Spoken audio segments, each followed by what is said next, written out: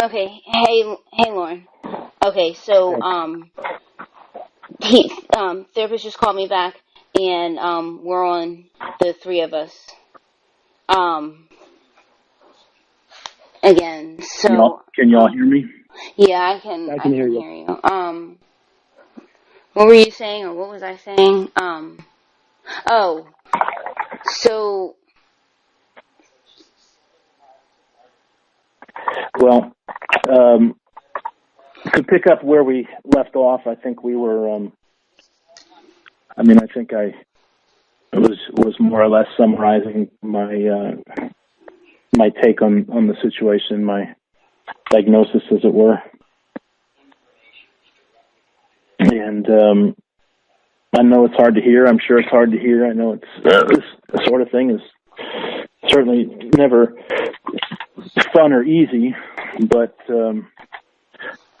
I liken it to a medical procedure. They're rarely fun or easy, and painful and pleasant, and they consume your mental faculties and sap your strength. But sometimes difficult, unpleasant things need to be done, and difficult, unpleasant things have to be said and have to be heard. Obviously, I can't compel you to any action, but I think you know what my advice to you is now, having spent some time with Lorne and knowing what I know. And Lorne, I know that you don't appreciate that, or you don't agree with that, but I really wish that I could tell you more. I refuse to do it over the phone because of things that have happened to me. Well, that's your prerogative.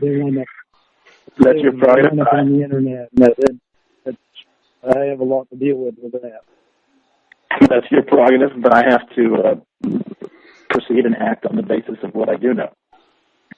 And there it is.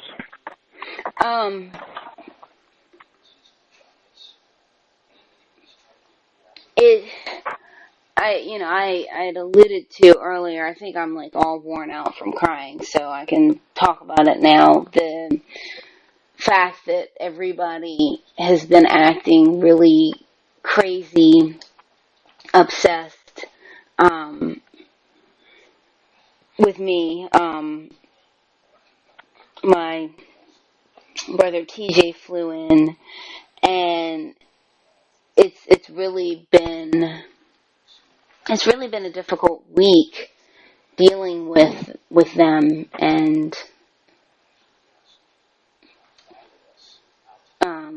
difficult about it. say again. Difficult about it. What's made it difficult? Oh, you sound a little staticky. Say that again. What's been? You say it's been difficult with your brother there. I'd like to know if you feel like talking about it. What's been difficult about it? What's made it difficult? It's difficult because there's so much attention on me, and everyone's freaking out. It's scary. It's new. It's not something that I'm used to. Is your brother? Has your brother expressed concerns about this relationship similar to the ones your parents? Oh yeah. We did talk about your brother. Okay. We did talk briefly about that, but we didn't spend. Your mother had basically said what you're saying now, which is just that there are a whole lot of people that are concerned about you. Yeah, you sound really staticky, though, I want to say. Yeah, I'm hearing a lot of static. I'm sorry, I had to go to the other side of my house because my wife is asleep now, so that's the reception may not be as good here. Is it any better? There may not be a whole lot I can do about the static. Is it tolerable, or is it pretty bad? It's tolerable. Yeah, it's tolerable. Okay. Lorne, is it okay for you? Yeah, I can still hear you. I can still hear a little bit of static, but I can still hear you. Okay. Let me say that Ramona's used to of the attention of people freaking out on my end. She's not used to it being on her end. Okay. She dealt with it for months and heard my frustrations for months about people freaking out on my end. But this is the first time she's ever had to deal with it from her end. Well, I mean, my advice on a thing like this for you, Ramona, is it should tell you something. It should be it should get your attention when you have so many people in your life who care about you, who are all communicating the same concerns to you. You see what I'm saying? In other words, let's say that you have 9 people who say the sky is blue and one who says the sky is red. Which group is more likely to be right? And I think that if there's a pattern of concern among the people who care for you and who want what's best for you, that should tell you something. And especially if, when we're talking about relationships, emotions can do wonderful things, but they can also mislead us, and they can compel us to do things that aren't in our best interest. And sometimes a person in a relationship, if it's not a healthy relationship, doesn't see the forest for the trees, to use the expression. And it can be beneficial for a person in that situation to listen to those who are on the outside of that relationship if they're saying, hey, this is not a good situation for you. And it sounds like, let me ask you this, Ramona. Are there any people in your life who advocate the relationship you have with Lorne, which is to say, who are giving you as advice, no, this is a good relationship for you. You should nurture and cultivate this relationship and continue this relationship. Lorne does. Is there anybody who's... Lorne does. Lorne advocates the relationship. Well, besides, I'm talking about people who are in your real life, people who are close to you, your family, people who are present in your life, people that you have known before Lorne. Do you see what I'm saying? Family members, close friends, that sort of thing. No. Everyone's freaking out. Yeah, I mean, and that's. So how long has anybody in your life known about me though? That's a tricky question to ask or to answer, because when TJ was the first and when he started his thing, I don't know if he fully believed it.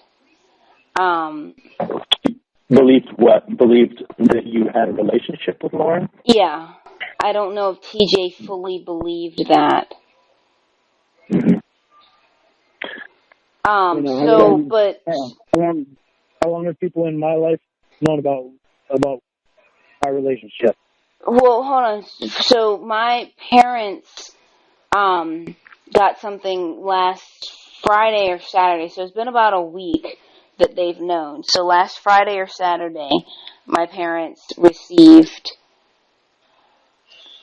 It was really disgusting. I don't know if they told you, but it was a printout of his registered sex offender profile, a CD with 3 of our conversations with him calling me every name under the sun, and a note saying this is...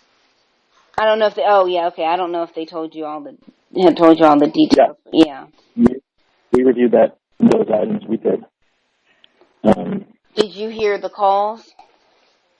Oh yeah. We discussed it earlier. Oh God. Yeah. See, this is what when I was trying to explain to you earlier, Lorne. These are the elements of information I have to go on.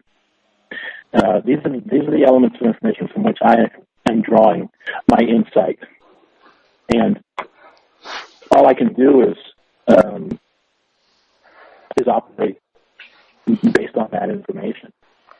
Okay, I'll tell you one thing, one story that it's probably already on the internet, so I don't mind telling you this story. Okay. It is the story of Amanda James. I lived on Washington State, and I had my nieces and nephews like 80% of the time. I talked to this girl for 2 years, and it took more time away from my nieces and nephews than it affected them. And 2 years I talked to this girl. She told me her name was Amanda James. She told me that her daughter was her niece. She said that her sister-in-law died from breast cancer. She said that she had custody of her niece because her brother was a druggie. What else she told me? Well, she was all the same age as me. She was 30 years old. No, she was 2 years younger. She was 28 and I was 30. And I moved back to Maine. Well, she told me she was going to move out there to be with me, and after 2 years, she didn't. And I never saw anybody or dated anybody in that whole time. And then I moved back to Maine so I could be closer to her because she lived in Pennsylvania. Then, okay, so you knew her from the internet. You said you lived in Washington, so you met her on the internet. Yeah, that was the first time I ever met anybody from the internet. Or met anybody, dated anybody on the internet. And when I moved back to Maine, I still talked to her. I was talking to her, and my sister wanted to talk to her. I was talking to her on the phone. My sister wanted to talk to her. She talked to her for a minute, and just as soon as she got off the phone, she pointed at the phone. She whispered, "She's been lying to you."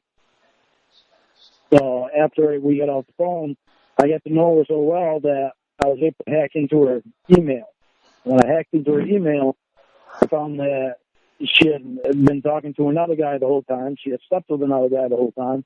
She had been making pictures of other guys in her email, and among other things. Yeah. And then I called her and confronted her with it. And she finally told me the truth. She told me her real name. Told me that her niece was really her daughter. And basically everything she told me before for 2.5 years was a lie. Okay. Since then, as when I've had a problem with people on the internet. Okay. Me and Ramona didn't even meet on the internet. How did you meet? We met by phone. Okay. How did you called her randomly? You were calling random numbers? How did that work? What do you mean you met by phone? I didn't know that he didn't know that. Ramona. Well, she told me in general terms that you had. I mean, my understanding was that this was something that had its beginnings in some capacity on the internet. Yeah, let's just say we met on the internet. No, let's tell the truth. I saw his sex offender profile and I messaged him.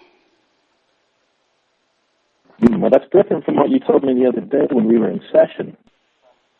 So I'm curious to know what it is about seeing a sex offender registry entry that would compel you to make contact with him.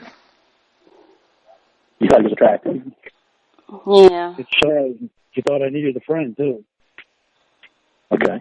She was the perfect friend for me to have.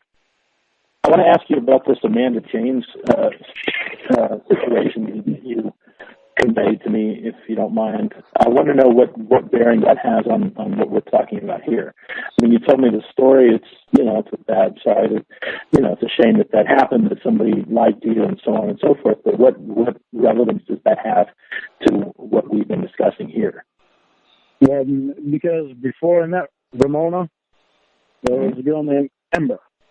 And she was married, and we were just friends. And I took her as being, after talking to her for a while, I took her as my best friend. I actually called her my best friend.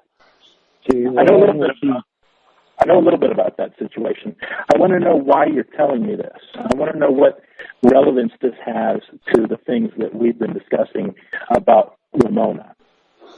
Because it has to do with the way that I act when I get drunk and how I get paranoid. Okay. Because that's the whole reason I get paranoid is when something doesn't feel right, or I think I'm being played with or something like that. Okay. Well, what bearing does that have on your fitness as a partner for her? I mean, you're just explaining. Okay, you had some negative experiences, and you tend to get paranoid. I mean, I understand that, but I'm trying to understand why you're discussing those things in the context of your relationship with Ramona. What does one thing have to do with the other? Because I know my feelings for Ramona, and I get scared that I'm going to get hurt all over again. Okay. That's normal. That's normal in a relationship. A lot of people struggle with that. What does that have to do with? Listen, Lorne, my concern here is your fitness as a partner for Ramona. What's different with me and Ramona is that our conversations have been put on the internet. A normal relationship, the people that are obsessed aren't able to hack on the phones and stuff like that. That doesn't influence the dynamic of how you act toward her. It shouldn't. And if it does, in the sense that it compels you to be angry and abusive, I mean, all that does is buttress my point about how it's not healthy for her to be in this relationship. And it doesn't. And none of the things that you've told me have any bearing on the behavioral concerns I have about you regarding your sexual crime and your proclivities in that area, your proclivities toward alcohol abuse, your proclivities to express your anger inappropriately. These are all that abusive stuff. That verbal abuse only happens when I'm drinking. That's why I quit drinking. Well, but you have to start drinking in order to quit drinking. It's the starting drinking that concerns me. In other words, you don't get a medal because you stopped doing something you shouldn't have done in the first place. The concern remains, why did you do it in the first place? And if you're telling me that you had a DUI when you were much younger, and now you're talking about this abusive behavior that you stopped doing 2 weeks ago because you stopped drinking 2 weeks, I mean, I'm seeing long-term patterns of behavior here, in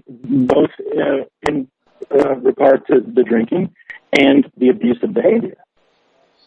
These are not small issues. These are certainly not issues that go away because you stopped drinking 2 weeks ago. This is also coming from somebody that doesn't know me. I know those things about you. Are those things true or not? That's all you know, though. What do I need to know? If you have those things about me, just because you know those things about me doesn't mean that you know me. Lorne, everybody in prison has a reason why they did what they did. You see what I'm getting at? Everybody in an AA meeting has a reason why they started drinking. The reason is irrelevant. The behavior is what I'm concerned with.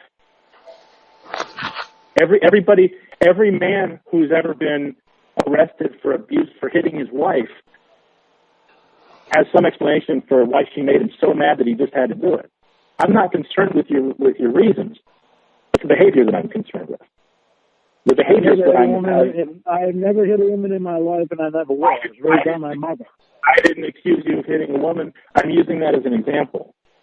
I'm trying to draw a parallel here. I'm trying to make a distinction between behavior and motivation.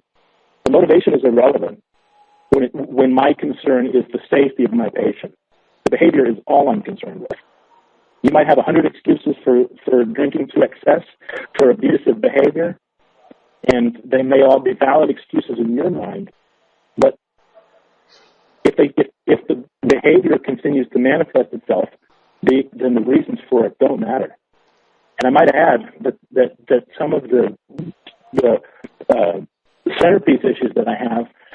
sexual stuff and drinking,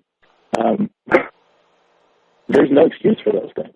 It doesn't matter what your reasons for doing those things were. You did them, and no reason is good enough. There's no justification for those things. I don't care what you tell me. I don't care how many Amanda James there were. I don't care how many Embers there were. It's irrelevant. The matter is that what I did before was wrong, and I know it was wrong. And everything I've done wrong, I know everything I've done wrong. Okay, that's fine. I also know that I'm getting better. Well, I can't make that evaluation. All I know is that there are patterns of behavior. Well, that's fine. That's between you and your therapist. My concern is Ramona's well-being, not your improvement as a person. And if there are patterns of behavior that are unhealthy, that are potentially dangerous for her, that's what I'm concerned with. And I have to make my evaluation on that basis and that basis alone.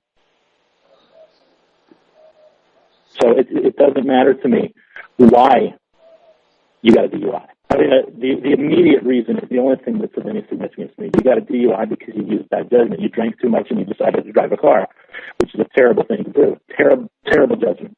Now, it happened a long time ago. But that wasn't even the case. The case was I hadn't had a beer for hours. And I thought that I was sober. I didn't want my brother walking on the road drunk. I drove him home. If you drank to such excess that hours later you were still drunk enough to get a DUI, not only does that indicate a serious lack of impulse control. I was barely over the legal limit. This is what I'm saying. Just because I got a DUI, you automatically say I was actually drunk. You say you were barely over the legal limit. I say the word barely doesn't matter. You were over the legal limit and you drove a car.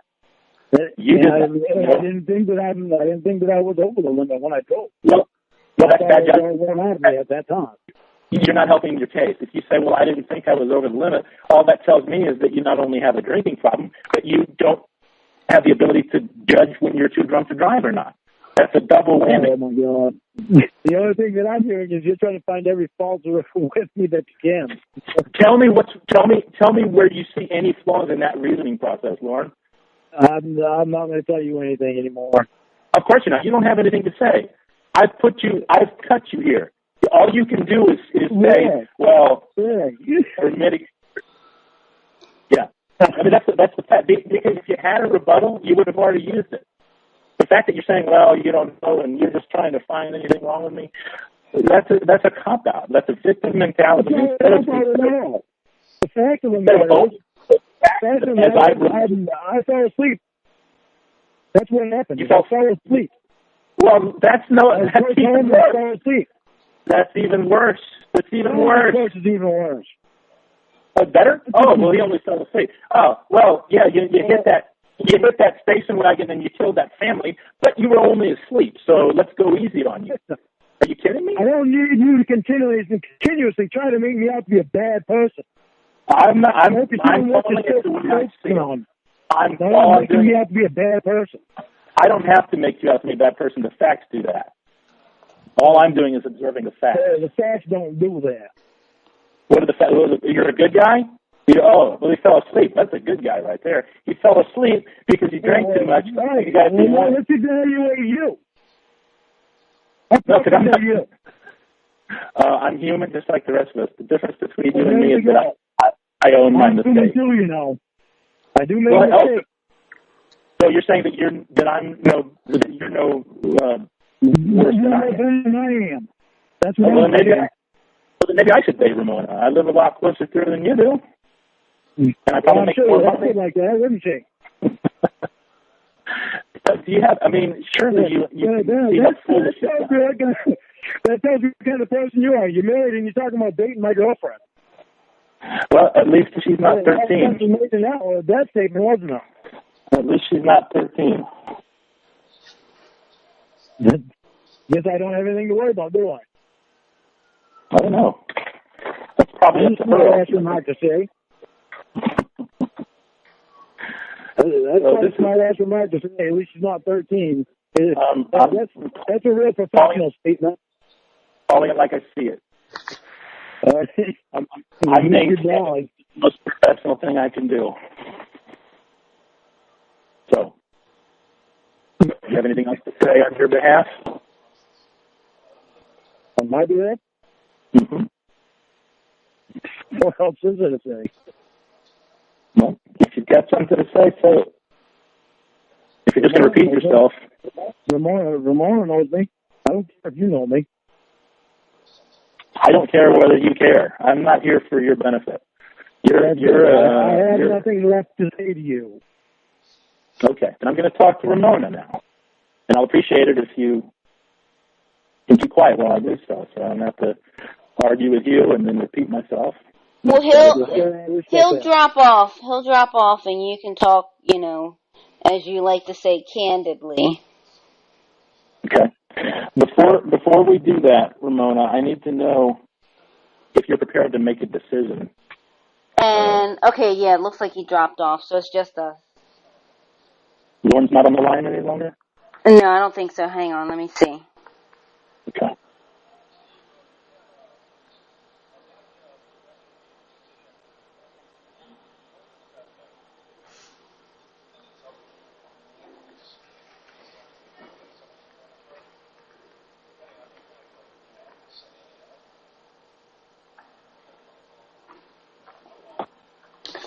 Okay, yeah, it looks like he dropped off. Okay. Well, I'm sure this has been very difficult for you. I know that it's not easy to have to contend with these issues, but as long as Lorne's not on the line, I'd like to be perfectly candid with you, because I love that word. If I can, if you'll allow it, I mean, if you want to hear what I have to say. Sure. Just off the record, I mean, I just think you can do a lot better than him. I just think you can do so much better for him than him. I look at you and your situation. You're young. You're professional. You're a beautiful girl. Very attractive, and you come from a good family. You're a successful professional. You're outgoing. You're warm. You're a wonderful person, and I think that you need to take some time and see what it's like to have someone show you what a full relationship can look like. All of the perquisites and benefits that go along with that, emotional and physical. And we talked about these. Your mom talked about a couple of friends that you have here. You have the surgeon and this store manager, and that these are young professionals, successful, and they're closer in age to you, and probably intellectually have more to offer you than Lorne would. And I would even say, I mean, if we're just speaking off the record here, someone like me, I could even, I mean, obviously, it would have to come after I've settled my affairs with your parents, and there's a medical release that's involved that discharges you and your family as my client and that sort of thing. But after something like that, I'd be willing to spend some time with you, professionally, of course, and just sort of show you what it's like to be with someone who's more in your league. And, go out to dinner, things like that, and be purely platonic, of course. Is that something you'd be interested in, maybe at some point? Well,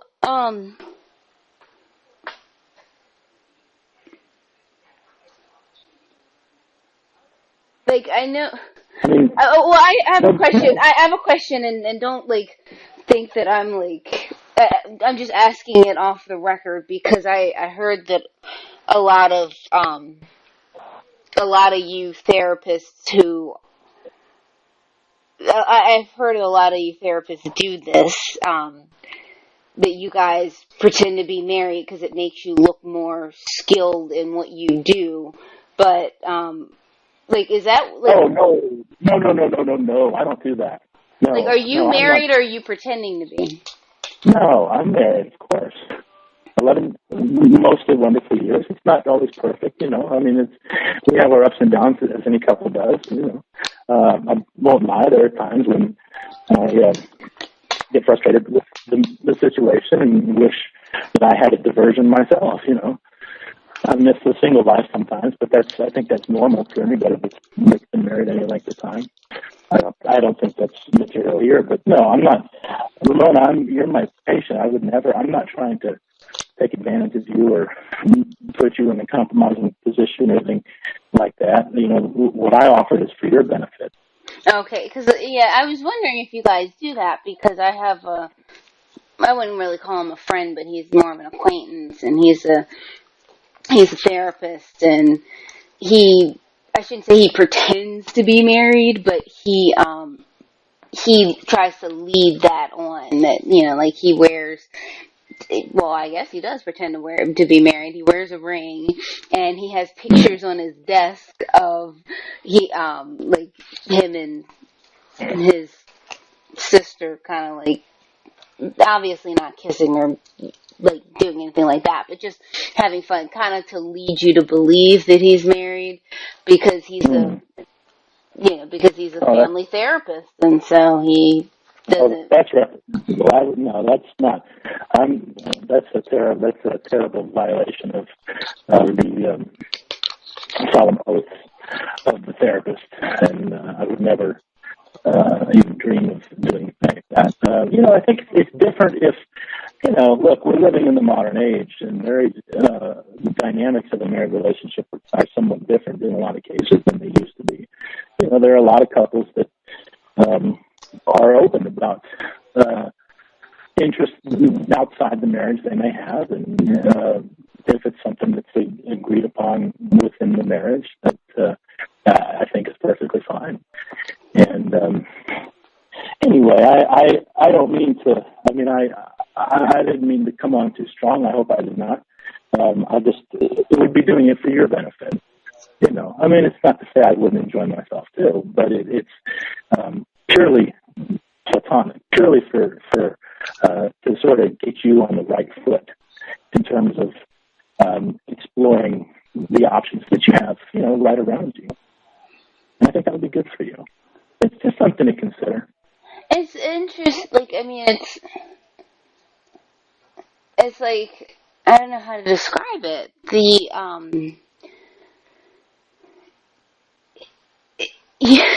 My family and friends, this whole thing has kind of brought everybody together, and it's really odd how... Well, I think it might be good for your family and friends to, see you spending time with a successful professional who had your best interest at the forefront of his intentions, and that could be good for them. It could sort of ease some of the friction from what this Lorne situation has done for the family dynamic, and kind of bring everybody back into a better place, a happier, more positive place mentally. You know what I mean? Maybe sort of modify some of the bad effects that unhealthy relationship had on those dynamics. I mean, don't get me wrong, I'm very happy that, like, my friends and family are coming together. I just don't like the reason and the way that it's happened. I mean, I'm not used to all this attention being on me, and with my parents showing up at random times, and with my friends showing up at random times, and with people calling each other and stuff like that, it's brought my family and friends closer, albeit I'm sure I'm going to hear a lot more about the surgeon and about the retail guy you referred to. He's my neighbor. I'm sure I'm going to hear a lot more about them in terms of, well, Ramona, these guys are perfect for you, but honestly, nothing I can't handle, but, Well, I'm... my advice to you is that you're young and you're free and you're a beautiful girl. I mean, you're very attractive. You obviously have a keen fashion sense. You always look dynamite whenever I've seen you, and you have a confidence and an air of self possession that's very attractive. It's even sexy, I'd say, if you understand what I mean. And I mean, look, if I'm being perfectly honest, you're the kind of person that I would pursue if I weren't married, and maybe even if I was, under the right circumstances. Fairly hypothetically speaking, of course. But I think you need to take these compliments to heart and understand that if I see you in that way, certainly others do as well, which means that you have a lot of options right around you, good, viable options. Look, I want to say something off the record. It's just between you and me that I hope won't offend you, but this Lorne, he's kind of a loser, and I think he's a dead end. And What? who needs that?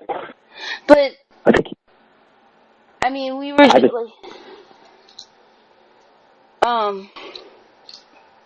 he and I were just talking. He's got a chance to make a lot of money.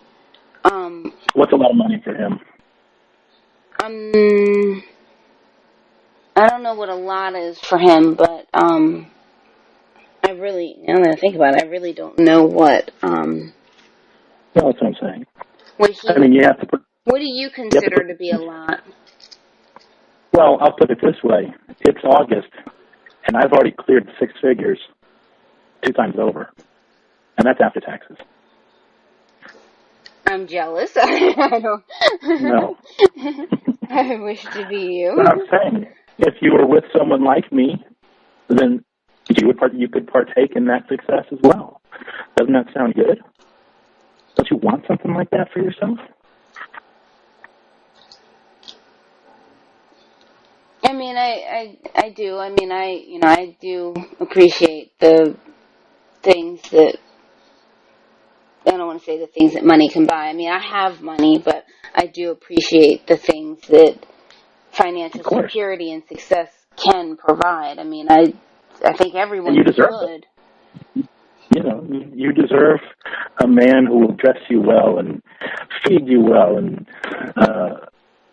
show you how enjoyable a life like that can be. Vacations and a beautiful home and a nice car. It's not all about material possessions, of course. But the larger point I'm making is that you deserve a quality of life, not only physically, not only financially, but emotionally. You deserve someone who's stable, who can provide. You have to look at how old is Lorne? What is he? I thought I got my papers here. Somebody's 48 or 49, something like that. 47? 6. Yeah. Well, he'll be 47 in a couple of weeks.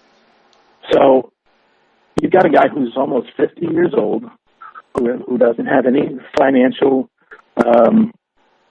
foundation, doesn't have a career, doesn't have any prospects for one because he's not educated.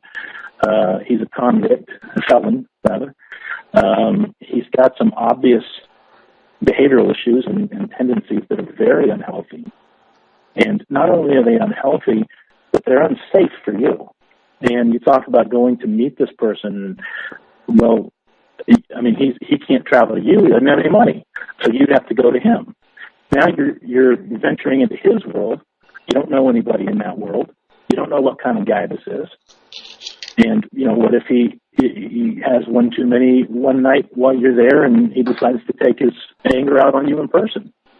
Well, I did say this, and he doesn't like it, and he says that his therapist doesn't like it, but to me, this seems like the only viable option in terms of me going up there. I said, I need for him, and so far it's been 2 weeks. So we're 2 weeks into this, but I told him I need for you to go 3 months without drinking or 3 months without screaming at me. I gave him a list of things that I needed him to do in order for me to be willing to be comfortable enough to come down there. I was honest with him, and I did tell him that he does scare me, and that Well, this. You know what fear is, Ramona? You know what fear is? What's fear? It's nature's way of telling you you're in a situation you shouldn't be in and to get out. That's what fear is. But So see, if you're fearful, then that's the universe trying to tell you something. But see, and that's why I told him, I said, I need you to not drink. I need you to not, for 3 months. And I told him for three. How would you know if he does or he doesn't? Because here's the thing. Every time he has ever gotten drunk, he has flooded my phone with hundreds and hundreds of abusive text messages, with tens of abusive voicemails, and and he's called me repeatedly, and if I am in a situation where I can answer my phone, I've been verbally abused. And so those are my clues into whether or not you're trying to talk him up into a best case scenario where he doesn't get drunk and abuse you. I mean, how healthy can this relationship be if you're trying to talk him up to that level of behavior?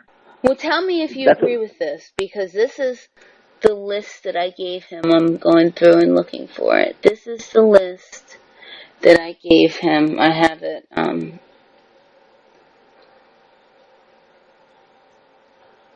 Okay, so on, let me see, hang on.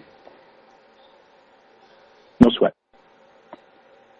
Okay, so on July 19th, I sent him, actually July 19th at 4:27 p.m., I sent him this letter, this message, and I said, for 3 months, starting on July 19th, which was the day that I sent it, no getting drunk, no calling me or my family and friends' names, no threats to me or my friends and family, no yelling at me, no repetitive messages or calls, no messages before 8 a.m. and after 10 p.m. ever, no getting an attitude if or when I don't text or call back, no accusing me of cheating, no nasty voicemails, and I said no nasty messages from your friends or from your friends' phones.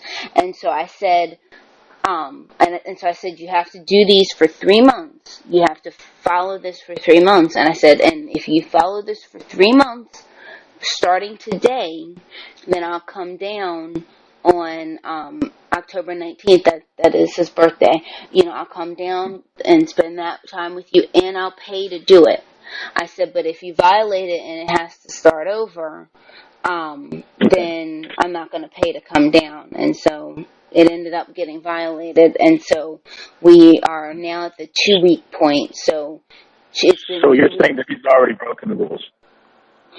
Twice, or 2 or 3 times. Okay, let me tell you the problems that I see that I have with that arrangement, and then I'll tell you the third problem I have. Hold on, real quick. I thought that list was brilliant because it encompasses everything that he does that is abusive. I figured. Well, here's the problem with it. The list is fine in the sense that it's an exemplary template for how every man should act all the time anyway. Now, the problem with the situation is threefold. The first problem with it is that if he's the kind of guy that you have to give an ultimatum to in order to get him to stop doing those things, that's a bad guy. He should never have done any of those things to start with. And the fact that he has multiple times and that it's enough of a pattern of behavior that you have to draw up an arrangement with him to get him to stop doing those things is very, very troubling. That's the first problem. Here's the second. When you tell a child that he needs to be good because if he's not good, Santa Claus won't come, you're teaching that child that good behavior is a is that rewards are a function of good behavior. The desirable outcomes are a function of good behavior. Okay, but the child is not doing the good behavior because he wants to be intrinsically good. He's only doing it to get the reward. He's doing it for the wrong reason. His focus is in the wrong place. Now, with a kid, it's fine. This is how we teach good behavior in children until they're old enough where we can communicate the meta reasons for why good behavior is so important. But when you're dealing with a grown man and you have to offer him an incentive, then in addition to the problem I just outlined before, he's not doing it for the right reasons. He should want to not be verbally abusive, because being verbally abusive is a terrible thing for a man to be, especially to a woman. He should want to give up drinking because it makes him a worse person and it puts him and other people in danger. Okay, and to give him this ultimatum is to not only subtly reinforce that action reward dynamic that's so wonky, it's out of place. It's completely broken for this to be the basis on which a grown man learns to behave properly. But as long as you are the reason he's doing those things, you'll be the reason that he breaks the rules. Right? If things go south, well, then he's back to drinking and being abusive again. Now, what do you mean I'll be the reason he breaks the rules? Because the health of your relationship with him, the tone of the relationship, of your relationship with him, will be the nexus for whether or not he does the things he needs to do to improve. When a person is looking to affect an inner change, an inward change, a personal change to become a better person, if the motivation is not the intrinsic value and worth of being a better person, then it's misplaced.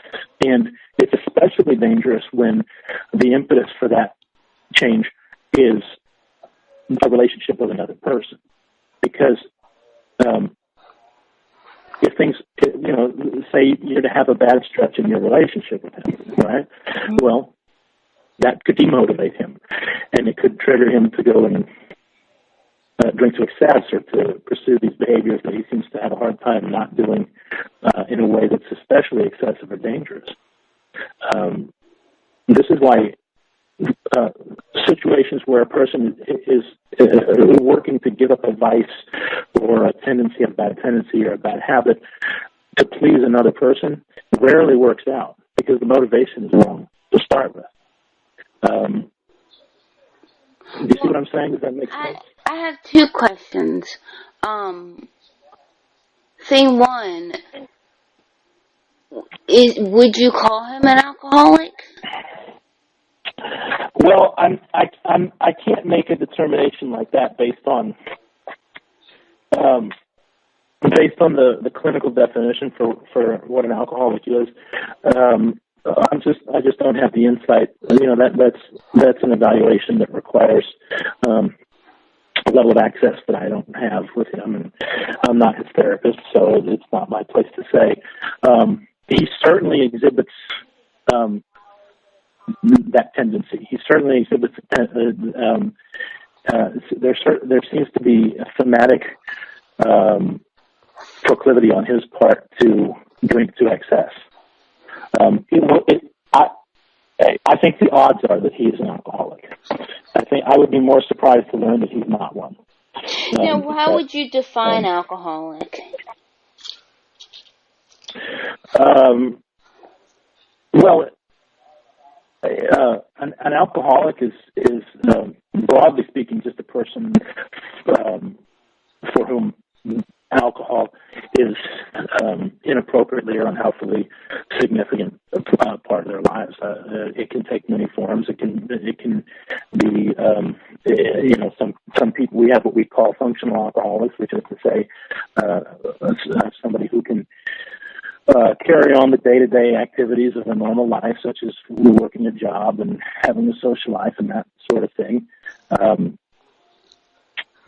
But in order for them to feel normal or to feel comfortable in their own skin, they have to consume an excessive amount of alcohol. there are, I mean, broadly speaking, there are two types of alcoholics, alcoholism, alcohol abuse, and alcohol dependence.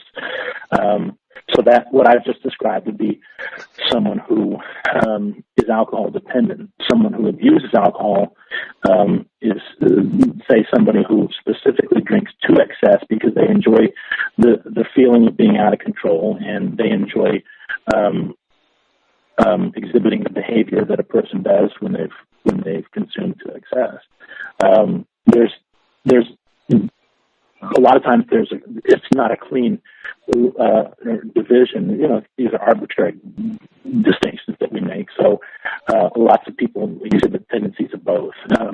Based on what I know about Lorne, I think there are tendencies toward both, which is to say he drinks frequently, the last 2 weeks notwithstanding. In other words, drinking is a part of his regular routine. So there's a dependence there. There seems to be a dependence there. But he drinks to excess, and that's the abuse part. That's the abuse component of it. And, of course, when he drinks to excess and then he becomes abusive and violent, verbally violent, and possibly physically violent. We don't know. I don't know. So he said he wouldn't be. He said he would be. He said he wouldn't be. He said he would not hit me. Well, of course he said that. I would say that too if I were trying to get you to come see me. Yeah, that doesn't really. I mean, you have to look at his behavior and his tendencies and his past actions. He kept getting mad at me for making reference to past mistakes he's made. But the reason I keep doing that is because I'm trying to establish a character here, a character sketch. And the way that you do that is by looking at consistent patterns of behavior and evaluating them and that sort of thing. And that's what I was doing with him. So I don't know if he meets the clinical definition for what an alcoholic is, but his behavior is certainly moving in that direction, and it certainly wouldn't surprise me if, upon being evaluated, the determination were made that he's an alcoholic. Now, so now, like, I know you said that he leans, or that you lean toward believing that he is an alcoholic, but I mean, he has not had a drink in 2 weeks. I mean, it's like... Well, look, AA gives out awards for going a year without drinking. I'm not... before you can go a year without drinking, you got to go 2 weeks. I'm not completely disregarding the significance of going 2 weeks without alcohol, but people do that all the time. Alcoholics do that all the time. That doesn't necessarily mean anything at all. And I might add that you don't know that he's gone 2 weeks. I think it's admirable that you want to trust him, that you want to believe you can trust him, but it's perhaps a little naive at the same time. If all you have to go on is his word, and he's proven to be unreliable in the past, I'm not sure how much weight that holds. I mean, I will say, based on the fact that I have not gotten angry voicemails and abusive texts and repeated calls, like, honestly, if he is drinking, I would say he's probably having somebody hold his phone, because his behavior in the last 2 weeks does not suggest that he's had any drinks to me. I don't know if you know this or not, but there are apps you can get for your phone that will shut down the text feature for in between certain hours, and they're made specifically for people who have a tendency to send drunk texts. So, is that real?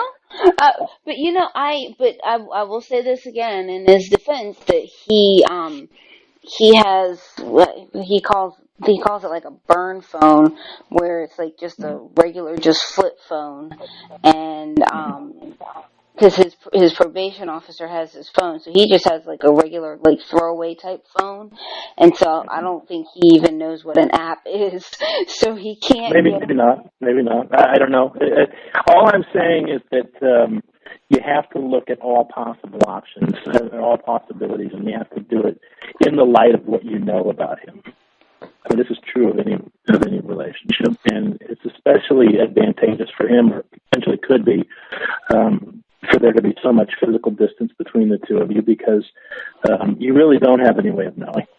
But I would say that even if he has been clean for 2 weeks, that doesn't carry a whole lot of weight in terms of being able to look at the situation and say that this person has had a real sea change in terms of the way they behave or live and that sort of thing. I mean, 2 weeks is not a long time.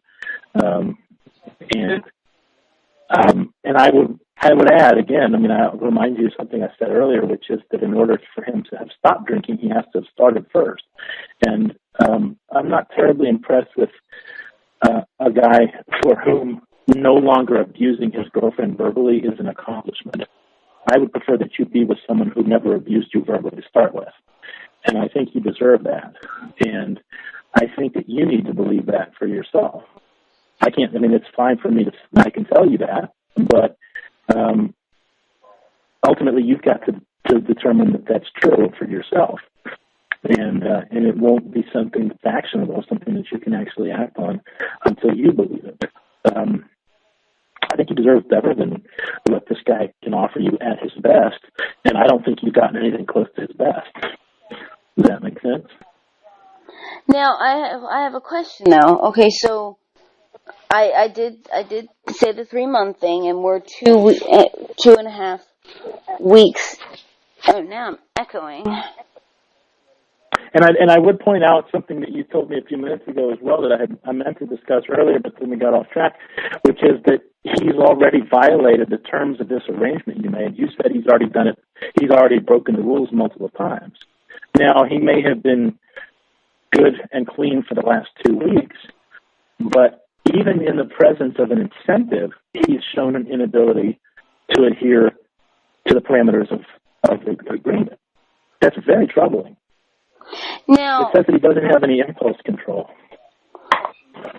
Now, my question now is, okay, so we're 2 weeks into this next 3 months thing. So 3 months started on, so we're 2 weeks into it. So 3 months started again on the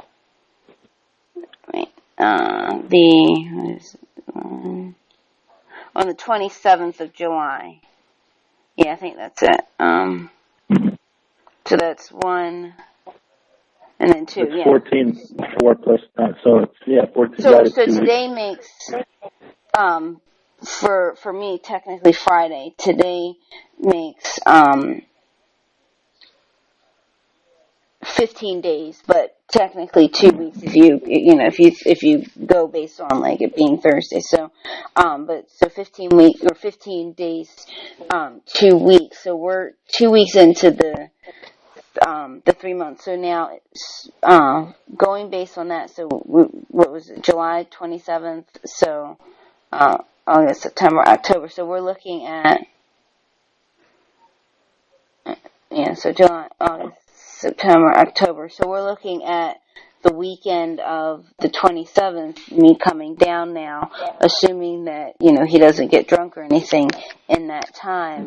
Do you think it is possible that he's going to be able to go another 2.5 months? Because that was, because that's the arrangement where we're at now. No, I don't think it's possible. But even if it were possible, I would say it's immaterial in terms of whether you should go and see him. You think he's going to get drunk in this 2.5 months? Yeah, if I were putting money on it, of course. Really? Have you ever known him not to get drunk in a 3-month span? No. There you go. So. Well, why would you say it's immaterial? But I am shocked at that, though, that you don't think he can do it. But why do you say it's immaterial? Frankly, candidly, I love the word candid. I use it all the time. So candidly, God. Because if I had the promise of a beautiful girl like you coming to visit me on her dime, I would stop drinking for 3 months too. But that's not a reason to do it. That's not a good reason to do it. If that's the only reason he's doing it, that's a bad reason. You see what I'm saying? But how do we know that he's not doing it for himself and that he's not? Because he would have done it already. Why hasn't he done it already? That's why.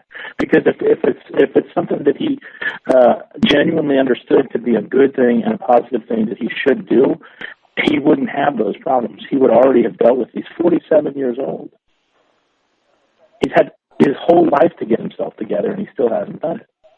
Because, I think he's doing it for himself and not because of his probation officer. Then why didn't he do it before? Why is he 47 and still having to work these issues out for himself? Well, because, his... The older we get, the harder it is for us to change. And I think there's a point in no return for every person, and it's different for every person.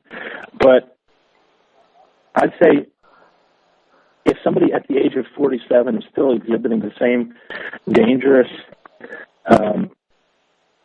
unhealthy, self-destructive, abusive behavior they've always exhibited, and what hangs in the balance in compelling them to change is your well-being, that's not a good bet for you under any circumstances. You see what I'm saying? In other words, you're an awful lot is riding on Lorne finally getting it right at 47 when he's never been able to get it right before. Now, if I was a basketball player and I took 100 shots and I missed them all, and the game was on the line, and you're the coach, and you've got one last play to run, and if we make the shot, we win, and if we miss the shot, we lose, and I missed the last 100 shots, are you going to give me the ball? No, but here's the thing, though. Probably not. If, and again, I don't have reason to believe this is why he's doing it. You might think differently. I don't know, but I think maybe it's that he needed a push, and I think he got the push because, to make a long story short, his probation officer found out that he was still drinking, and that was one of the terms of his release, is that he's not supposed to be drinking, and she found out that he was still drinking, and he was given... do you understand that none of these things you're telling me do him any favors in terms of convincing you that this is a good bet for you? No, but hear this though. Okay, so sorry. His own probation wasn't enough to keep him clean. His relationship with you doesn't seem to be enough to keep him clean. This guy's not going to get clean. But here's why it could be different. So she, long story short, she found out that he's still drinking, and she made him sign a paper saying that he won't have any drinks or any alcohol. He can't even have NyQuil. He can't go in a bar. He can't be around alcohol at all whatsoever. And I think he said for the next 4 weeks or 4 months, I can't remember. 4 weeks. I 4 6 out, but I can't remember if it was 4 weeks or 4 months. She said that she, meaning her probation officer team or whatever, can stop by his house any minute, up to 4 times a day. So maybe that's where I got 4. But no, I think it was 6 months. Okay, I think it was 6 months. He can't have any alcohol. He can't even have NyQuil. He probably can't even have Listerine. And that's for the next 6 months, not being in any bars or around anyone drinking. And, she said that they can stop in his house up to 4 times a day at any time and breathalyze him and take him to jail if he's violated it, and maybe that was the push he needed. If that's what he needs, all of those. Listen to what you say. All of these conditions, all of these measures that law enforcement has to take, because he just won't stop doing it.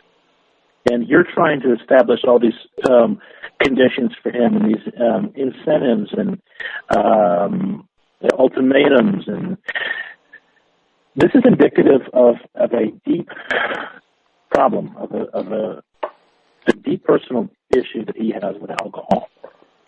And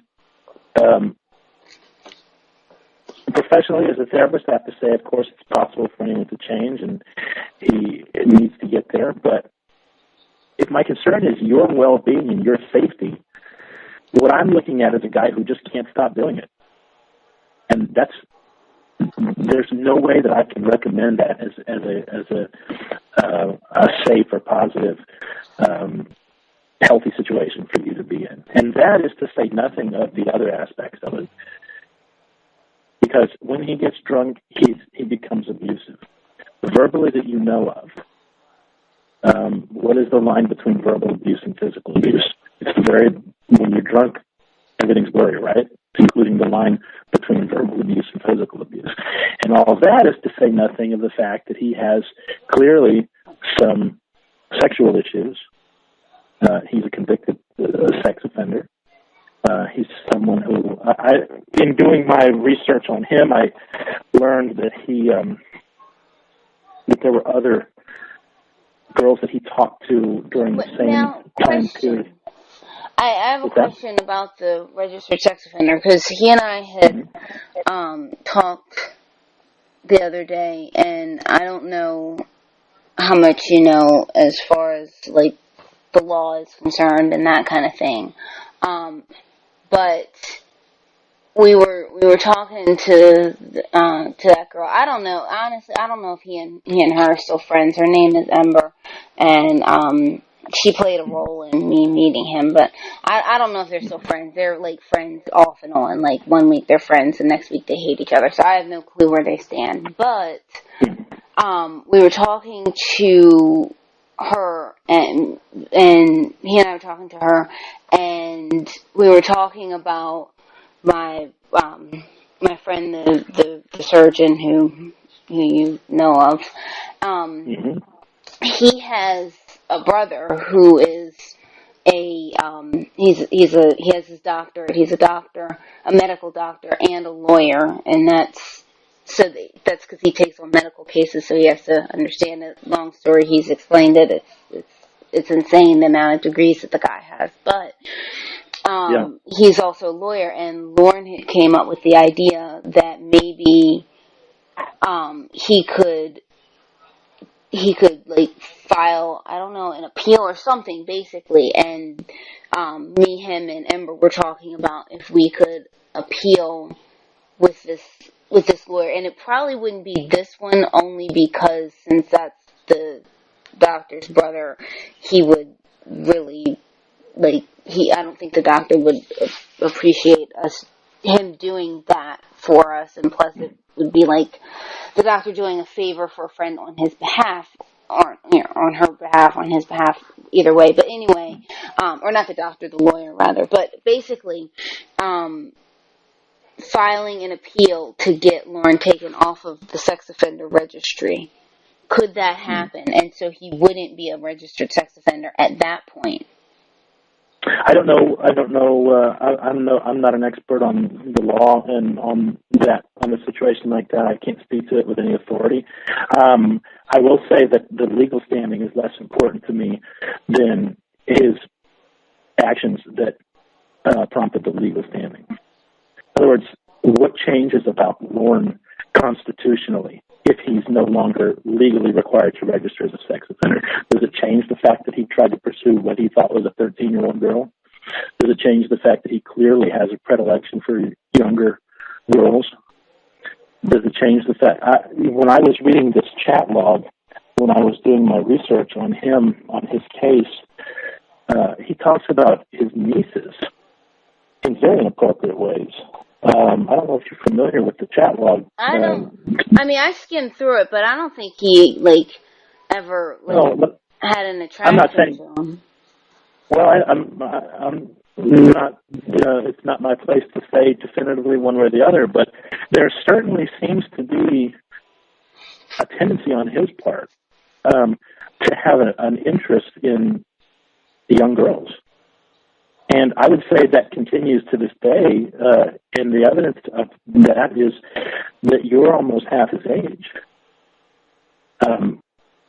And when you when you combine this present situation with what we know about him in the past and his behavior and the things he said, I mean, this chat log was a compelling read. It was he goes to great efforts to manipulate what he thought was a child, and he's obsessed with her private parts, and he talks about all these things that he's going to do to her, and it's really disturbing. But he seems to have a real sexual urge to pursue youth. But could it be like that he just needed a friend? No. As I said, I don't know to what extent you're familiar with the conversation he had with this person, with the person that he thought was a 13-year-old girl. It turned out to be an agent, a decoy, an actress that was pretending to be this 13-year-old girl. But he, no, there's nothing in that conversation that the same night that he started talking to this person for the first time, he sent her pictures of his penis, which he proceeded to do. The same night, yes, ma'am. And he proceeded to do that every night of the conversation, which lasted, or every night of the ongoing dialogue with this person, which lasted over a month. Every night, hundreds of pictures of his penis. And he talked about the things he was going to do to her, and talked about making her perform oral sex on him, and asked her if he could. I believe that he talked about he said he wanted to take pictures of them naked together, and he wanted to take pictures of his penis inside her vagina, and it's really disturbing stuff, and certainly, I mean, not the kinds of things that are just troubling to say the least. These are the things that as I said, if you don't know these things about him, then maybe this is shining some new light on him from your perspective, and that's good. I honestly did not know. I honestly didn't know he sent pictures every night. I didn't know it was that many pictures. Oh yeah. And asked her to do the same for him. Wanted to.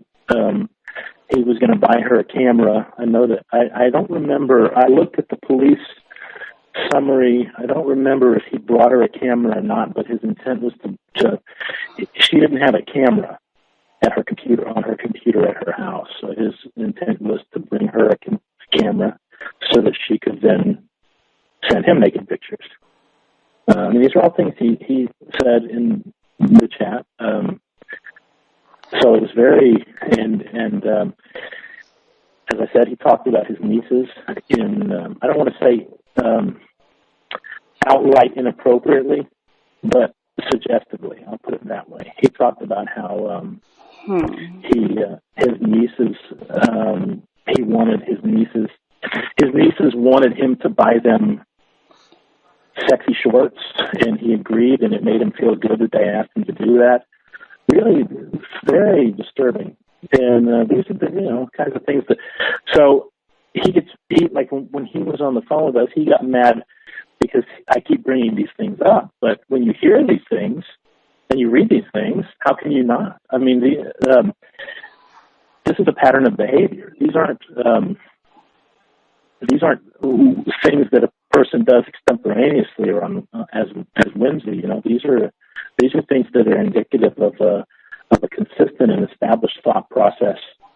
So that's very telling. That kind of information is very important when we're evaluating a person's tendencies and behavior, things like this. These are important things, and it doesn't matter that they happened 10 years ago, because 47? So 10 years ago he was 37. So he's still a grown man, and certainly should have some level of self-possession, and he is therefore obviously culpable for his actions. He did his time, I understand that, but none of that. I'm not concerned about any of that. I'm concerned about behavior. I'm concerned about tendencies in behavior and themes and actions and behaviors that repeat themselves, that manifest themselves over and over again. If I had to speculate, I'd say he still has some of those same unresolved sexual issues. Now, he says he's seeing a therapist, and maybe he is, and maybe that therapist is helping him work through those things, and that would be fine for him if that's the case. But my responsibility is to you. And what I'm telling you is that it doesn't benefit you to be in limbo in this relationship with this guy who may or may not be getting better, who may or may not be legitimately and diligently and sincerely working on the issues to get better. But, worst case, he's not going to get any better. And obviously that's a disaster for you. Best case, maybe he'll get better someday. But where does that leave you? You've got to wait. And in the meantime, continue to be in a dysfunctional relationship with a guy who's almost twice your age, who's not established financially, doesn't have any prospects in that regard, couldn't provide for you. It's great that you can provide for yourself, but what if you have to provide for him too? It's a good deal for him, but it's a terrible situation for you. And that's to say nothing of all the risk there is for emotional abuse, and heaven forbid if there's some recidivism on his part in terms of him falling back into bad behavior regarding children and his sexual proclivities for children. So now, I'll be honest, I don't think too often about, I don't know if he thinks that I do, but I really don't think too often about his charge. I've just completely blocked it out of my head. And well, that's bad. That's bad. The first question I'd ask you there is, why did you block it out of your head? Because thinking about it is disturbing, right? Because what you said? Because thinking about it too much is disturbing. It's uncomfortable. Yeah, it's disturbing, it's uncomfortable, and I don't know how to justify it, so I just don't think about it ever. I just ignore it and just pretend like he didn't do it. Well, we have a term for that in the field of psychology. It's called denial. And it's one of the most dangerous things that a person can do for their mental health. The worst thing that you can do is ignore troubling behavior, red flags, as though they aren't there, as though they don't exist. But that is a recipe for disaster. I'll tell you right now. But since I don't know how to justify it, you can't justify it. And so that's why I just don't. I don't think about it. I pretend like it never happened. That's denial. That's denial. You're trying to pretend that reality doesn't exist. And one of two things is going to happen, because there's an energy that goes along with that. When you repress your concern for those things and you pretend those things don't exist, it's not like they actually go away. Excuse me. They just sort of sit dormant in your subconscious, but they've got to be dealt with. And if you don't deal with them at the conscious level, eventually they manifest themselves when you least expect it. And by the time they do, they've almost grown in power. They've become organisms unto themselves. I don't know if I hope that makes sense for you. You've got to be able to deal with those things head on. You are too young and too smart and too beautiful, and you have too much potential and too much to offer the world to limit yourself by keeping yourself in an unhealthy relationship where you have to pretend that aspects of this guy don't exist while he continues to engage in behavior that is not only self-destructive but dangerous for you, emotionally and mentally for sure. But could it be like the redeeming quality or the redeeming factor for him, based on having this chat with the kid, is that he kind of like how I block it out and I completely forget about it and don't think about it and pretend like it didn't happen? Could it be like he forgot about it and pretended that she wasn't 13, that maybe she was, 20 or something? Well, that's basically never the case when it comes to hebophiles, which is technically how we would classify Lorne. You said hebephile? The term pedophile gets used a lot, but the term pedophile clinically actually refers to somebody who's attracted to much younger children, somebody who's attracted to children at the teenage. Someone who's 13, for example, is clinically classified. The term is hebephile. It's really an artificial distinction, basically. I mean, it doesn't change the severity of the condition, but it's almost never the case that's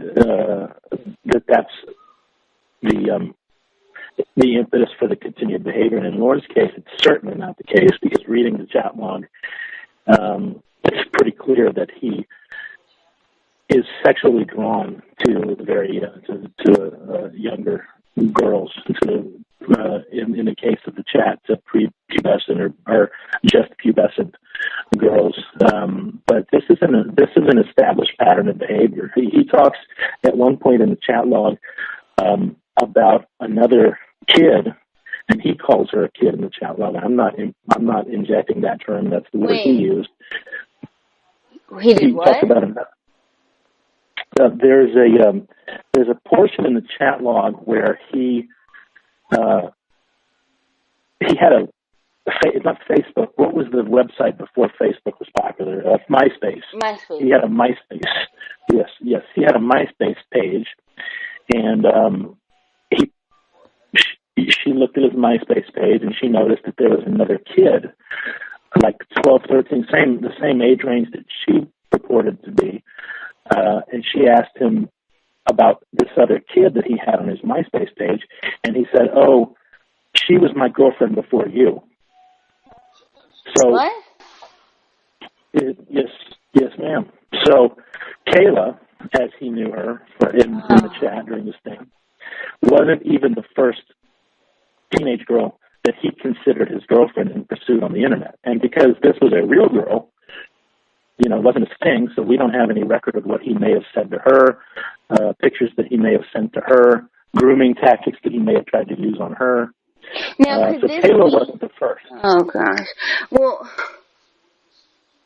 I mean, I know that sounds really bad, because that kind of gives credence to the idea that it's a pattern, but could it be that, that was, his girlfriend, kind of let me give you an example, kind of like how, how,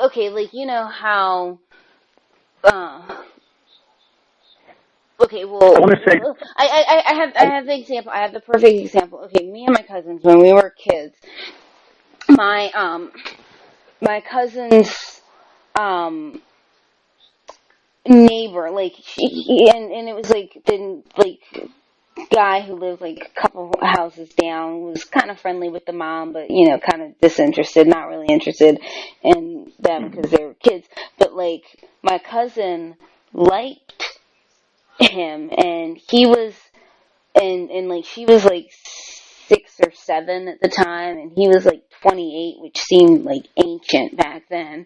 And she used to, his name began with a J, but I can't remember what it was, Julius or something like that. I don't remember, but she used to say that was her boyfriend.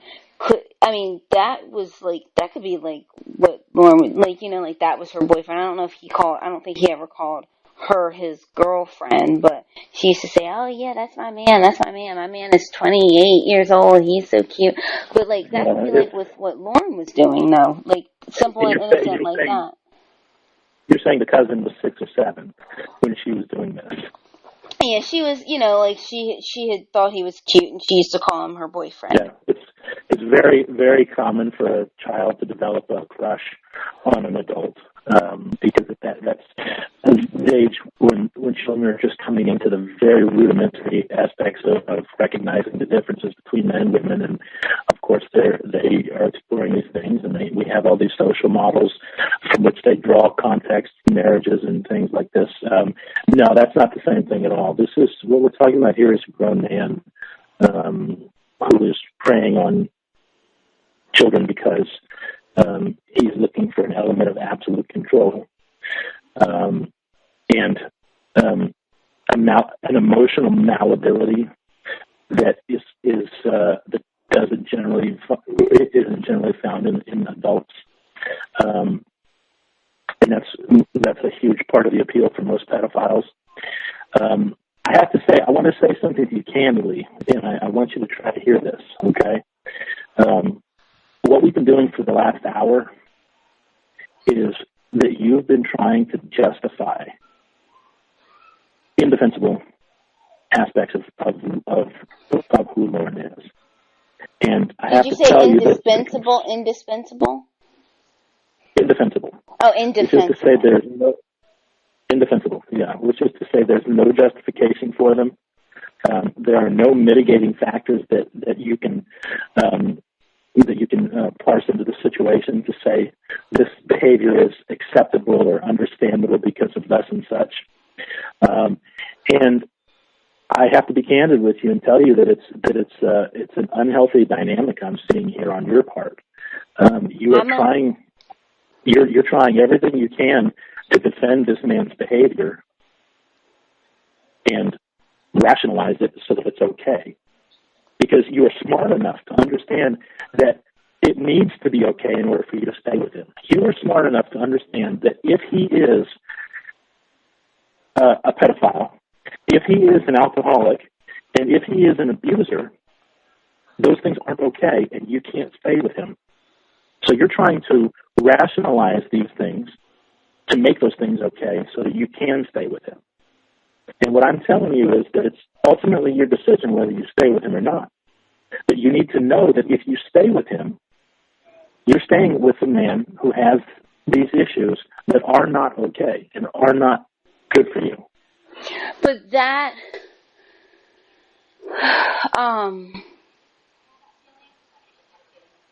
And it sounds to me like you've got a lot of viable alternatives right around you.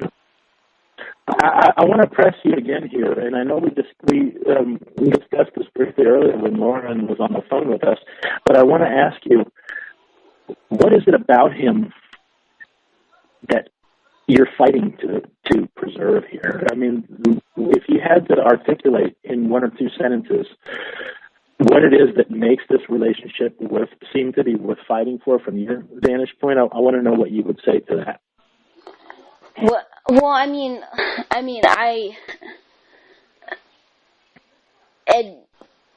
admittedly, and I do have to admit, every time I have ever called him, he has picked up the phone, and I mean that's not to say that other. Say again. Availability. Well, I mean that's not to say that other friends of mine. Because I have a lot of friends who do that, but that's something I've noticed about him. And like I said, I will say other friends have done that, but he does that. I do enjoy having a good laugh with him.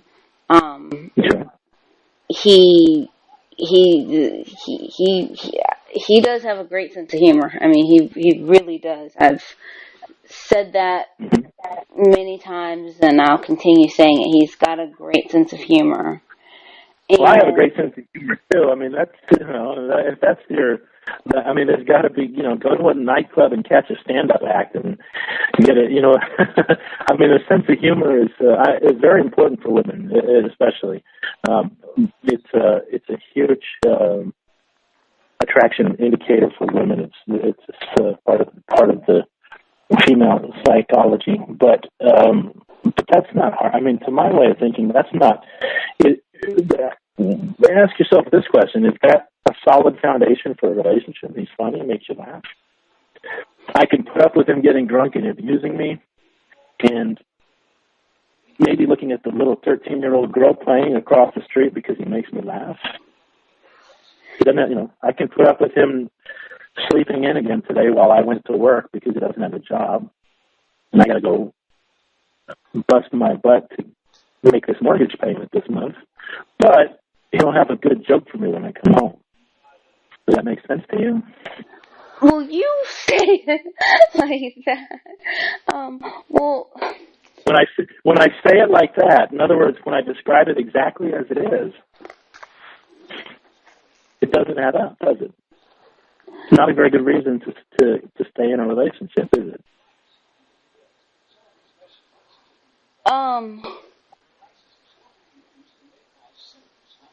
Well, and in the meantime, you've got all these suitors right around you, and no shortage of options. You're a beautiful girl. You're successful.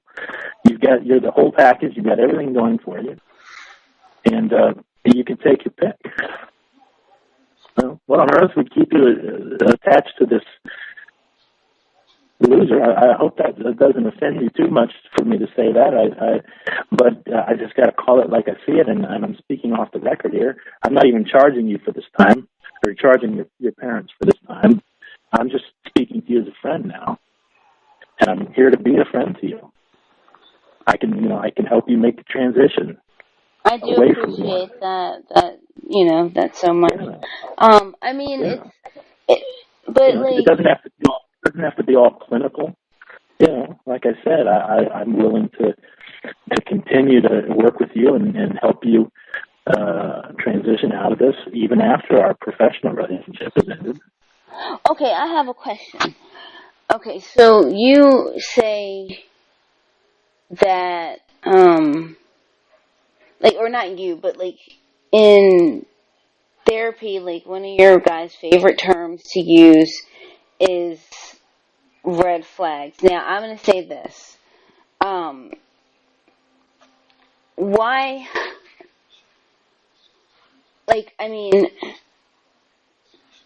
okay, I'll word it like this, okay.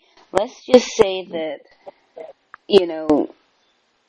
Lorne is let's just say he were the world's biggest alcoholic, pedophile, abuser, or verbally abusive. Okay. But the verbally abusive is over. But let's just say he was the world's biggest pedophile, alcoholic. If he changes, or if he doesn't do those things anymore, then is it bad if I'm with him?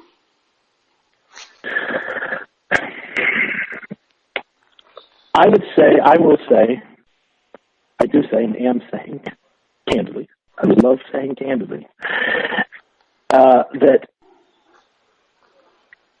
if there came a time where you found yourself to be available and somebody like Lorne, who had truly made a sea change in terms of his behavior, more importantly, in terms of his psychology, which is we're talking about behavior is the effect. What we're really concerned about is the cause. And this is why I say that it's not terribly significant to me if he goes 2 weeks or 3 months or a year without drinking, because all he's doing is modifying his behavior at that point.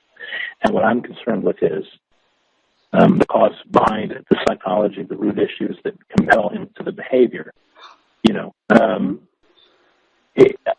What I would want for you is not a guy who can say no to the alcohol every day when it tempts him, but a guy who's not tempted by it in the first place.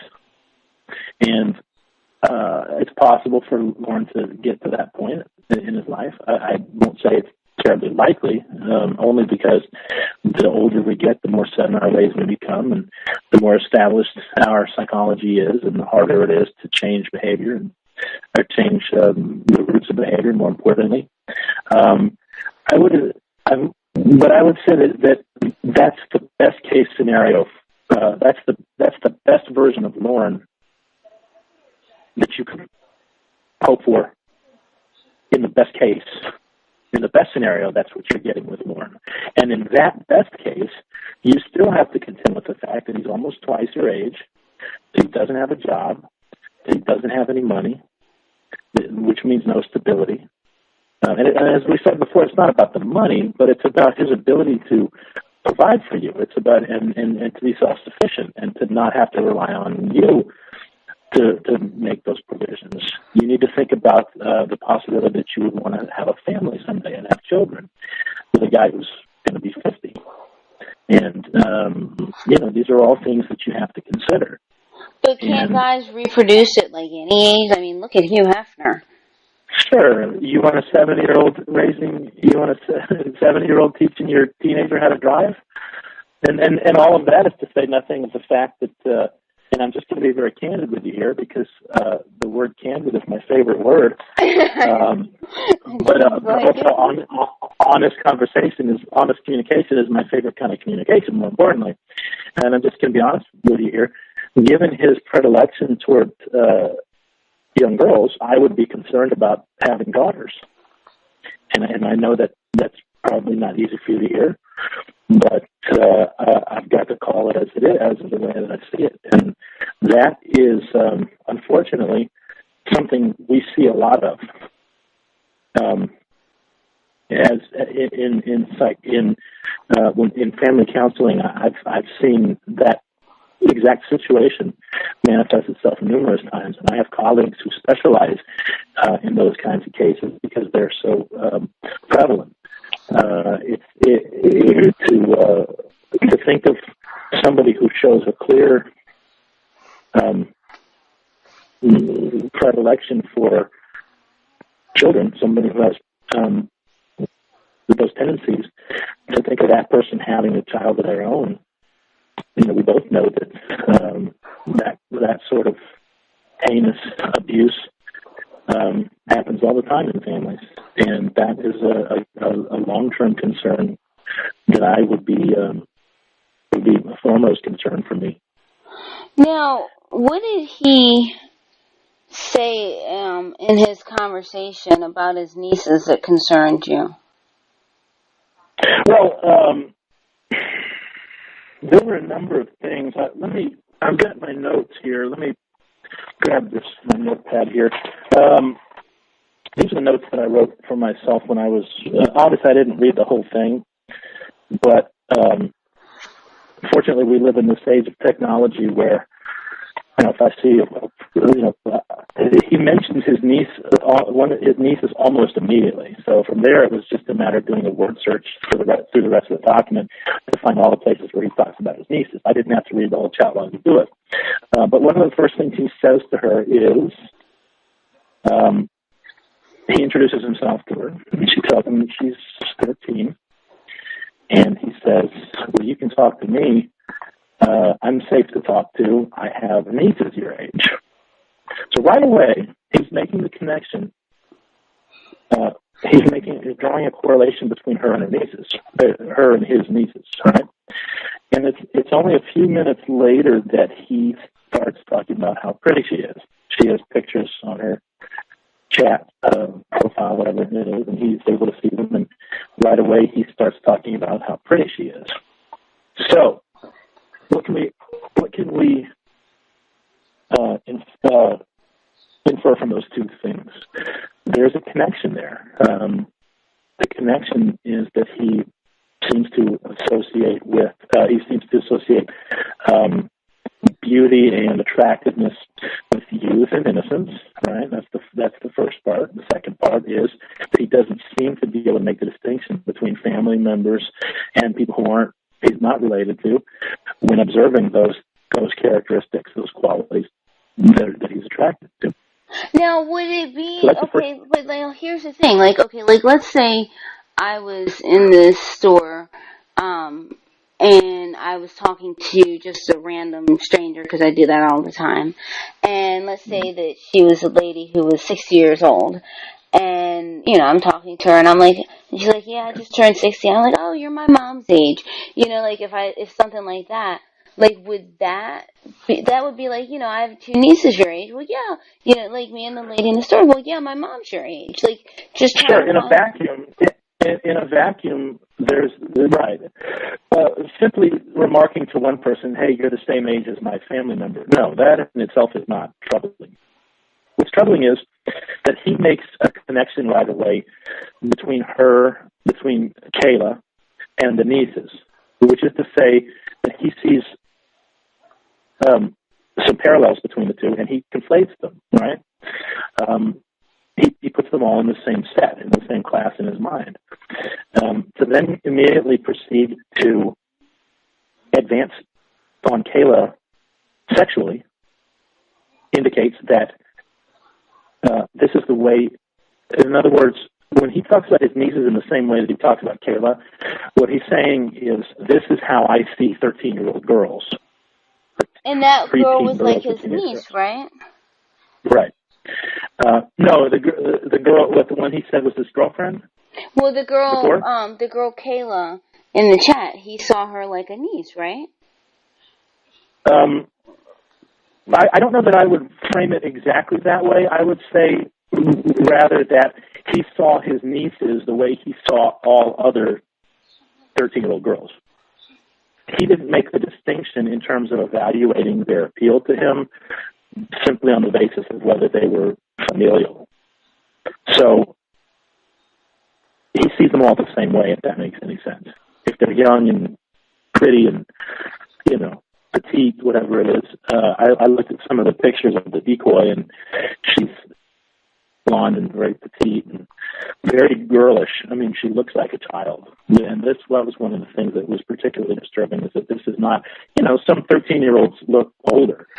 And, you know how that is. I mean, kids develop differently, and some 13. But this is one of the things that I read as I was doing research on this, is that the producers of that television show that were in league with the people that were pretending to be the girl, it's an organization, and they deliberately always chose pictures that made it clear that were obvious, in which the subjects were obviously children. You see what I'm saying? So that there's no, well, she doesn't look 13. Sometimes a 13-year-old doesn't look 13. But these pictures, these children, she looks like a child. There's no, it's not ambiguous at all. So, anyway, so I say all that to say that he seems to have some difficulty making the distinction. Well, this one is off limits because it's family. When he talks about his nieces, and he says, he wants to treat her. I'll put it like this: he wants to treat her the same way that he treats his nieces. He makes that clear. Hey, you're a good guy. You can talk to me. I have 2 nieces your age. You're safe with me. I'm going to treat you the same way I treat my nieces. Right? Well, an hour later, he's sending pictures of his penis to her and asking her to masturbate for him. Asking her what? So, asking her to masturbate for him. Oh, he's hung up on the in the chat. There are several places where he wants her to masturbate for him. He teaches her how to do it, gives her step-by-step instructions on how to masturbate, wants her to tell him how it feels, that sort of thing. And then he instructs her to pretend that her fingers are his penis and to imagine that her fingers are his penis and that sort of thing. This is what if you didn't know these things, then you need to know them. And these are the kinds of things I'm talking about. These kinds of things are the reason why your parents are so concerned, and why your brothers are concerned, and all your family members, and why I'm concerned for you. And there's no defense for any of these things. I think you can agree with that there are no circumstances that he can point to that would make you say, oh, well, then it's understandable that you sent pictures of your penis to this girl because you had this problem or you had that problem. Well, I mean, my whole thing was, I told myself 2 things about that. Is that, okay, well, he did the whole thing with the 13-year-old because, he was really lonely, and he had blocked out her age. Like, he had told himself that she was, 18 or something. And also, we don't see that. We don't see that in the chat log at all. He very clearly was attracted to her because of her age, and that was a point of attraction for him. But, my question is, why would he be attracted to her? Okay, so she's 13. Why would he be attracted to her? But then also, I know he had liked the girl when he was in his 20s. And also, he likes me, and I'm around that girl's age that he had liked. So, why would he like adult women as well? Well, there are a lot of things to say about that. In the first place, relatively few pedophiles are exclusively attracted to children.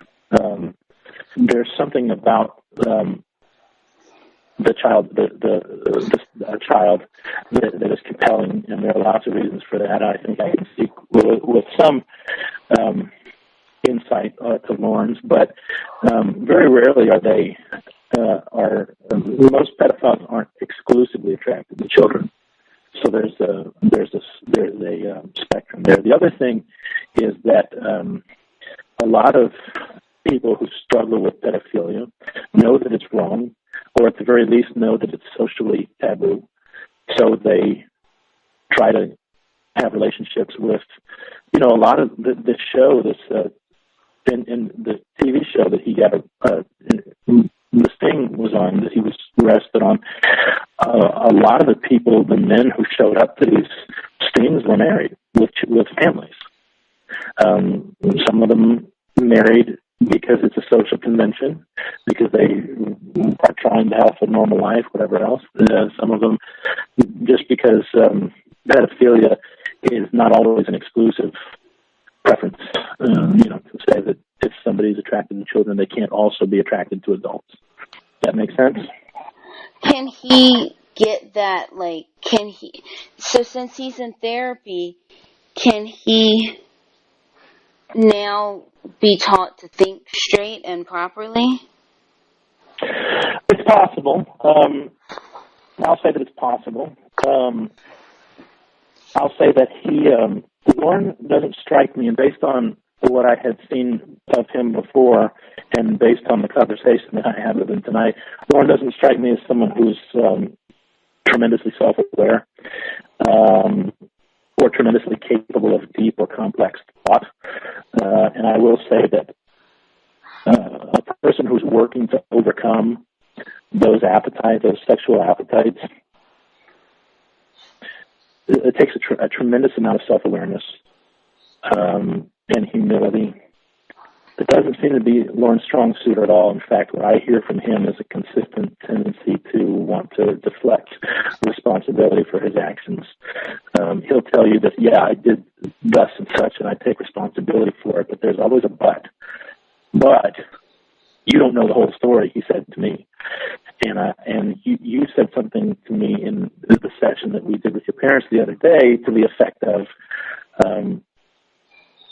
he will sometimes, he almost always has a reason, some circumstance in his life that compelled him to do the thing that he did. Well, I do want to say this, and I mean, I don't know if you're going to give credence to this, but I do want to say when, and I hope he wouldn't mind me saying this, but when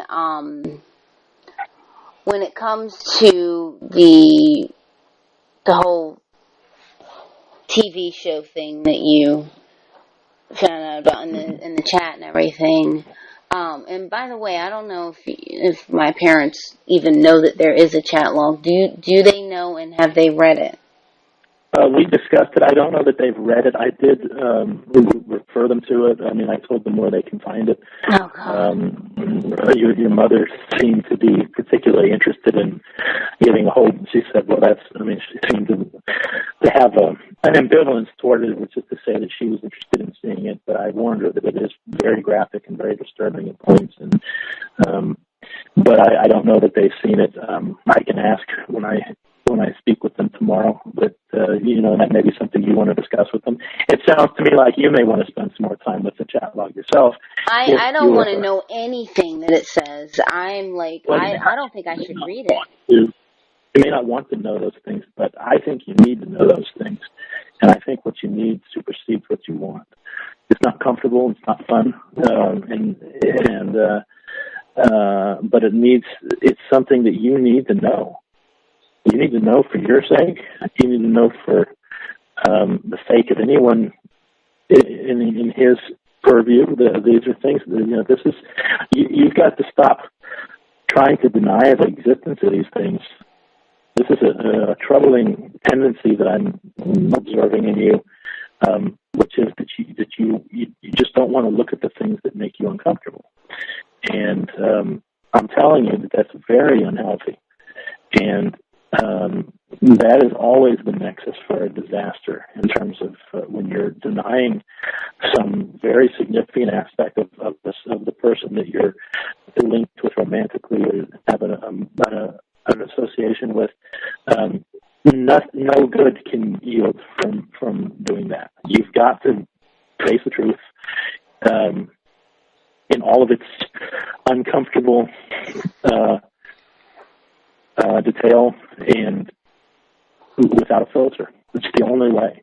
Well, what was told to me, and I accept this, I think, is okay. So right before the whole TV thing and whatnot, and I hope you wouldn't mind me telling you this, but I mean, I just want you to understand like where I'm coming from. So like what was told to me was right before that, was that he had lived in, no, I think you already know where he lives. He lives in Maine. So he had lived in Maine, surrounded by his family prior to this.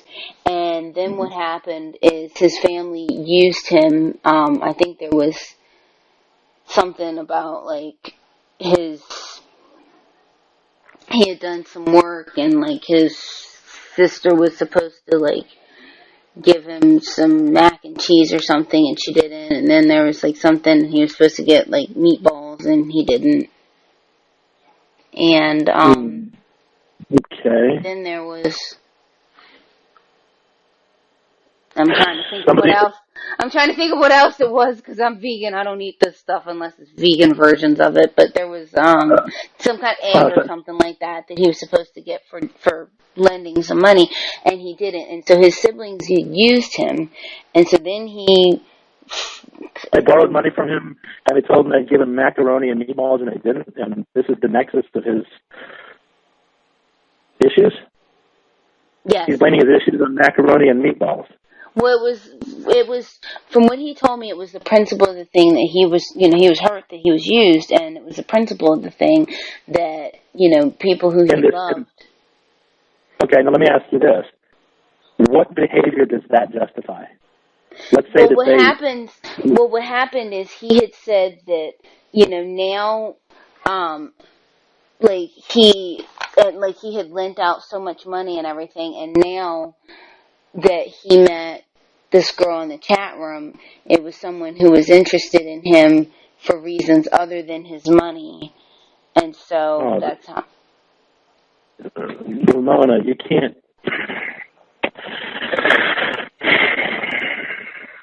So, his justification for trying to rape a 13-year-old girl, and I say that because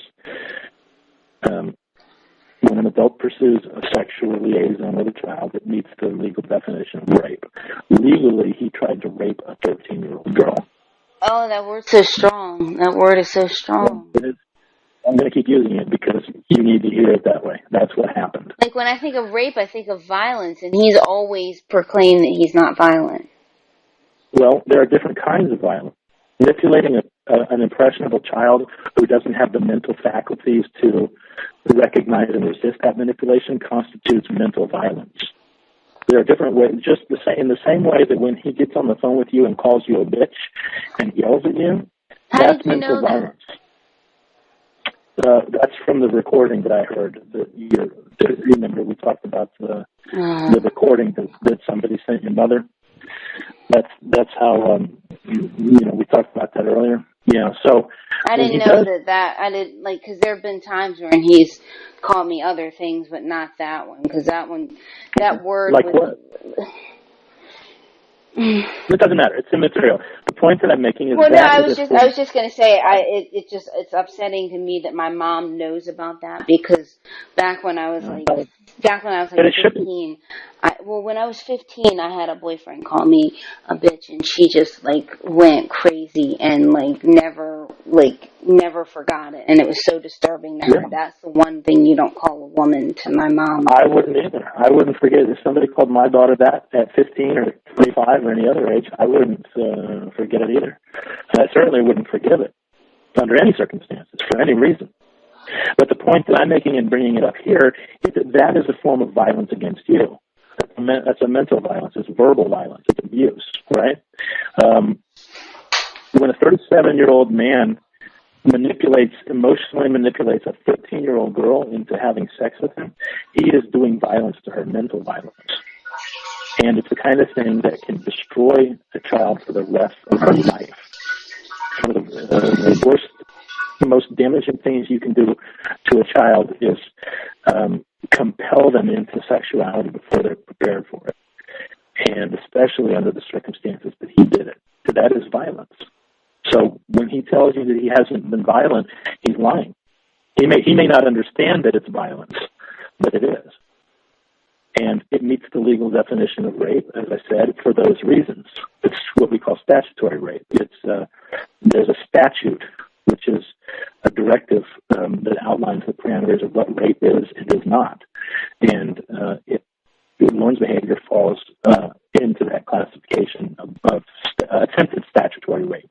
He didn't do it, so there was no 15-year-old girl, thankfully, but that was his intent. So he intended to commit this violence, this mental violence. And, of course,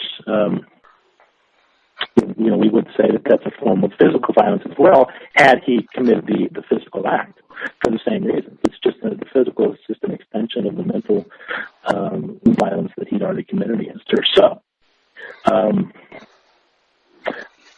to bring that back to, I forget just now exactly what we were talking about before we got off on the issue of rape.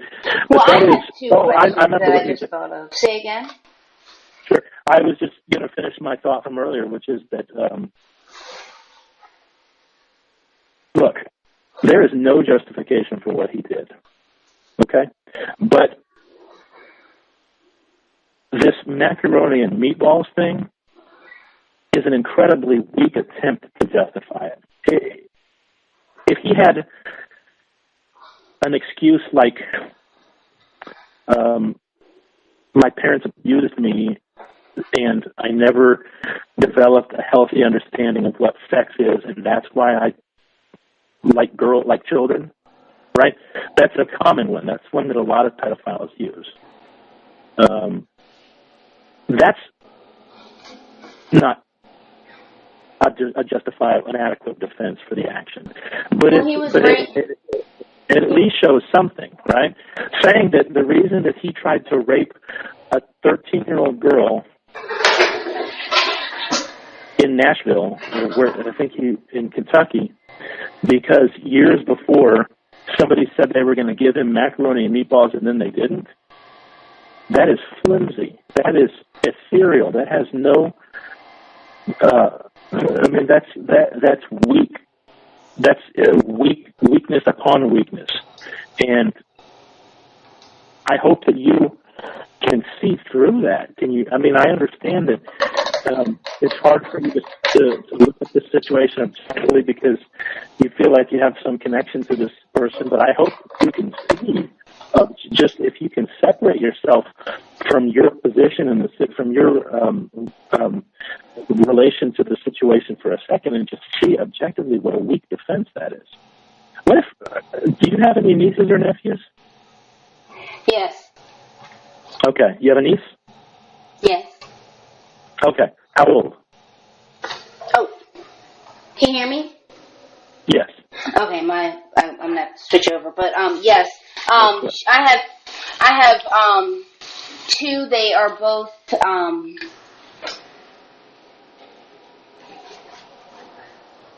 trying to think. I'm assuming they're underage. Are they underage? Yes.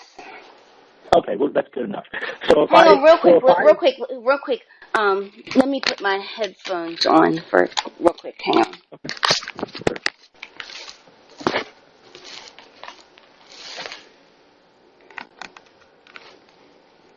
Okay, can you hear me? Yes, ma'am, I can. Okay, go ahead. So if found out one day, and this I don't mean to I know it's uncomfortable to even talk about this as a theoretical, but if you found out that somebody had done what Lorne tried to do to one of your nieces, and that was their defense, would you have any sympathy for that person at all? No, I wouldn't have any sympathy for anyone who tried that with my nieces, regardless of their defense. Lorne tried that. That's what I'm getting at. The thing that you just said you wouldn't have any sympathy, the thing that you just said you wouldn't be able to forgive or mitigate if somebody else did it, that's what Lorne tried to do. But here's what he's always said to me. Well, here's what that guy in my theoretical situation said. Hey, I had a rough life, and I was lonely, and my siblings screwed me over out of some money. He was raised by his mom. And she seems like a nice lady. He was raised by his mom. I only talked to her once, but she seems like a very nice lady. Okay. But okay, well here's what he said to me. Well, he used this word one time, I think, and it's always like rung with me because it was like, well, what if he's right? And he used the word entrapment, and he said that they entrapped him because he said that he was in an adult chat room. Okay. He's told me that many times. But he thought the person he was talking to was a 13-year-old. So if I walk into a bar, which is an establishment intended for adults, and I see a 13-year-old girl in that bar, and I rape her, am I in the clear because she was in an adult establishment? Well, no, but like he wasn't looking for a kid. Okay, so if I go into a bar looking for a woman my age, and I don't find one, but I meet a 13-year-old and I rape her, am I okay? No, I see what you mean. But like, I know it's tough but these are the things we have to be able to look at objectively. This is what I mean when I say there is no mitigation for what he did. I don't care what his butt is. I don't care what his but you don't know the whole story. I don't need to know the whole story. I know the part of the story where he tried to rape a 13-year-old. The rest of the story is irrelevant to me. If his part of the story is he tried to rape a 13-year-old, the rest of the story is immaterial. But here's the thing, though. Like, I mean, could he come back and say, well, there was no 13-year-old? Sure, there was no 13-year-old, but he didn't know that.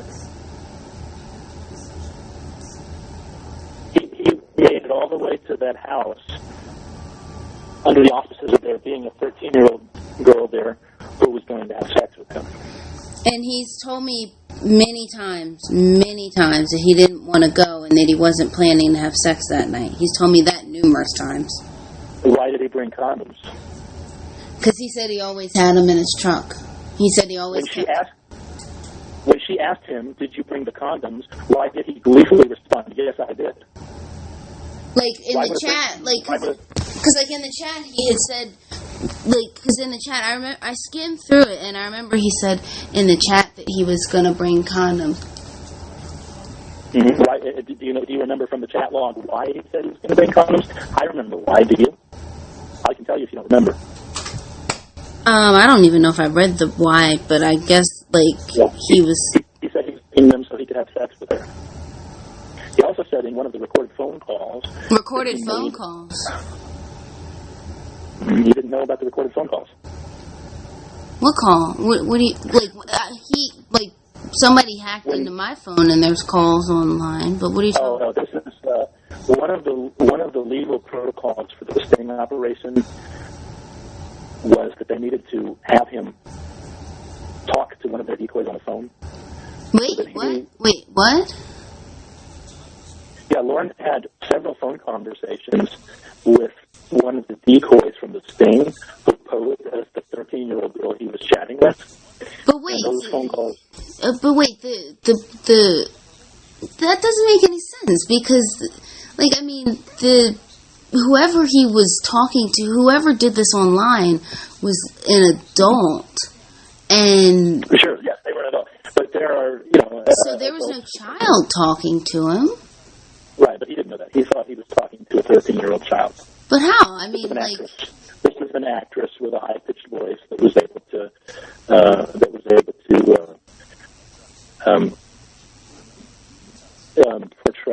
impersonate the 13-year-old with a high voice. And these are the people that the decoys that do these things are trained. They're trained to be able to imitate children. So she sounded young. Yeah, she actually sounded quite a bit younger than 13, if I'm being candid, which I love to be because I like the word candid. She sounded 8 or 9 to me, but it was an adult, just an actress that was trained to, be able to talk with the vocabulary and articulation and mannerisms of a child. And there were several phone calls over the course of the month that he was talking to this person, and they were recorded, and they are available online. Where? It's on YouTube. I found them as I was doing my research when I found the NBC footage and watched that interview, and then that led me to the police interview, which is also on YouTube, and then that led me to the recordings of the phone calls. And but anyway, in the last phone call that he had with the decoy before he left, they were talking about, he said he was getting ready to leave the house. I think the house was, the two locations were about an hour away from each other, I believe. So he was giving her a time frame of how long it was going to take him to get to her house. He said, I have to get gas and I have to go buy condoms so I don't get you pregnant. That is what he said to what he thought was a 13-year-old girl. And then when he showed up at the house, she asked him, did you bring the condoms? And he said, yes, I did. He didn't say, why do you need to know that? He didn't say, you're 13, don't ask me about condoms. He said, yes, I did, with a big smile on his face. Wait, so there was an actual... Because I skimmed through the... Okay, so wait, so this thing was more than just...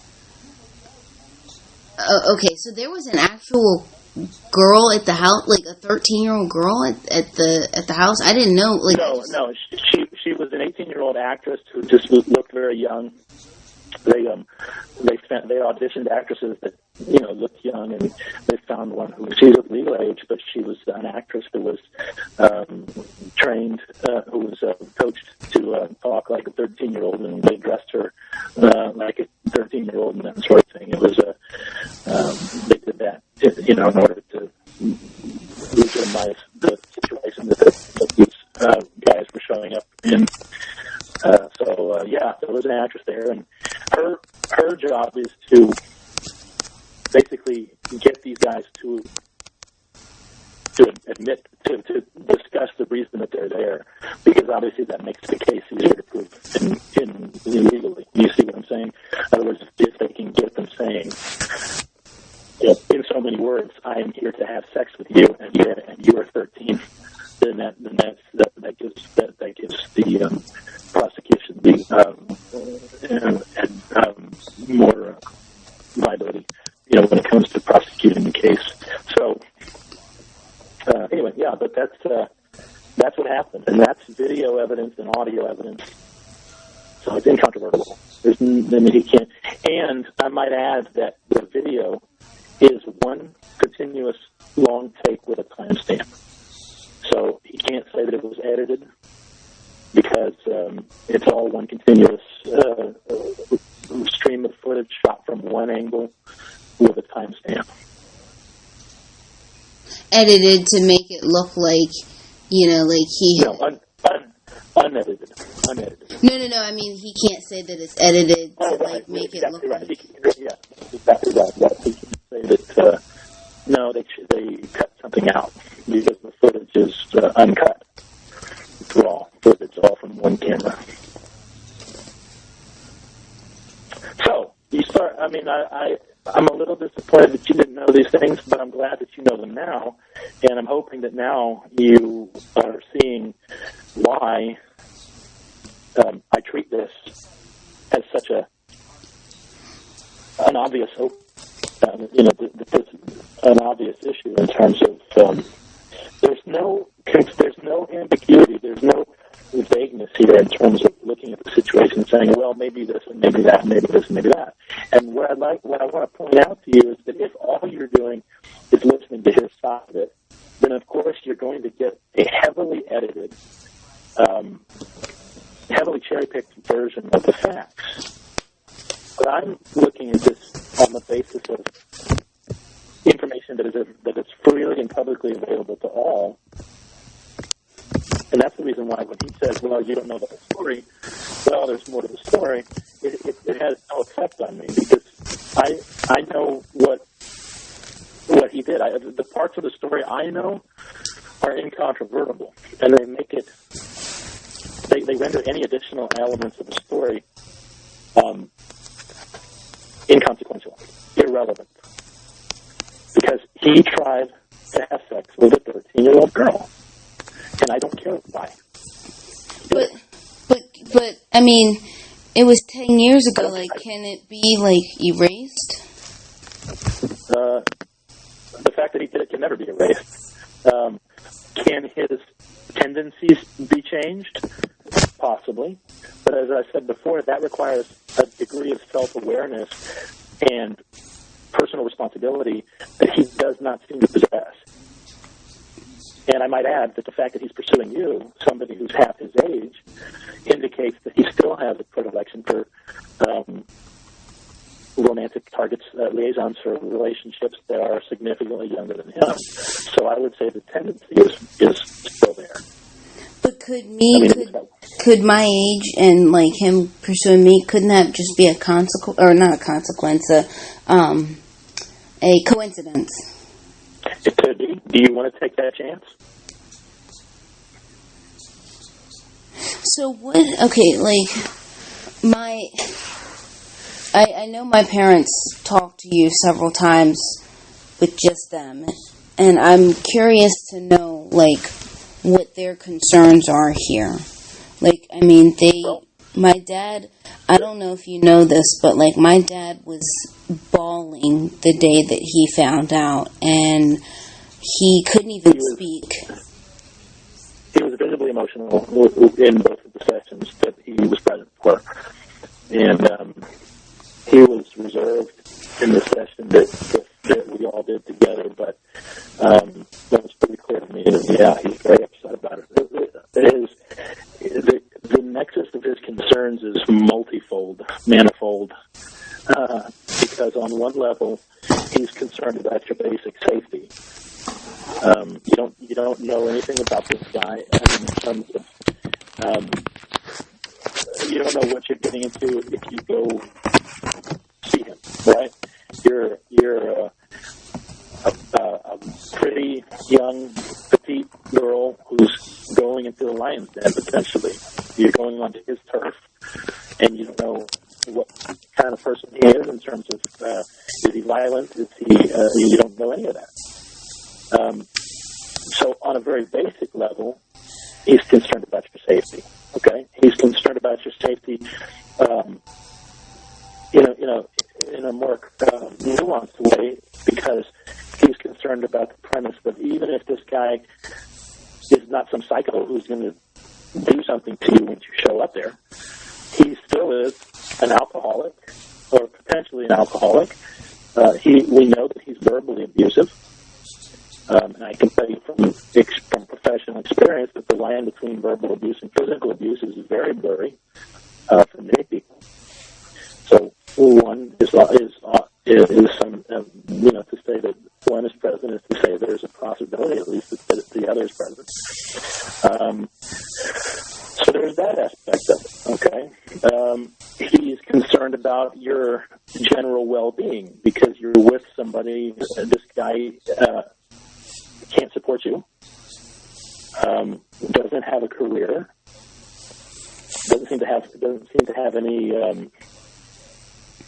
skills. I mean, in terms of being able to do more than going from one job to the next. He's out of work now, that sort of thing. So there are concerns about that if it were to turn into a marriage partnership, right? Somebody's got to pay the bills and put food on the table and pay the rent or the mortgage. And, does that fall to you if he doesn't, if he can't even take care of himself when he doesn't have a wife? There's that, okay? Then there's the aspect of starting a family and all the things I talked about regarding that. And he is a sex offender who seems to have a interest in younger girls, and those sorts of proclivities manifest themselves all the time with children, unfortunately. That's a terrible thought, but you certainly don't want to take that risk, I wouldn't think. And your father doesn't want you to be ever in that situation. There's the fact that he's almost 50, and you're in your 20s. And what happens when you are 40, excuse me, and he's 70? He drinks. Does he smoke? Yeah. Okay. He does, like you said, okay, he smokes cigarettes. What happens when this guy gets lung cancer or dies when he's 70? Excuse me.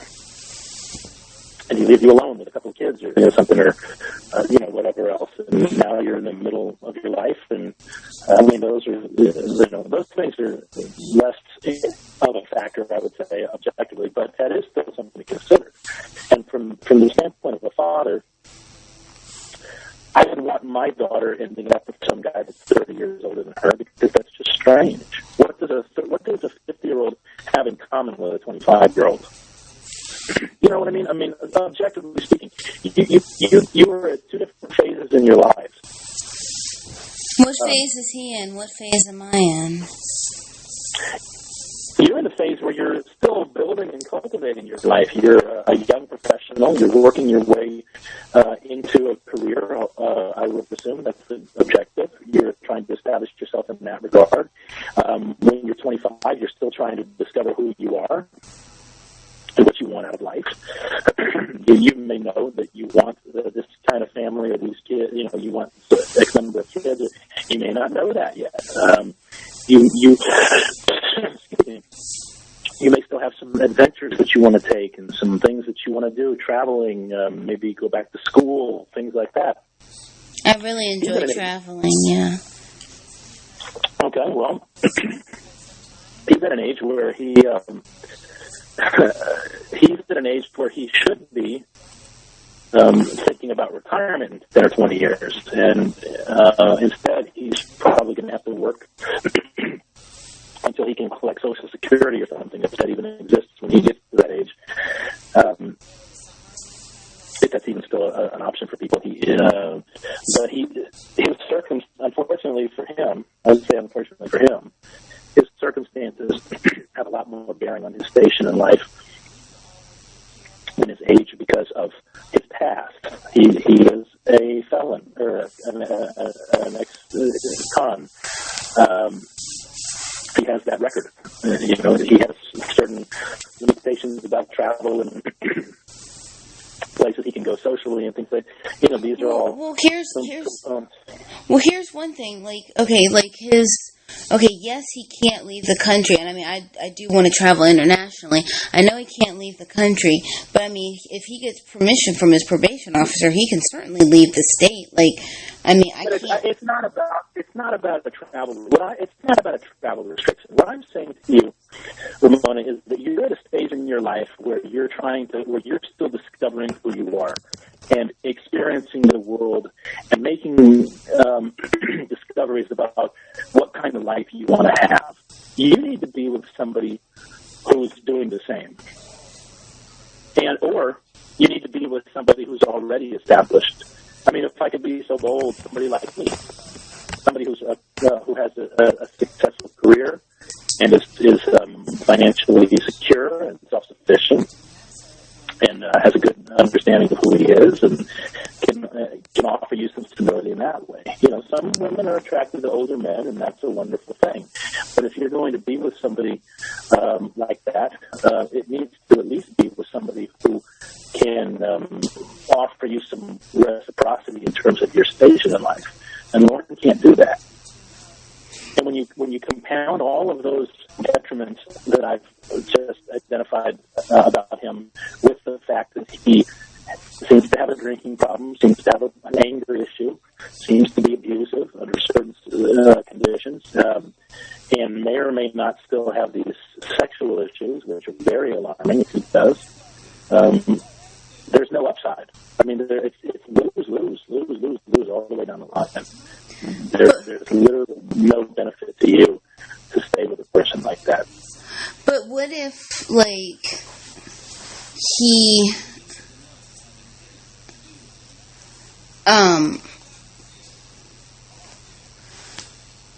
but what if he's, a good companion? If he turns out, he's a good companion? He's, because, we already know he's funny, so that's a good thing. But, what if he's, fun to be around? And I don't know if he is. I haven't been around him, but... Yeah. In that case, then you've got a guy who still has all of those detriments, but it's fun to be around. So you have to ask yourself, how much is that worth? In terms of, is he fun to be around when he's drunk and he's calling you a bitch? Does that sound like fun? Is he fun to be around when he says, I'm taking our 13-year-old daughter out for a driving lesson, and you're not sure whether or not that's all he's going to do when he gets her alone? But, even if he's, even if he is attracted to children, that doesn't mean that he would be attracted to, his children. Is that a risk you want to take? You understand how common it is for girls to be abused by their fathers that way? It's not, fortunately most fathers don't, but a lot do. Is that a risk you want to take? Something you wouldn't know until it happened, right? So, so this guy, he should be single forever? No, I'm not going to say that. I'm going to say that he should be with somebody who is congruent to his station in life. If I'm being candid, he needs to be with somebody his own age, who lives where he lives, who is not going to have to carry the brunt of that relationship in the worst case scenario. See, the worst case scenario, and that's what you have to look at. The worst case scenario for you with Lorne is you've got a deadbeat who's 30 years older than you, can't keep a job, can't stop drinking, can't stop being abusive to you, and you've got to carry that guy. That's the worst case scenario. What Lorne needs is to firstly work out his issues. Whether he ever will or not, I don't know. But that's what he needs to do. And whether he what, you said? Whether he will or not, obviously, that's up to him. Who knows, right? He has therapists and counselors. Well,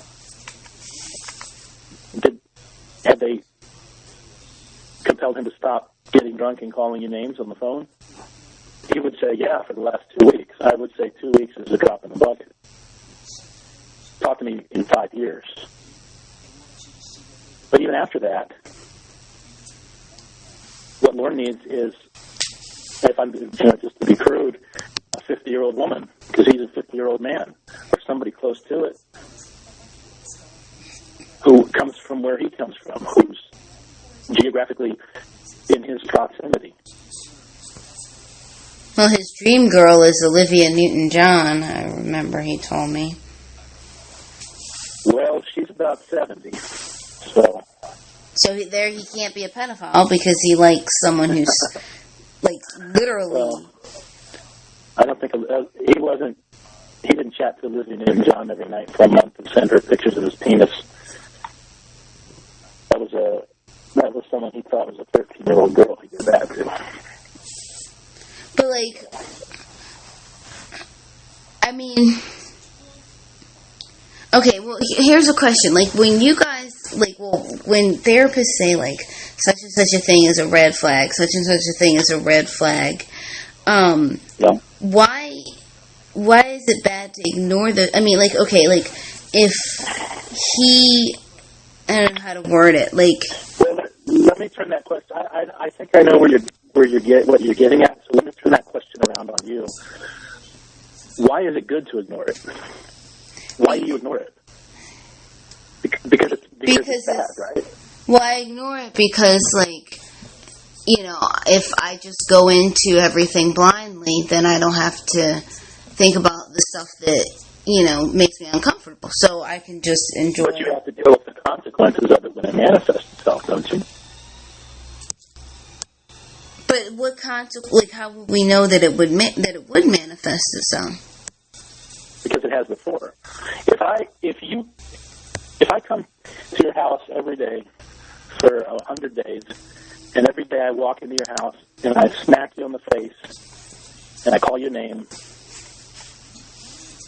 what would you expect me to do on the 101st day when I show up at your house? If every day before I come in and I smack you on the face and I call your name, what is the reasonable expectation from me on the 101st day? But he's never hit me. You're missing the point. This is not about the specific behavior I'm using in my hypothesis. What I'm saying to you is that if somebody exhibits a consistent pattern of behavior, you know, have you ever heard the expression, one definition of insanity is doing the same thing every day and expecting different results? Have you ever heard that before? Yeah, I've heard that, yeah. Okay. So if you encounter the same behavior from a person consistently over time, by that axiom, it is insane, it's crazy to expect anything different the next day. Now, if that person puts in the work and makes a sustained and concerted effort to address the issues they have that make them do the things that are bad behavior, and they exhibit a real change over time, that's indicative of improvement and growth. So at what point, or like how long would Lorne have to go without doing certain things for you to say, okay, he's a changed man? That's not something you can put a timetable on. We don't make those evaluations on the basis of chronology. We make those evaluations on the basis of being able to detect fundamental changes in the way a person thinks. See, for Lorne to tell me, I've gone 2 weeks without drinking and being abusive, even if he were to say, hey, I've gone 2 years without doing those things, in the context of the conversation that I had with him tonight, it wouldn't change my analysis of him at all. Because what I heard from him tonight that was so troubling, that was so deeply vexing for me, is that he deflects responsibility for his actions. There's more to the story. There's always more to the story. There's always something that somebody else did or some other thing that happened that you don't know about, and that's the reason why I made this mistake, and it's not really my fault. If I were ever to encounter Lorne in a similar context to the conversation we had here tonight, and I saw that aspect change, then I would say he's on his way to getting healthy. But I believe that he's deeply deluded, and that's not something that can happen overnight. And more to the point where you're concerned, the problem is that the efforts he's making to change his behavior, they don't go deep enough because it's the issues behind the behavior that I'm concerned with. But beyond that, he's making these efforts to change his behavior for the wrong reasons. He's doing it to please you. And that's not, and that's not only, that's not the right reason, because that's not a lasting, and it's not a profound, focused, because the objective for him has got to be, I need to be a healthy person, and that's why I'm making these changes. I'm not doing it for anybody else's benefit, or I'm not doing it for anybody's approval. To draw from the Christian religion for just a moment. In the New Testament, there were these characters called Pharisees, and they would say their prayers to God very public in public places, very loudly, with a loud voice, making a spectacle out of themselves. And what the Messiah said was, God is concerned with the things that you do when you're alone in your prayer closet, when no one can see you. I've heard that expression. Yeah, it's easy to be pious and holy when you're in the public square and you want everyone to see you being pious and holy. But what God is concerned with is what you do when you're behind closed doors and He's the only one who can see you. And that's my point about Lorne. The things that he's doing right now, he's doing so that you'll see him doing them.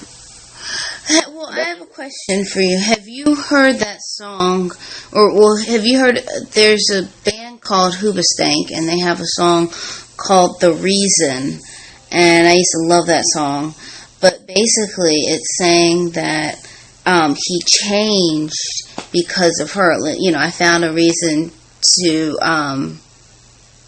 change who I used to be, a reason to start over new, and the reason is you. And that song, could that be a song that encapsulates my... Well, I see what you're saying. But the song, I would say just evaluating the song, it's not just psychology. Of course, it's just a song. They just make it a song, so it's a little oversimplistic, but the dynamic is there. You have to be able to make a distinction between what I believe Lorne is doing, which is that he's acting differently because he wants you to see him acting differently. If you broke up with Lorne, which I am still under of the opinion that you should do, for the record, and which is what I will tell your parents. It would be different if you were to break up with Lorne and then Lorne was alone again. And in that state of loneliness, he looked at himself honestly, candidly, if you will, and he said, I need to change because I want to have a love. I would like to have a relationship. I don't want to be alone for the rest of my life. So I'm going to work on changing. And through that experience, he was able to legitimately identify the issues that he had and change them. That's one thing. But it's another thing for him to say,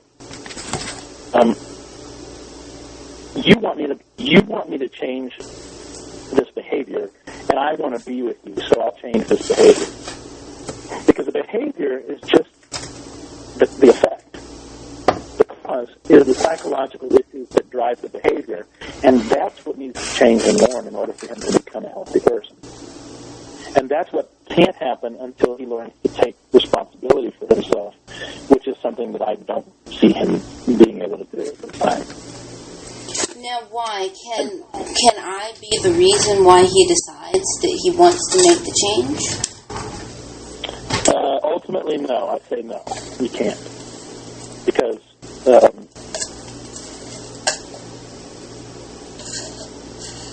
wanting to please somebody else is not sufficient to consistently drive. As I said, that can be enough of a motivator to compel one to change one's behavior, his outward behavior.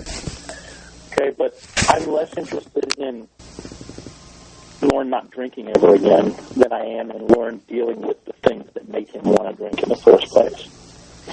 That's the issue, and it's almost never the case that simply wanting to please another person is sufficient to sustain a profound change in one's psychology over the course of time. And that's what we would be looking for in order for Lorne to be a good candidate for a relationship. But the issue here is And the reason why this is so confounding is that even if he were to make those, to find himself enough, come to the end of himself enough to be able to make that growth, you still have all the other issues ahead of you to deal with. The age difference and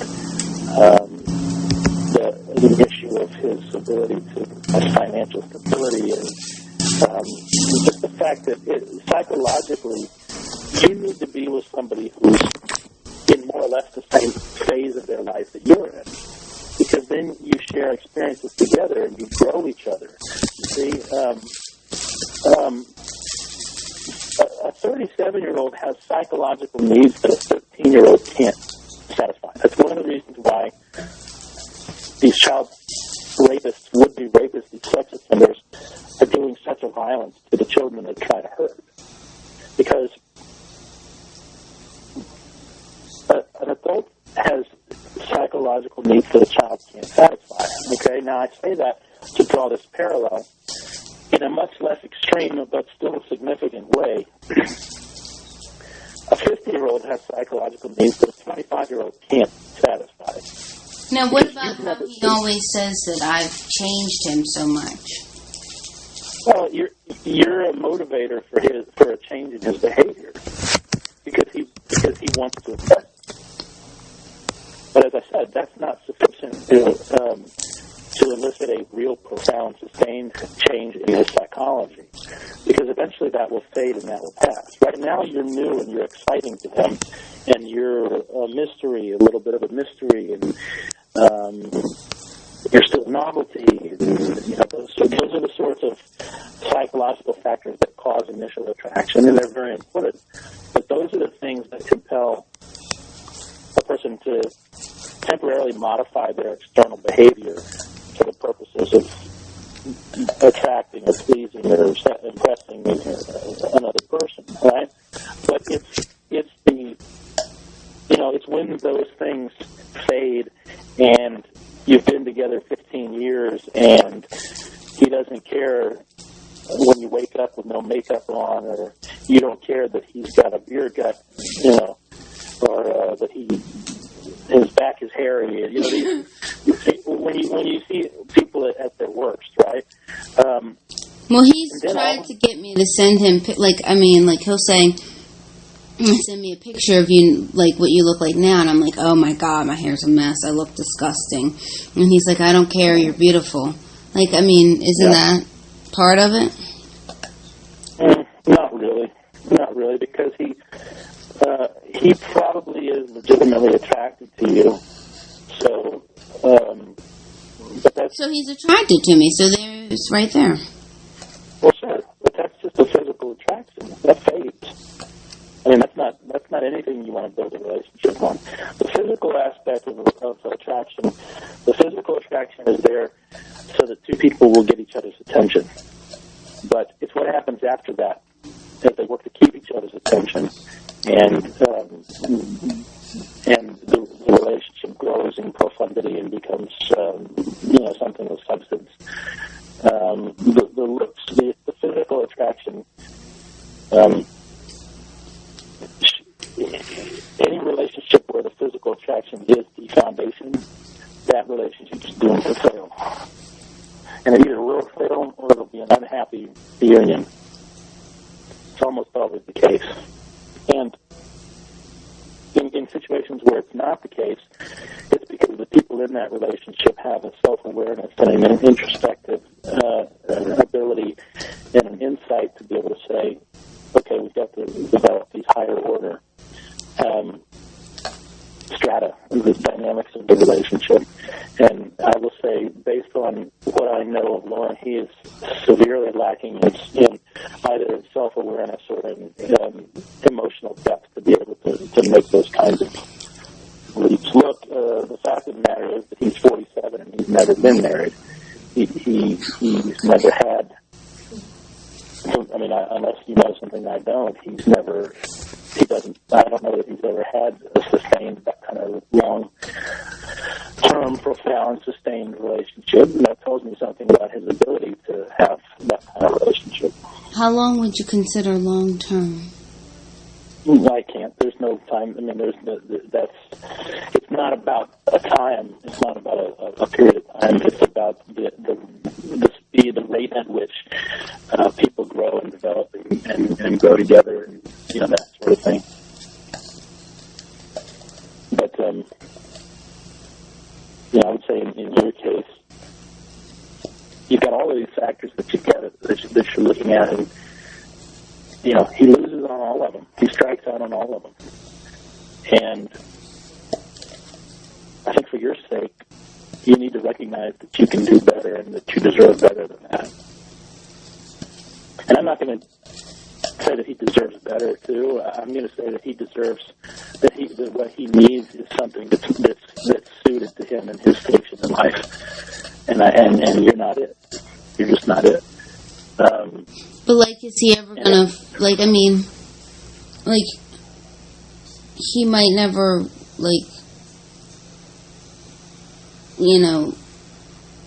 find another 24-year-old again. No. Maybe he'll take that as a wake-up call and start looking for somebody that's suited to him instead. Well, I didn't mean it like that, but, How did you mean it?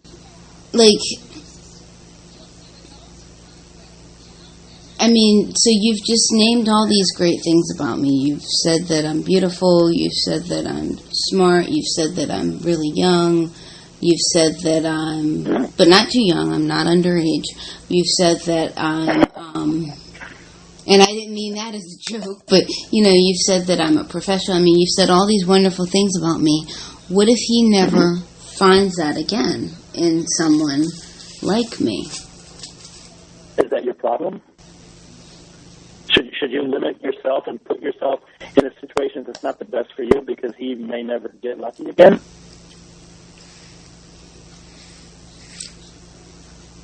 Is that fair to you?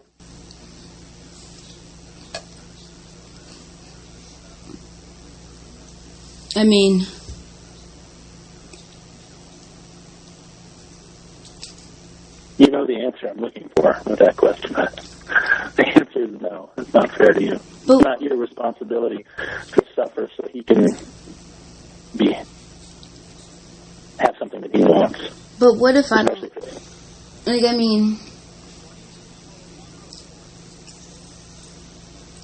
I... Okay, say he moves down here.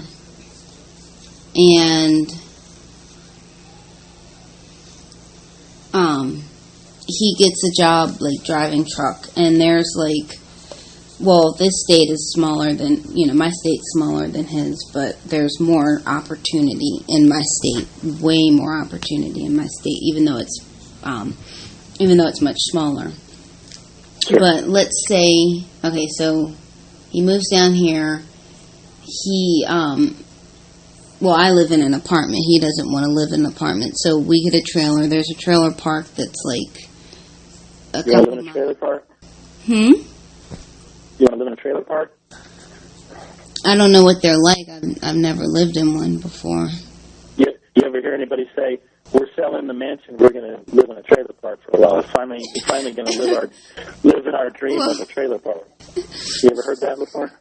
No. I don't mean to insult anybody that lives in a trailer park, but sometimes you need to live in a trailer park. But there's not too many people saying, I got to get out of this apartment and get me into a trailer park. Just being candid.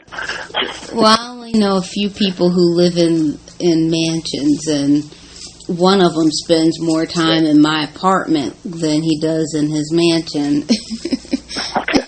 Oh, that's my surgeon friend who my mother won't shut the freak up about. But yeah. He sounds like he could be a good catch to me. Wait, say again? I could be a good catch too. I said he sounds like he could be a catch to me based on what your mom's told me about him. Oh gosh. But I could be a good catch too. That was a joke.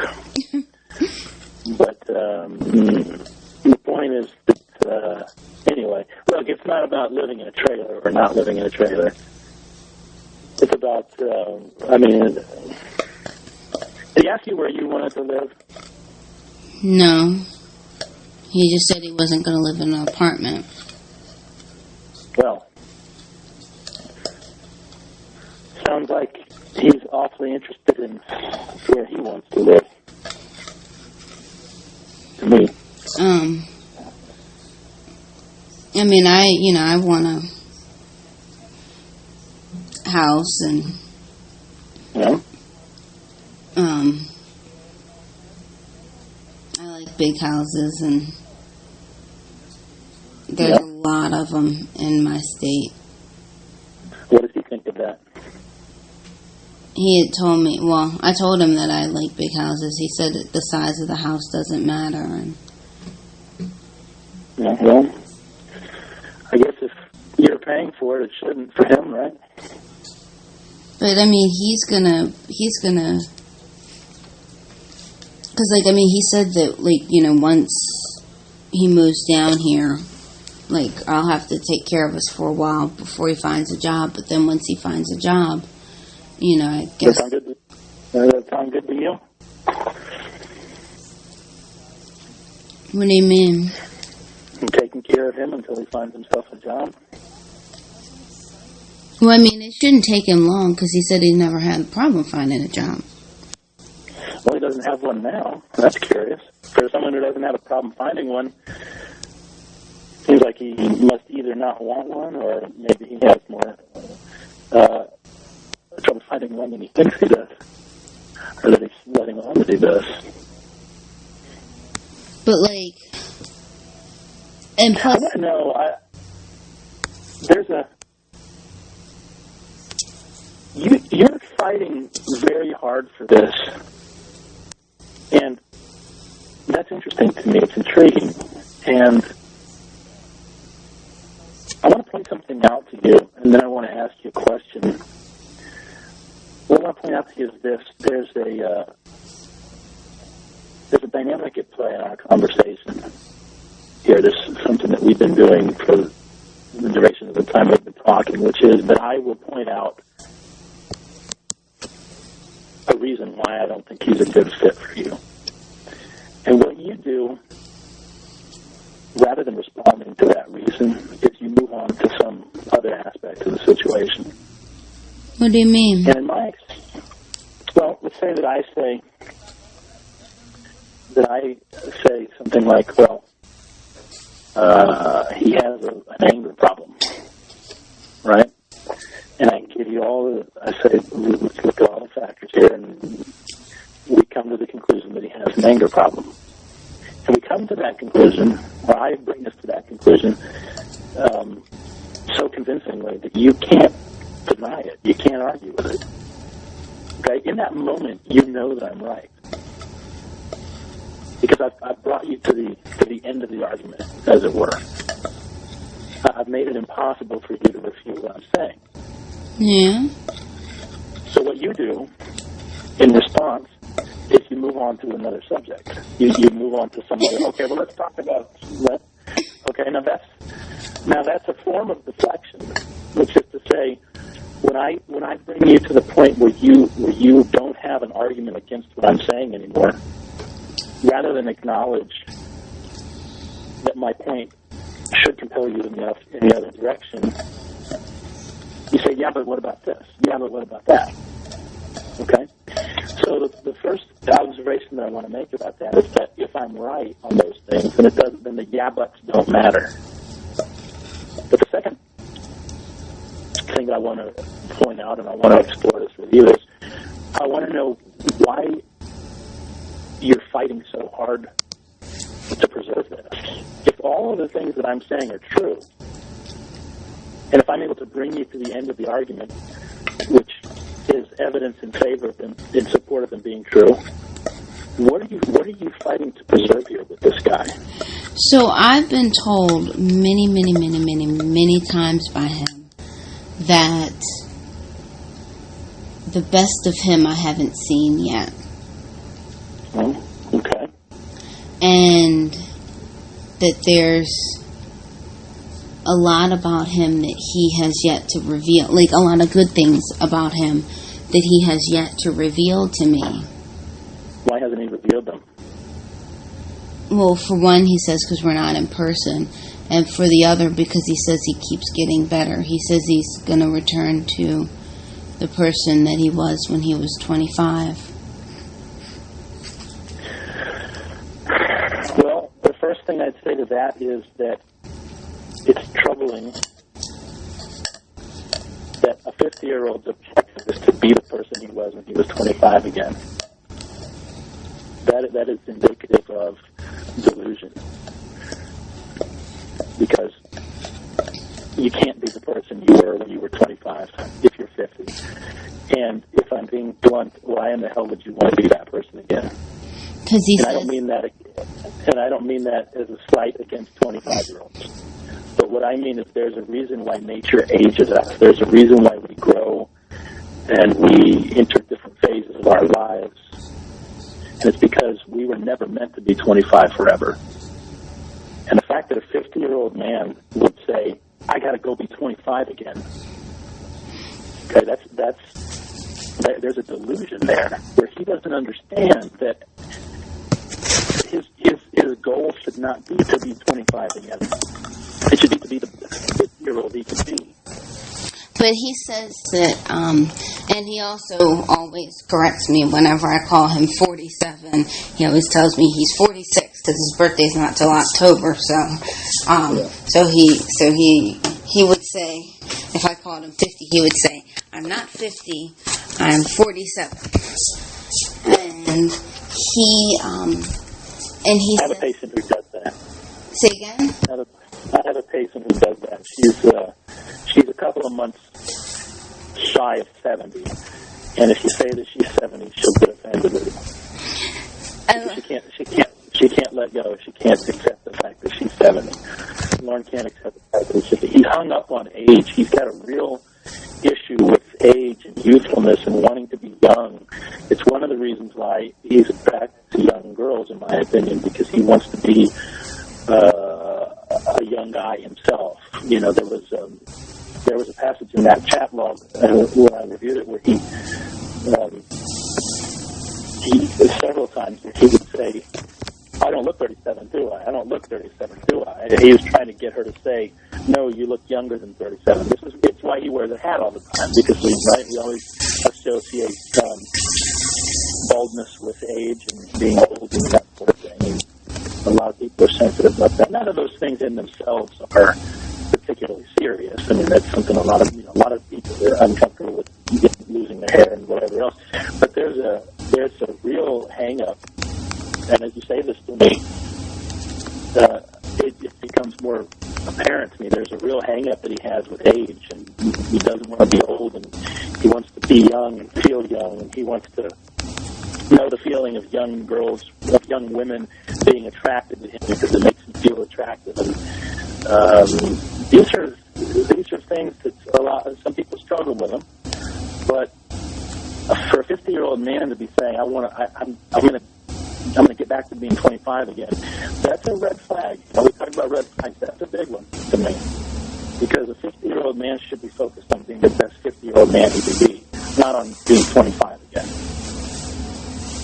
I think for him, the idea of being 50 is too much for him. But yeah. See, this is consistent with what we know about him, which is that he has an inability to accept reality as it is, and he's looking at it in a lot of ways through a child's eyes. He's very, very immature in that regard, and that's a problem. That's a real danger, an indicator of a guy that is not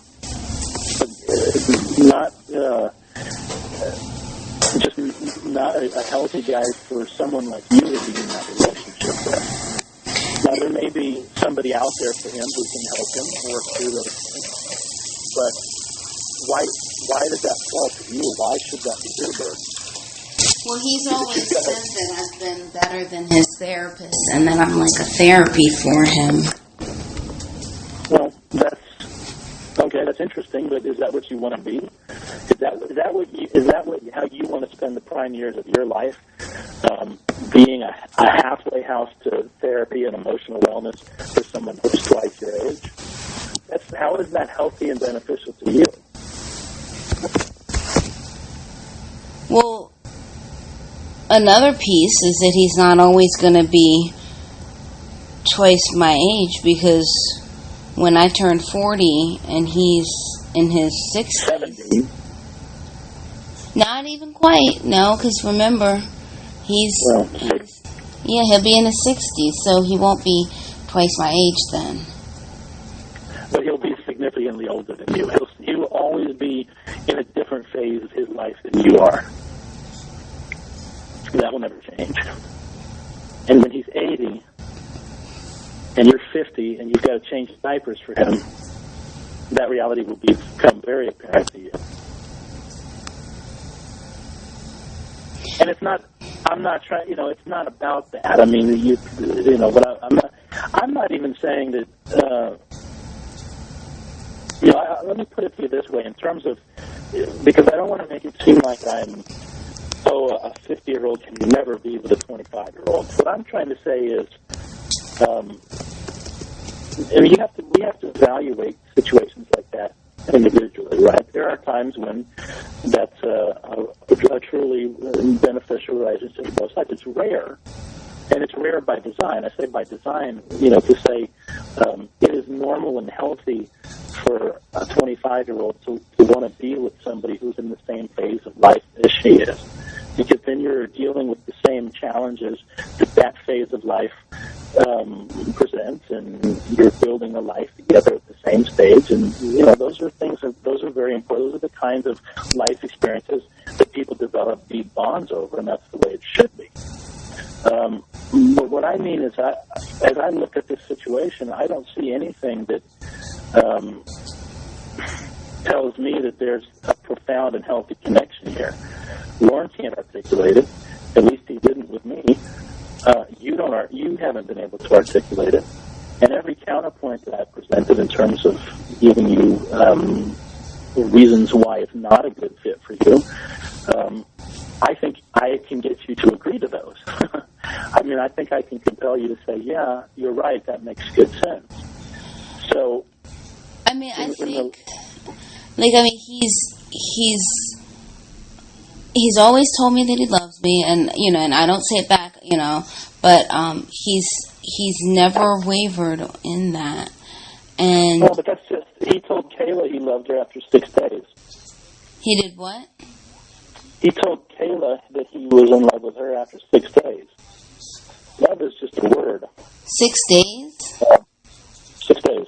I think it was 6 days. I have to go back and look. Oh no, it was 6 days. I remember because the segment, the NBC segment, said 6 days. It was 6 days. 6. And 6 days. That's right. And I would look at that and say, I'm not sure that Lorne knows what love is. If he thinks that love doesn't develop in 6 days, that seems kind of fast. Your age. That seems kind of what? Fast. 6 days. Sure, of course. Of course. Here's what I think about Lorne. I think Lorne is in love with the idea of being in love. And he doesn't know the difference between loving the notion of love and actually being in love. So when he experiences one, he thinks he's experiencing the other, and he expresses himself thus. So for him to tell you that he loves you, I want to tell you something else about love. Love is a reciprocal emotion, which means that it is my opinion that true love can never be one way. So the reason I say it is because if you don't love him, then he can't love you. He's experiencing an emotional response that may feel the way that he thinks love feels, and he has convinced himself that it's love. But if you don't love him back, then it's unrequited, and that's not love. What is that? I've heard that before, but what is that? Well, it's a need. I think it stems from a neediness. What I always said, what I said to my wife is, I would never want to be with somebody that doesn't want to be with me, and I would never want to be with somebody that I have to.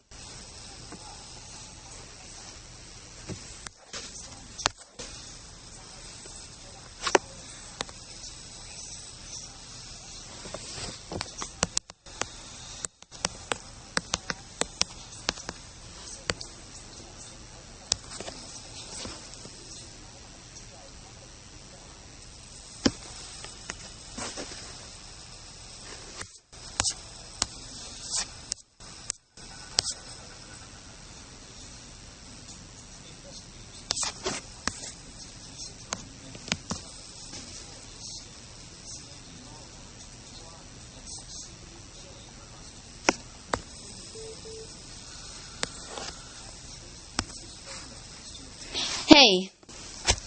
Hey, Ramona, I'm sorry about that. My phone disconnected. That's okay. Okay, go ahead. You were saying love is unrequited. Love.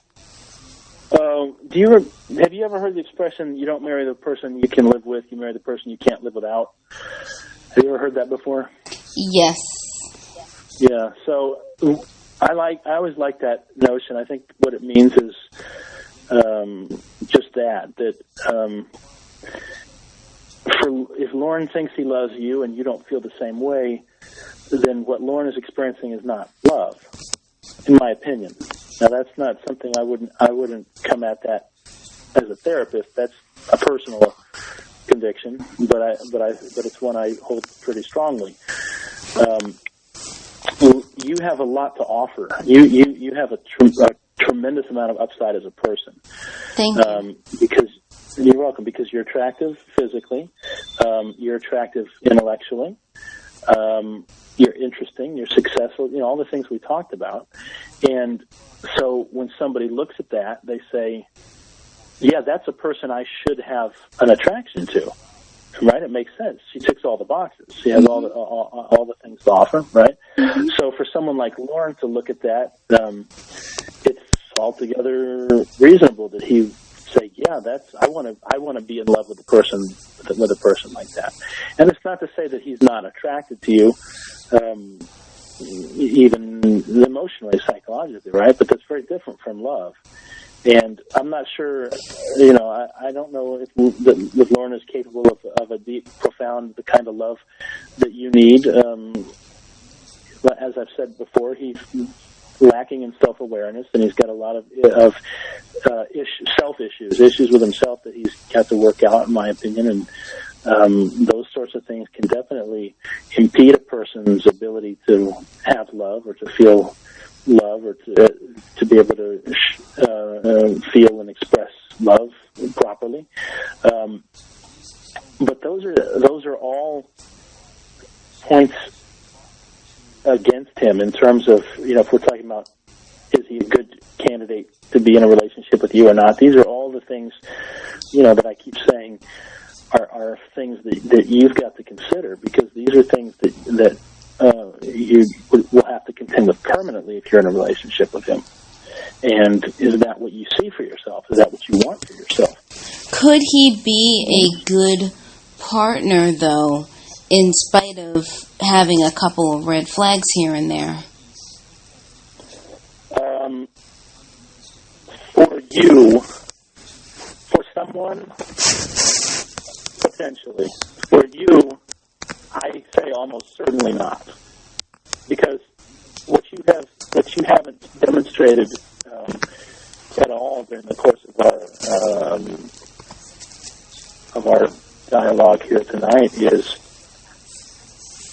anything that he brings to the equation that is essential for you. He's funny. He might be fun to hang around in person. That's basically the entirety of the argument he's given in support of why, as far as arguments in his favor. That he's funny and that he might be fun to hang around with. And he's told me before he loves spending time with me on the phone. And okay, but what is that? And he's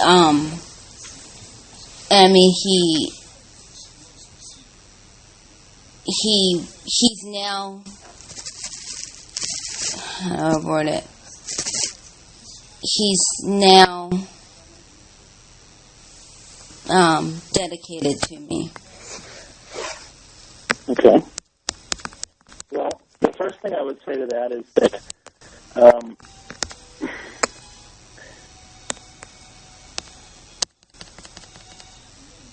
being able to enjoy a phone conversation with a person, or even a lot of phone conversations over the course of an extended period of time, is hardly a barometer for compatibility in real life.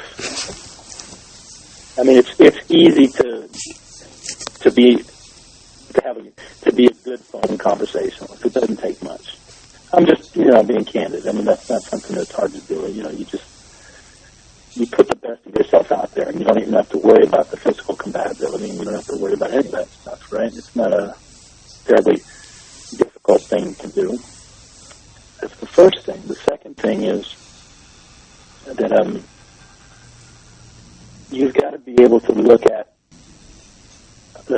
right? Just holistically. For somebody to tell you, I would say that every relationship in which there's true love is a relationship in which there are good phone conversations. But not every relationship in which there are good phone conversations is a relationship where there's true love. You see what I'm saying? It would be like me saying, well, I know that I'm compatible with my wife because I like the color of her shoes or something. I mean, that's a relatively minor, so you have a good conversation. You and I are having a good conversation. Does that mean we're in love? You see what I'm saying? Yeah. I want to know, when you say he's now dedicated to me, right? You said that. I want to know what you mean by that. Well, I mean, there were some things that happened in the past, and I've ignored them and blocked them out. But Right, because, okay, let's see if I'm understanding where you're going with this. Because you say he's now dedicated to me. So what I'm reading there is that there's a chronological component to what you're saying, which is to say there was a time when he was not dedicated to you. Is that what you're getting at? well, define not dedicated to me. Well, okay. Why don't you define dedication first, and then I can ask if there was a period where he wasn't that. I would say, by dedication, you mean he's only going to talk to you. He's not going to pursue any sort of casual relationships that are closer to him, or any, purely sexual liaisons, that sort of thing, right? I mean, is that what we mean by dedication? That he's saving himself for you. He wouldn't pursue another opportunity if it presented itself. Would you agree that that's a good definition for dedication? I think so, yes. Okay, so let me ask you then, was there a time in your relationship with him where that wasn't the case? Where he had other interests, or he was open to other interests, other pursuits? Yeah, there was. Okay, well, you want to divulge any details? Is that something that... Let me ask you this first. Did that bother you? Yeah, but I don't think about it. I don't think about it at all. I just block it. But you can't. No, okay, I want you to remember what we talked about blocking things out. It's not healthy. There's an energy that these kinds of situations produce that emanates from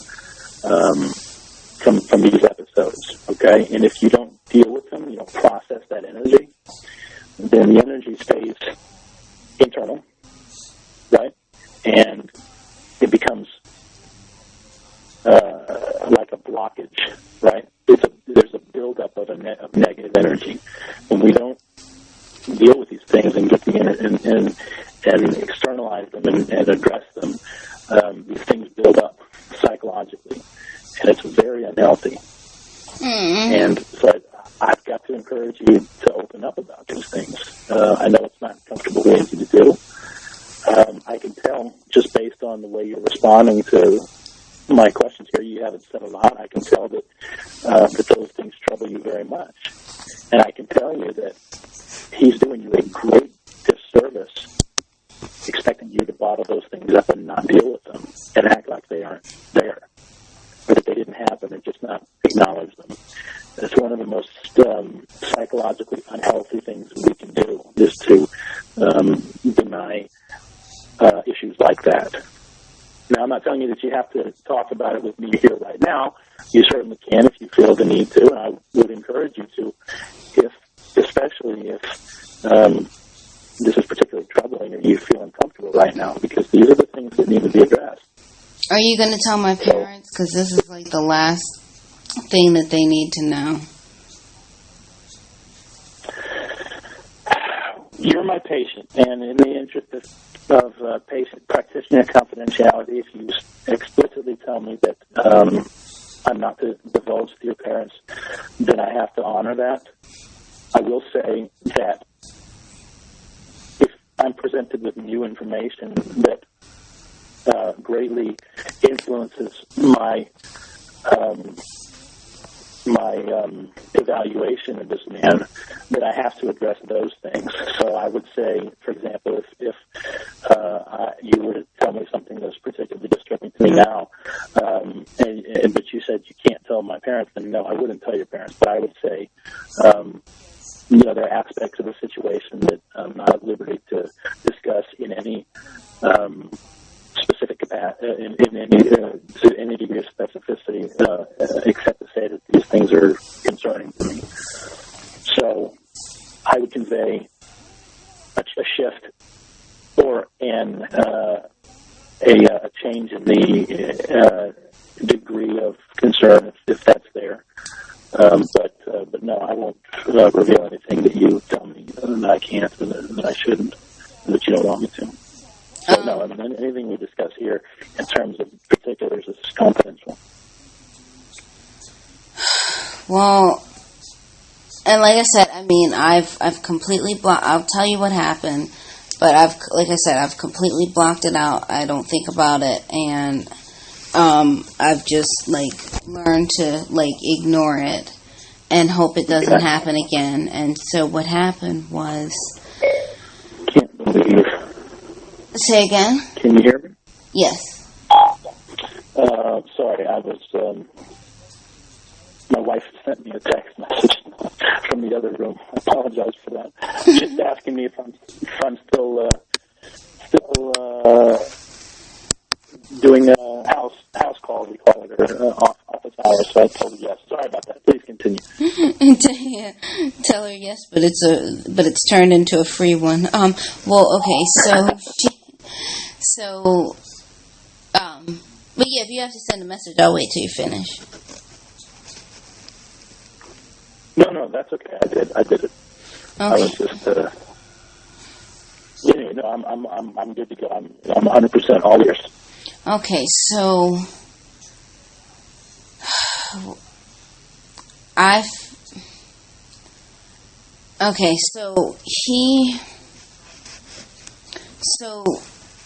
don't know if when you did your research you found that Lorne has a YouTube channel. I don't know if you found that.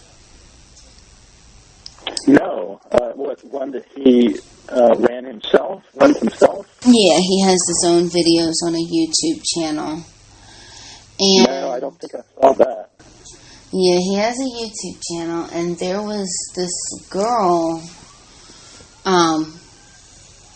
we'll call her Michelle, because that was her name, so we might as well. Anyway, there was this girl named Michelle, and she was all over his videos, and she would just constantly, profess her love for him, and she actually changed her last name on her screening to his last name, and she was always hitting on him and everything. And I had made a joke. I had said, well, that's your new girlfriend, or is that your new girlfriend? And he said, no. And I said, and so I had asked him just randomly one day if anything had happened between the two of them, because I just got this, how they say women's intuition, and when a guy's cheating, that women just know. Sure. So I had just gotten this intuition, and I had asked him, and he vehemently denied it, said no. And so I said, okay. Well, a couple weeks later, I find a video on YouTube where he's trying to schedule sex, and basically what had happened was he had a sexting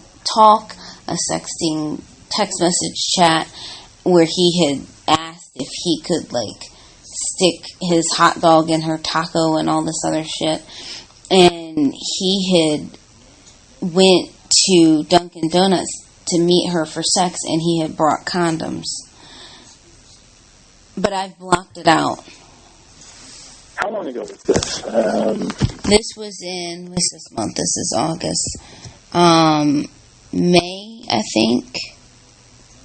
Okay. And before this episode, had he already told you that he loved you, that he was in love with you? Yes, many times.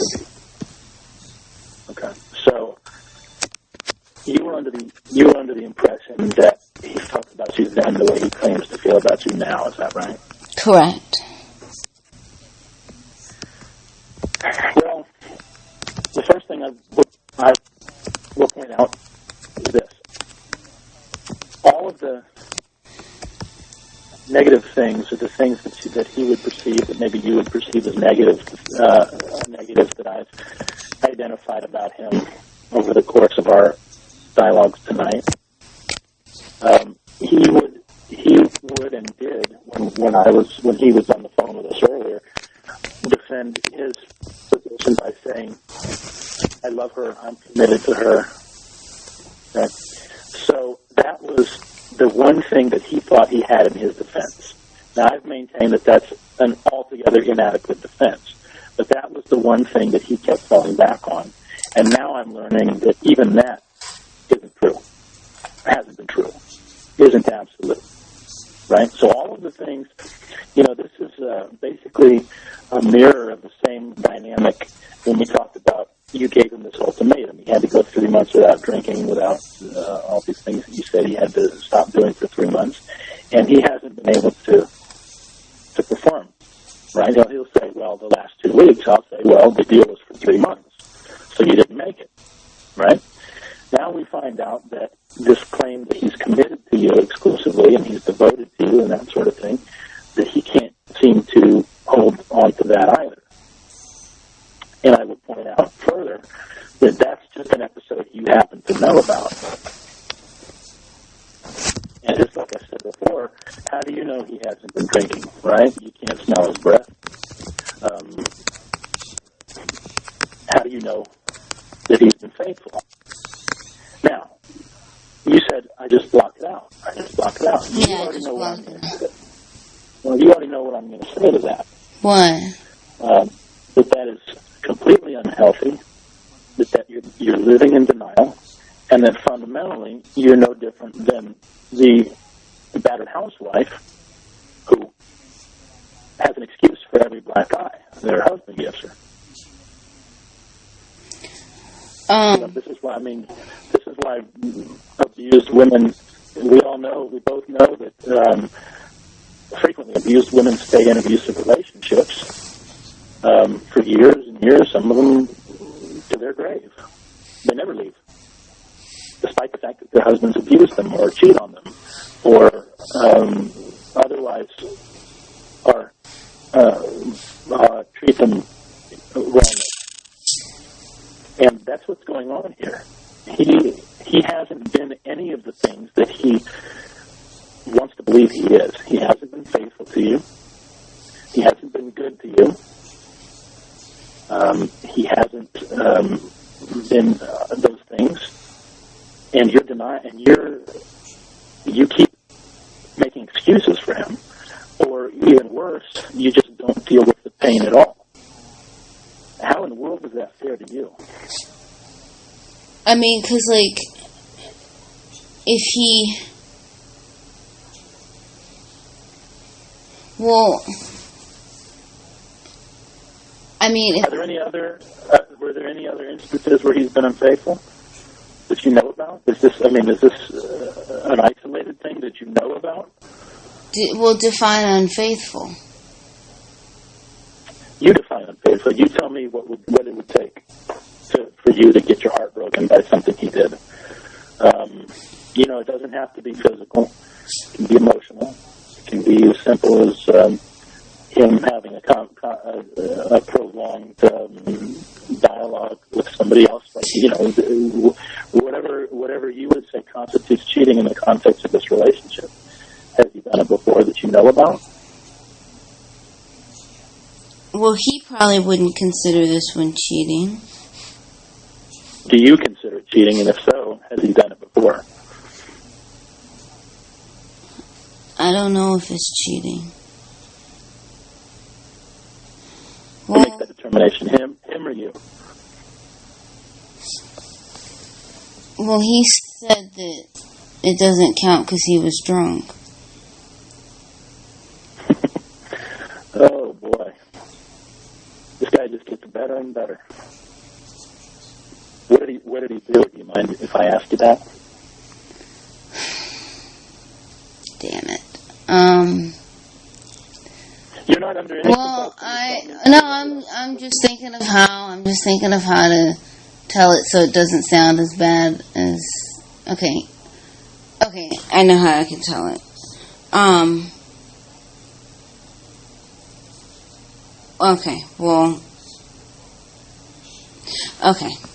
So, you know that girl, Ember? Oh, yeah. Mm-hmm. Well, there's a video where he had gotten drunk and he had apparently called her over and over and over again. And I heard him, he's recorded. He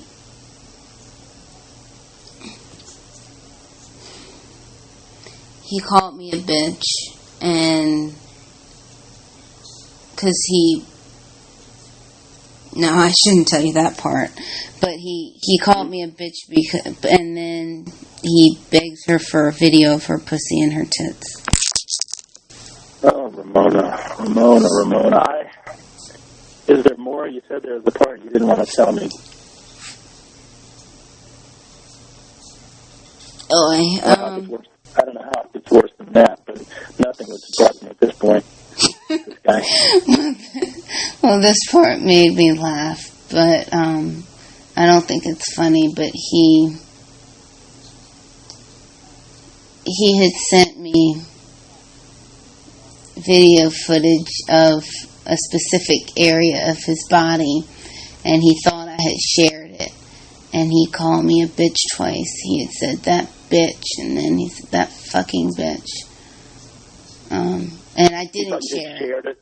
I didn't share it. No, yeah, he thought I had put it on the internet, and I didn't. I absolutely did not.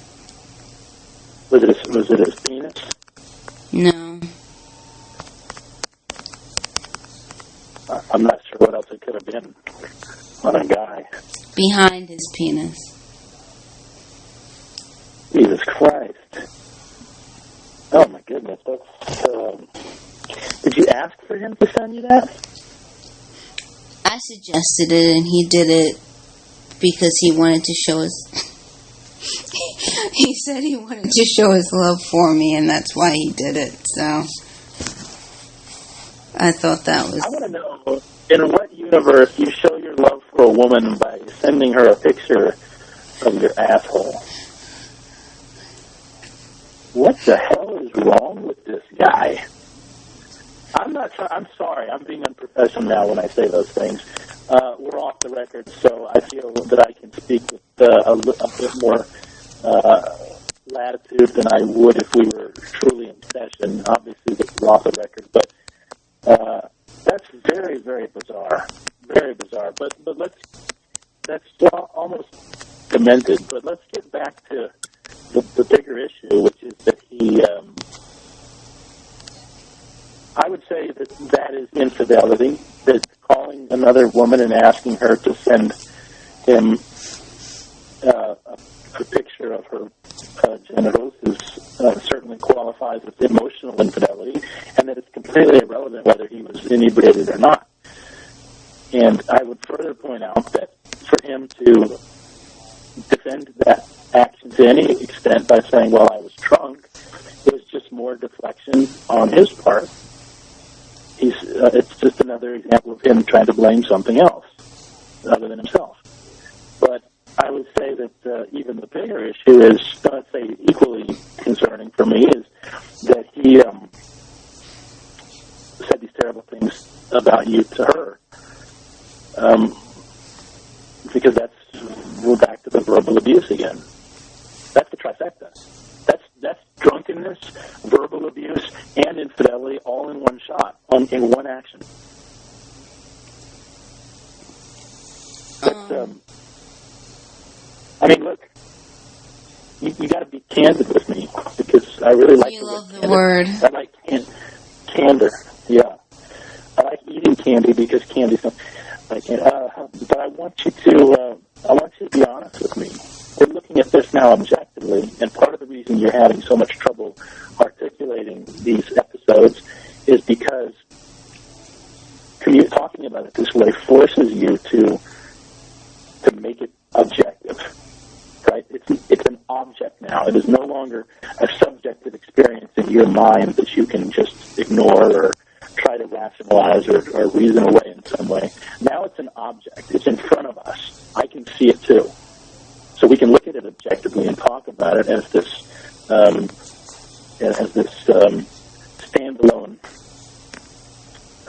object that we can analyze and discuss.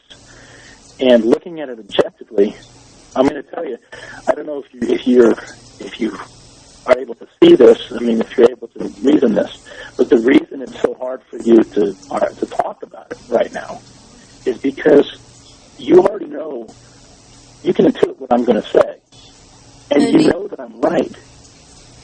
You know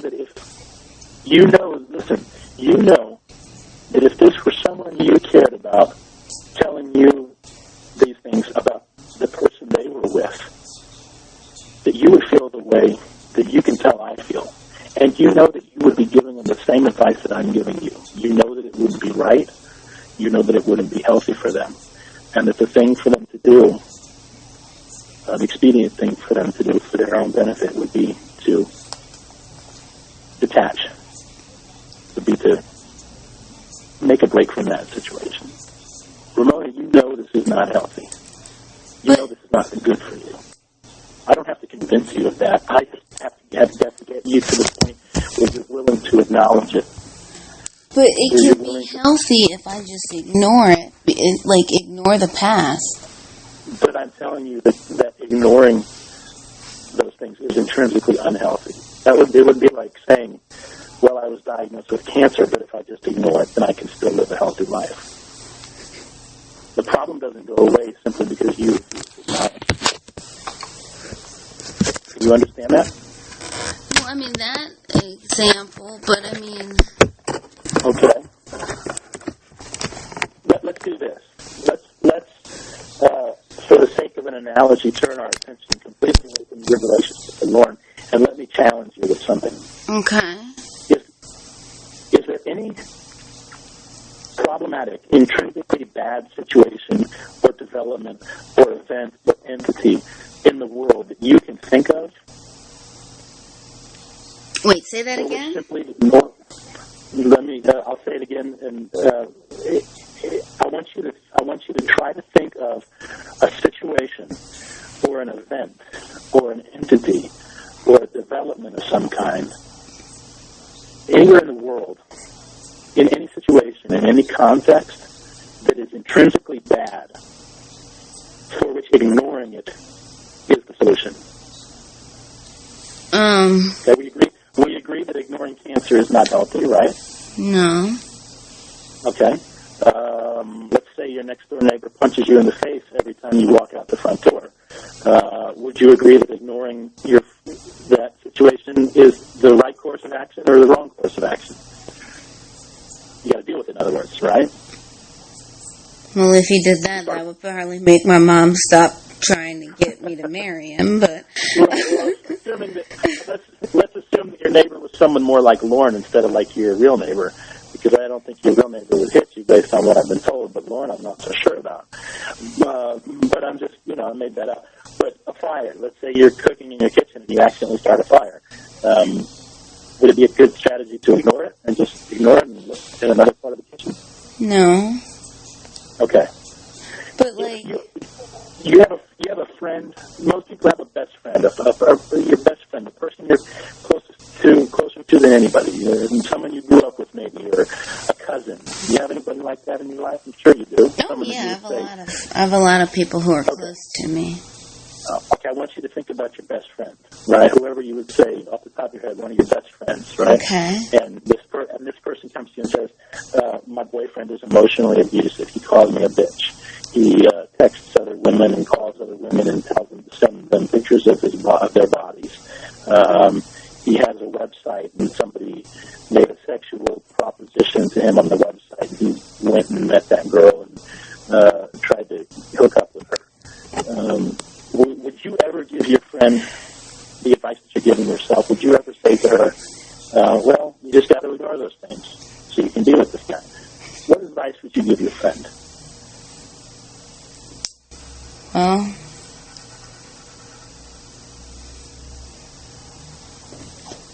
I would. I'd tell her to run. You know what you would tell your friend. You would tell her the same thing I'm telling you.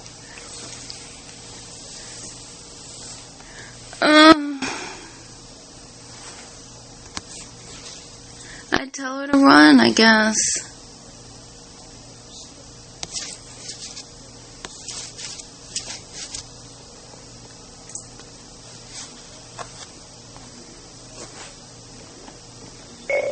Or to,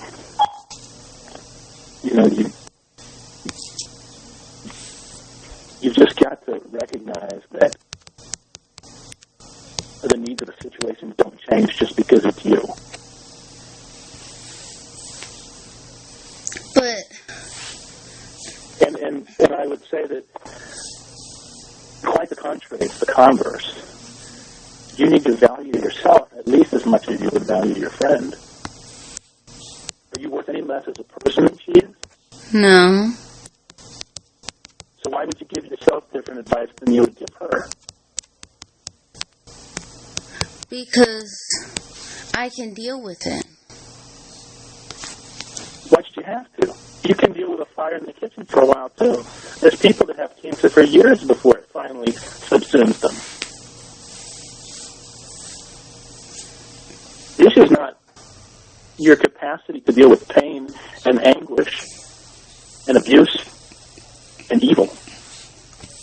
The issue is that you have no obligation to sustain all those things. For whose benefit? For the benefit of some unemployed 50-year-old loser who can't hold a job, can't find a job, can't stop drinking, can't stop screwing around, can't stop treating you like garbage. Why on earth should you live a life that is detrimental to you and stay in a situation that is clearly not healthy for you just so he can be happy? What in the world has this guy done to warrant that kind of happiness, to merit that kind of happiness, that anybody should sacrifice themselves? And you're not just anybody. You're wonderful. Well, do you want to know what he told me? Sure. He has told me, well, multiple times, but he has told me that he can, A, make me happier than anyone else, and B, that he would love me more than anybody else. Well, those are easy. Ramona, I can make you happier than anybody else, and I can love you more than anybody else.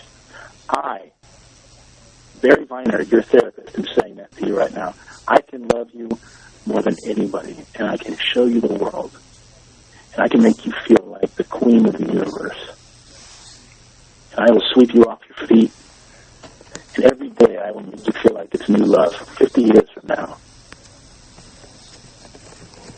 Diamonds in your eyes, and the sun rises and sets with you. And now look, do you see how easy that is? It's just words. Anybody can say that. I'll sweet talk you for hours. What does that mean? What is that worth? What does that accomplish? They're just words. You see? But it's the actions that tell us. It's the actions that tell us what a person's caliber is. But Ramona, yeah, I'm drunk. Yeah, I called you a bitch a few minutes ago, but that was a few minutes ago. Let it go. Yeah, I went to meet that girl for sex, but that was like a week ago. Let it go. I only love you. Rainbows in your eyes and sparkles in the moon, and I'll love you forever, and I'll pick you flowers every day. I mean, those are just words. well, in his defense, he's homophobic, so he would never say rainbows in your eyes. No, but fair enough. but Fair enough. But well, he's homophobic. That's good. That's progressive. Right? oh God. That's the kind of open-minded, progressive, forward-thinking visionary you want to be with. But do you see what I'm saying? All he's ever given you are words. And when his words don't line up with his actions, you have to ask yourself, which has more bearing on in terms of being able to tell me what kind of person this really is? But he's always said that his words to me aren't just words. Then why don't his actions match them? Because of stuff in his past. So the stuff in his past made him call you a bitch. Yes. And ask stuff in his past made him ask Ember for a picture of her vagina. Well, what stuff in his past made him do those things? Well, he said stuff in his past because of. What stuff in his past made him He do those said things? Amanda James made him call me. Amanda James made him call you a bitch. Do you believe that? Does that make any sense to you? Well, I'm just telling you what he told me. How did Amanda James make him a bitch? Make him call you a bitch? How did she manage to do that? He said something about her, like, she said that her niece was her daughter or something, like her daughter was her niece and somebody... That's why he called you a bitch. Like, because she said her niece was her daughter 20 years ago, he had to call you a bitch? And he said that he didn't go on a date for 2 years because of her. What is the worst mistake you think you've ever made? What is the worst thing that you've ever done intentionally? You don't have to tell me if you don't want to, but think of something that you would say, I really shouldn't have done that. And I did it intentionally. I didn't do it accidentally. Let me think. Have you ever stolen anything? Well, that is funny because that was what we were talking about that made my dad cry, which the only other time I've seen him cry, when I was a teenager, me and my friend, we went to the mall and we had stolen some stuff out of a store. And, like, I had never done anything bad, never gotten in any kind of trouble or anything. And here's the mall cop calling my dad to come get me, you know. And he cried. He wasn't bawling, but tears were coming out of his eyes. And so when I saw... How old were you? I was maybe 15, 16. Let's go with 16. Anybody ever call you a name when you were younger than 16? Did they ever call me a name? Yeah, you know how kids are. Kids call each other names. Kids are mean sometimes. Anybody ever call you a name when you were a little kid? Yeah, like when I was 15, the guy who, my little 15-year-old boyfriend called me. When I was 15, my little 15-year-old boyfriend called me the B word. Yeah, that's right. You told me about that. You said your mother was very upset. Now, when the 15-year-old called you a bitch, when you were 15, did that make you go and shoplift from the mall when you were 16? Oh, no, no, not at all. How on earth did Amanda James telling Lorne that her daughter was her niece compel him to call Ember drunk and ask for a picture of her vagina and call you a bitch 20 years later? How on earth does one thing cause the other? Because he said that, I know what he said. I'm asking you to explain how that works. How does that work?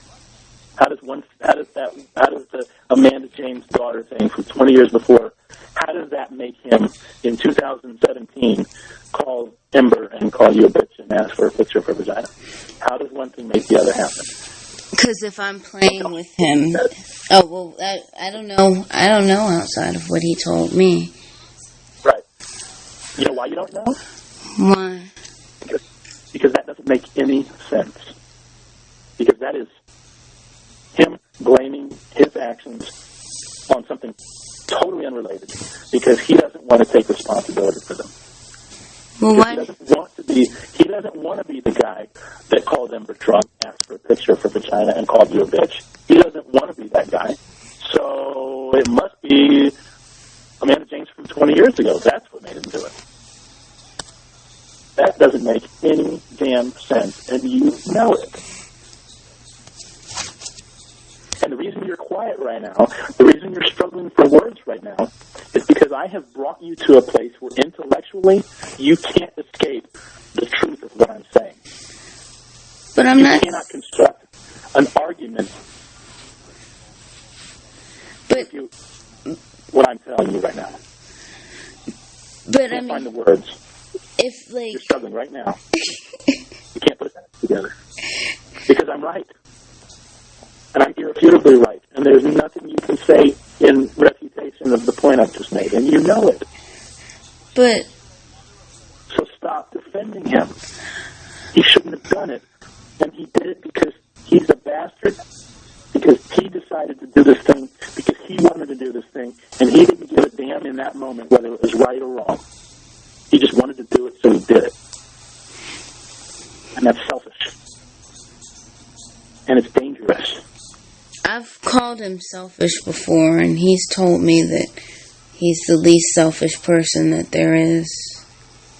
Of course he told you that. He's also told you that he's devoted to you, and we know that's not true.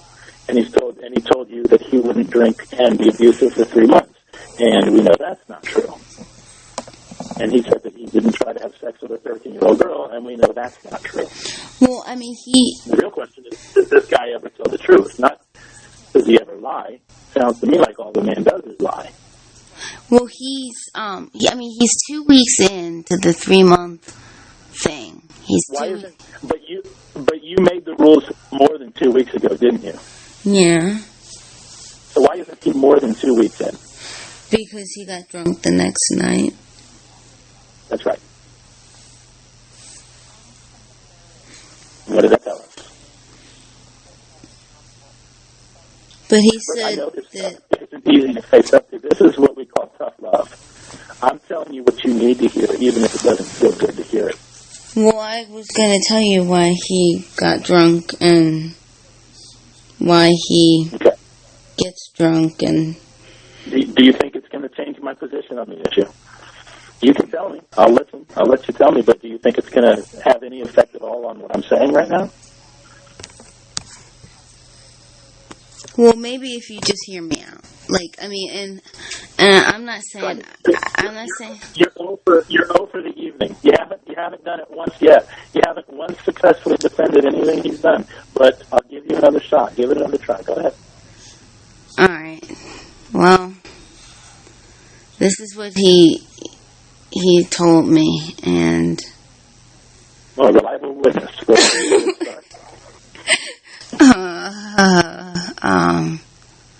I'm not saying I agree with it, but I'm just saying why he told me that he gets drunk and he calls me names, and it's because, the doctor friend of mine who is so popular around my social circle and with my mom, he doesn't like the fact that he and I are so close. Okay. And so he said that makes him drink. Okay. It makes him drink. He said that makes him drink. Makes him drink. So in a way, I guess it's my fault. It's your fault that he drinks because it makes him drink. Because the doctor hits on me and we're close, and he said that that's what causes him to drink. Well, have you ever driven to a donut restaurant because you thought you were going to have the opportunity to have sex with the doctor? Have I done what you said? Have you ever driven to a donut restaurant because you thought the doctor was waiting there for you to have sex with him? Oh no, Dunkin' Donuts not vegan. I wouldn't go there. The vegan donut store? Have you ever hit on the doctor? Have you ever? Let me broaden the question a little bit. Okay. And you feel free to be honest. Have you ever been unfaithful to Lorne in the time that you two have been what you would call committed to each other or together or whatever it is? Have you ever been unfaithful to him? I can one better that, and he doesn't believe me, but I have never been unfaithful to anybody anybody I've ever dated, ever in my entire life. Well,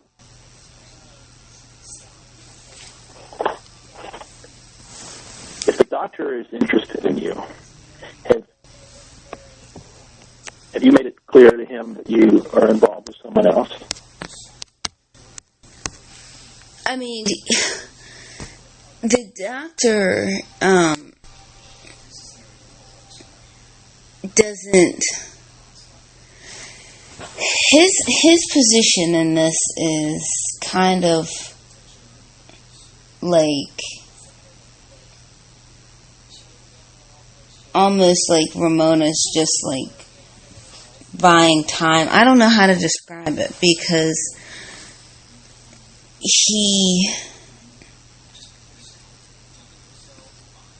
I don't know. I mean, he's not. He doesn't think that Ramona is in anything serious. Like he's thinking, Ramona's not in anything serious. This is just, I don't know what he thinks, but I know he absolutely 100% still thinks that he has a chance. And I accidentally told Lorne one day, well, I don't know if it was accidentally, it was like kind of like one of those things where the truth slips out. I told him that if he and I weren't together, then I would definitely go for the doctor, and I told him if he and I broke up, then I would definitely be with the doctor. And is that how you feel now? What do you mean? I mean, are you attracted to the doctor? And do you think that's something you would be interested in pursuing if Lorne weren't in the picture? I mean, I would. I won't lie. I would. I of course haven't told any. I mean, he knows that. I told him that, and I told him that a while ago. But I'm not going to tell my mom that or anything. Like, my parents don't need to know that because that'll just make them even more crazy. But tell me something about this doctor. He, how close is he to you, to your age? Maybe he's about 3.5, 4 years older. 3.5 years older.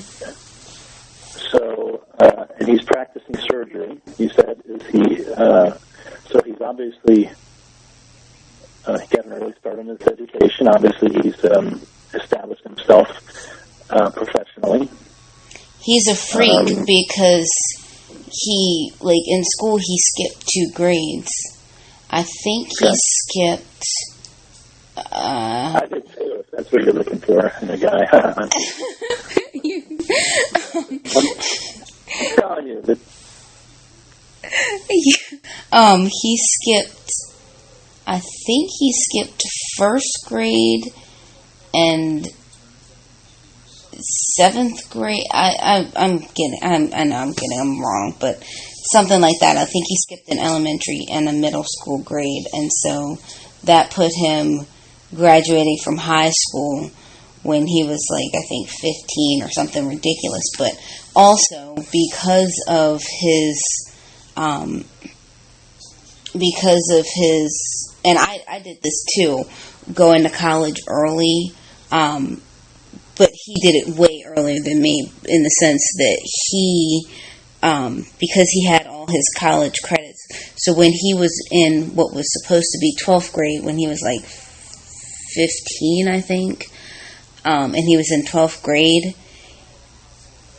he actually, and I did this too, I went to college half day and then high school half day. And so he started college at something ridiculous, 15. I mean, it was insane.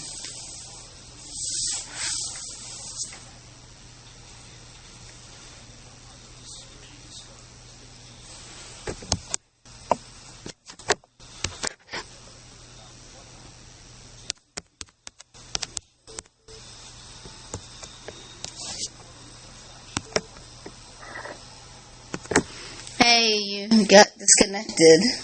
Hey, are you Are you able to hear me? Yes, I can. Where did I cut off when you got disconnected?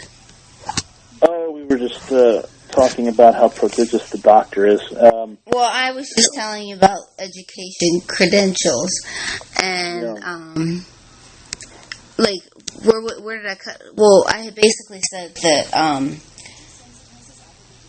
like I started college early. I started college when I was 16, but because he had skipped 2 grades, and so when he was in 12th grade, he was 15. He was able to also do college early. So he did, just like I did, he did half a day of school, half a day of college, but the guy started college when he was 15. Yeah. Yeah, he sounds like, look, I'm going to tell you something about guys like that, and hope this doesn't sound too self-aggrandizing, but I throw myself in there too in terms of talking about guys men that sort of have it together. It's important for a man to have a sense of what he wants to do and who he wants to be. Now that comes differently for different people, different ages. Some people are able to find that aspect of themselves early, and it takes longer for other people. I'm going to say that if someone still doesn't have that sense of themselves when they're 47, that's a huge red flag. And I would say that for someone like your friend, or this other friend that your mother was telling me about, the store manager, the fellow that lives next to you said, and she was telling me a little bit about him, and he's very successful as well, and sort of self-made. That he's got his head on right, and he's building a life, and he knows where he's going, and that sort of thing. Those are important tells about sort of the caliber of a person. And I'll say, for myself, I'm not that much older than you are, and I've got to practice, and I knew what I wanted to do at an early age, and I feel I've been successful. And you need someone like me, or your doctor friend, or your manager friend, someone that, to use an old term that my grandfather used to use, that's kind of crude but apropos here, someone who has their shit together. Right? Lorne doesn't have his shit together. He's all over the place. He's a mess. And for you, he would just be an anchor around your neck. You can understand what I mean by that, right? But I mean,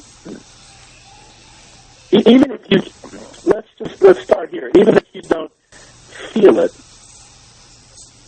and it conflicts with some emotional attachment that you have to him, intellectually, objectively, you understand what I'm saying, right? I mean, you can see my point. These guys are better candidates exponentially in every respect.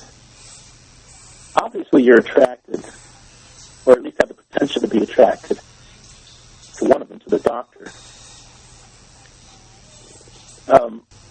You and I have, I think, developed a certain rapport here tonight, a certain cadence to our dialogue, and I've enjoyed it very much, and I think you have too. And I don't say what I mean by that is that I can see the value that you have as a woman, as a potential mate, a partner, and you need to see that. You need to be able to see that. Maybe it doesn't,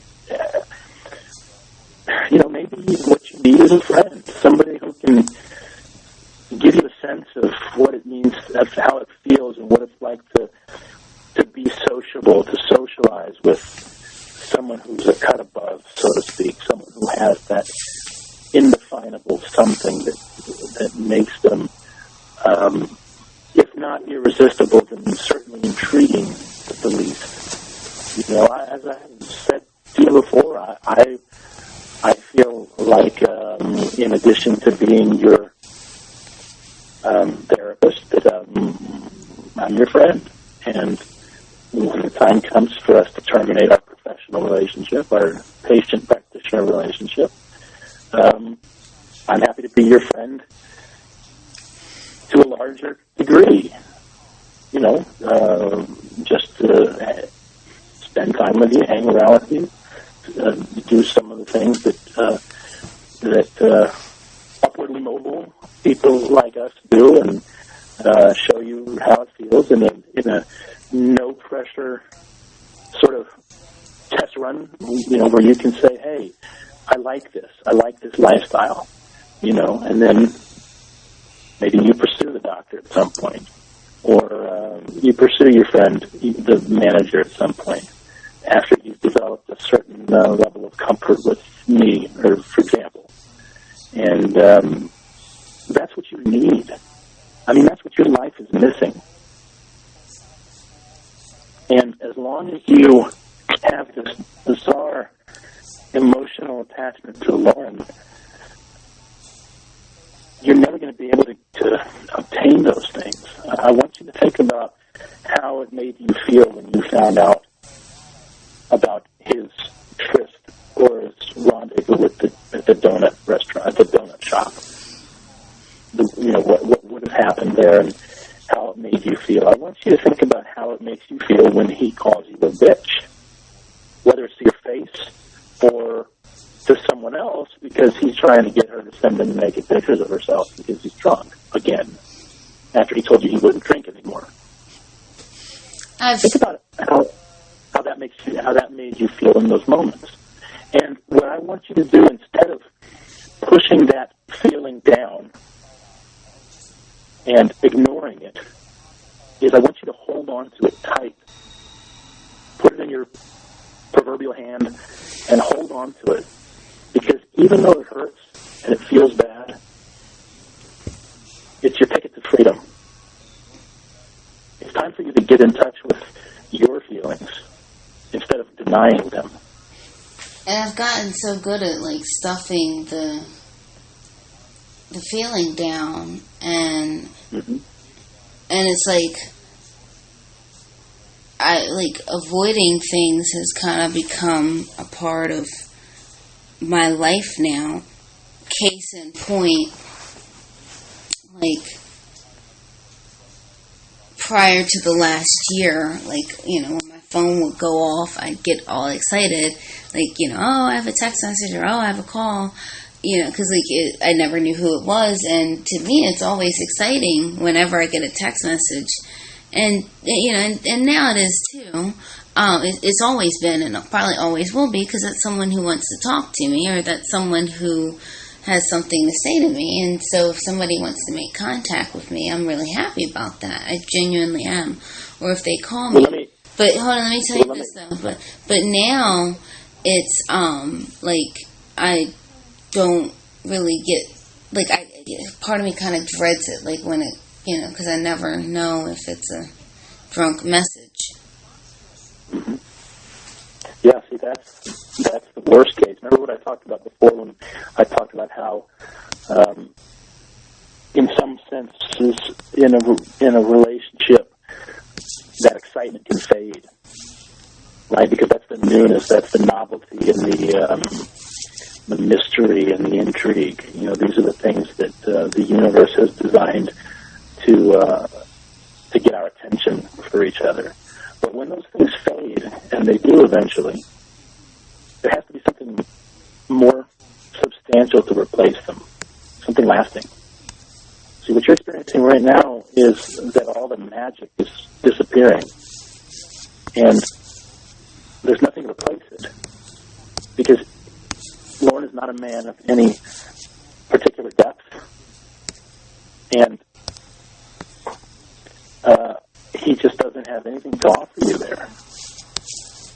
Now, I want to point something out to you, okay? Because one of the reasons why I'm able to speak to this with, why I have so much passion for this is because, and I have haven't told a lot of people about this. And I'll be perfectly candid with you. The only reason I'm telling you about it is because I feel a closeness to you, an attachment, a connection, I think is a better word. I don't want to make you uncomfortable when I say that. And if it does make you uncomfortable, please let me know. I don't mean it to. But I'm in the middle of a divorce. My wife, there's just a handful of people who know. What? People who are very close to us. But my marriage is basically dissolved to the point where it's a facade at this point. And we probably will have the divorce finalized in the next couple of weeks. I'm sorry to hear that. Well, I appreciate that. I'm so sorry to hear that. But the reason I'm telling you this is because I want to take us back for a second to what you said when you described the way that it used to make you feel when you would get a text message, and the reason that was so important to you. You said it made you feel important, excited. You know, there was a mystery, an adventure waiting for you on the other side of that telephone screen. And it didn't have to be a message from, like, someone I was dating. It could be, like, a message from a friend of mine or, you know, or Sure. like a parent or something. Yeah, right. But the point is that you had a need for companionship, for acknowledgement, for community. This is a very basic human need. There's nothing wrong with it. There's everything right with it. It's one of the most wonderful things. But this is what I want you to think about. Imagine that you had that feeling, not because you got a text message and you didn't know who it was from and you were excited about that, but because it was a knock on the door instead.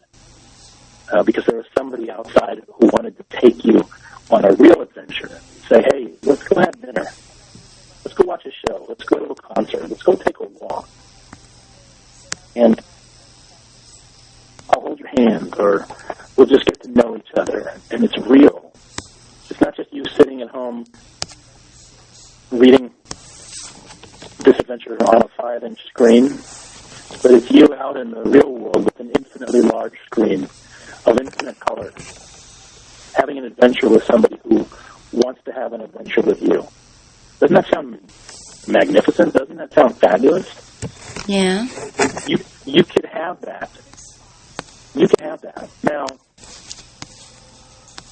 I didn't mention, I'm not telling you, I'm not divulging the struggle, my struggle about my withering facade of a marriage to make you feel uncomfortable or to be inappropriate. But I'm telling you that I have the same needs you do in that regard, because I don't have that with my soon-to-be ex-wife any longer. And oh wait, hold on, hang on one quick second. And to charge my phone. Hang on one quick second.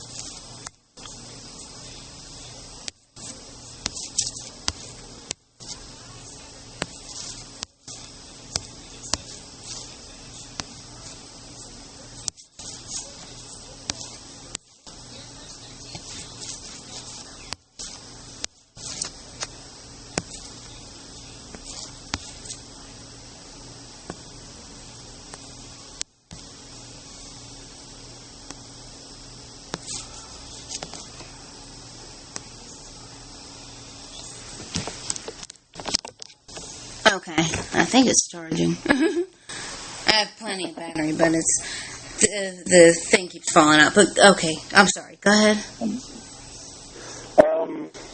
I don't remember what you were talking about. I think I was just. I hope I didn't cross a line. Divorce.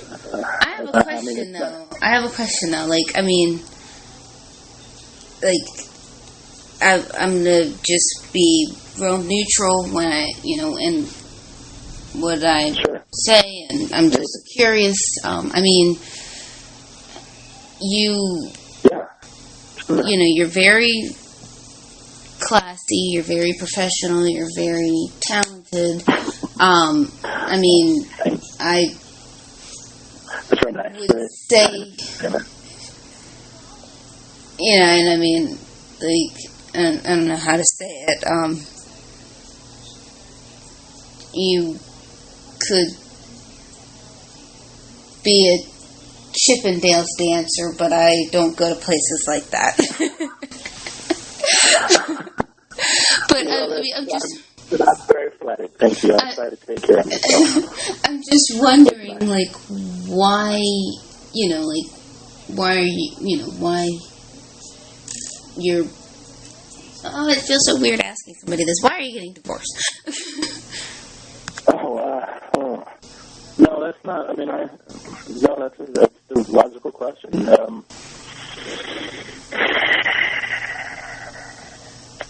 I want you to understand that there are two reasons why I'm telling you this stuff, okay? The first is that I want you to feel like you can trust me, and I'm showing you that you can trust me by trusting you, and I hope you see that. That's very important. I also feel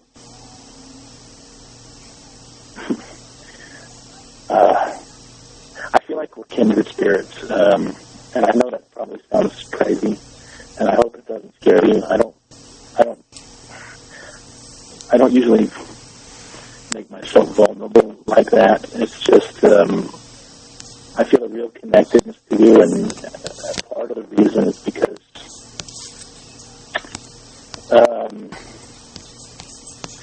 oh boy, are you freaked out? You want me to shut up?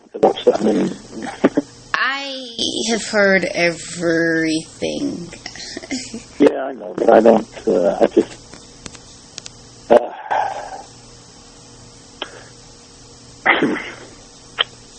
I met my wife. I was 19.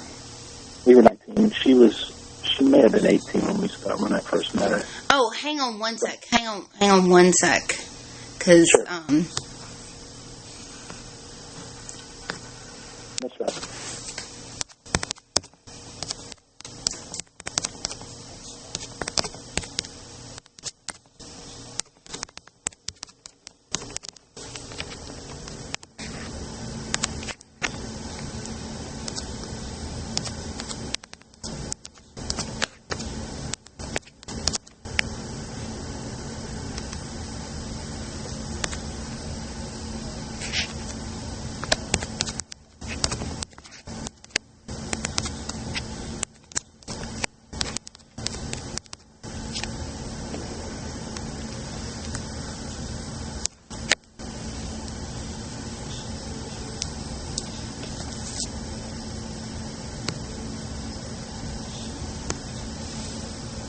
Alright, sir, continue. Everything okay? That was just something. Okay, go ahead. What were you saying? What were we saying? I don't want to make you uncomfortable by unburdening more than I should. But you did ask, so,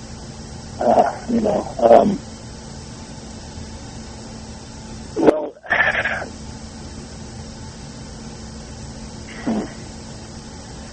we were very young when we met, and when I met her, she was in another relationship. It was I met my uncle is a counselor. He's a Christian counselor. He works with churches and works with abuse victims, and he works with a lot of young people, young girls, and just out of high school and, that age range, troubled kids, that sort of thing. And I had just gone with him. There was this church retreat, and he had some of the girls that he was working with, and my wife was one of them. And she was 2 months pregnant. She was in this terrible situation with this kid that was he was in drugs, and he would hit her. I mean, just a really bad situation, right? But she couldn't get out of it. She had this emotional. I mean, I'll be honest with you. I don't hope it doesn't offend you when I say this, but it was obviously a much more extreme version of the kind of thing that I think you're struggling with, where she was in a situation that wasn't good for her, but she didn't know how to get out, and she was just confused, and I fell for her. I mean, I fell for her, man. She was so vulnerable, and she had so much to offer and just didn't know it, and it broke my heart. Even at that young age, it just broke my heart. And I kept in touch with her for a couple of years. She had the baby. We lived about 100 miles apart, so it was just kind of a letters and phone calls kind of thing. I was already in school, and she was still living with her parents. And anyway, eventually, the guy, he just went too far, and he just did some terrible things to her, and she got out. She finally, woke up enough to get out of that situation. So, of course, when that happened, we started talking more, and it just moved on real fast from there. And we got married, and the kid was so young. It's my stepson, and just like he was my own kid. I loved him because I love her, and that was that. And it was a great marriage for a long time. And I finished school and started my practice and this and that. And about 4 years ago, she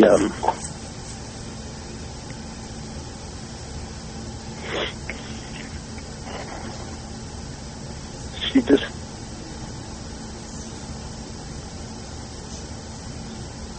I don't know. She just started talking to some of her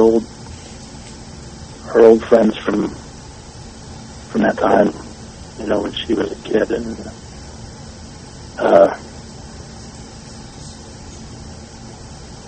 I didn't know a lot of this until it's just been in the last 4 months, 5 months. I mean, it's so new, it's so raw, but she just started messing with drugs again, and she did all of this under my nose, under everybody, right? I don't know how she pulled it off, but for a long time she pulled it off flawlessly. Nobody knew. We have busy lives. Sometimes I have to travel. Sometimes she has to travel, and it's not unusual for us to go a day or 2 or longer without seeing each other. And so it was easy for her to get away with doing things. And anyway, I'm sorry, I'm rambling, but what she tells me is that about a year ago she reconnected with James, with my stepson's father. He'd been out of the picture. I mean, he was just a junkie, no good. And we never figured we'd see him again. We didn't even tell Silas about him. That's my boy, until just a few years ago. Anyway, basically that's it. I guess she never stopped having feelings for him. I don't know why. He's a deadbeat. But sometimes young love just distorts a person's view of the world, and I guess she just never got him out of her system, and that's that. Thank you for telling me. I mean, yeah, I'm really sorry. I know it's totally inappropriate for me to tell you stuff like this. And, I just, it's like a water faucet. When the water starts flowing, it just all comes out. I don't get to unburden myself with very many people. Nobody ever asks, who does the therapist talk about when he needs someone to talk to? Who does he talk to, But, I don't know, man. I just, she doesn't want to have anything to do with me anymore, and I don't know what in the world I ever did. I mean, I tried to give her a good life, and I don't know, maybe I worked too much, I don't know. But anyway, it's really, really been hard. From everything I've gathered, you sound like a great guy, and you're not going to have any problem, getting back out there and finding your happiness. You really won't. I mean, I hope you're right. I really do. It's, I have days where I'm able to believe that, and I have days where I just want to break down and get on my face and ask her why. What could I have done better? I raised the boy like he was my own. I built a life for us. Do you know that we were net millionaires before I was 30? I mean, I know it's not all about money, but I wanted a life for her that I always knew that she deserved, even if she didn't know it. And I guess she just doesn't love herself enough to understand that that's what she deserves. And I have to apologize to you for getting so personal. I don't mean to make you. I hope you don't feel uncomfortable. I hope you don't. I know that I violated the protocol of our patient practitioner confidentiality, and I'm sorry for that. Well, not so much that, but we'll have to terminate our client's therapist relationship, and you sound like a great person to be friends with. Our relationship is going to be coming to an end in fairly short order because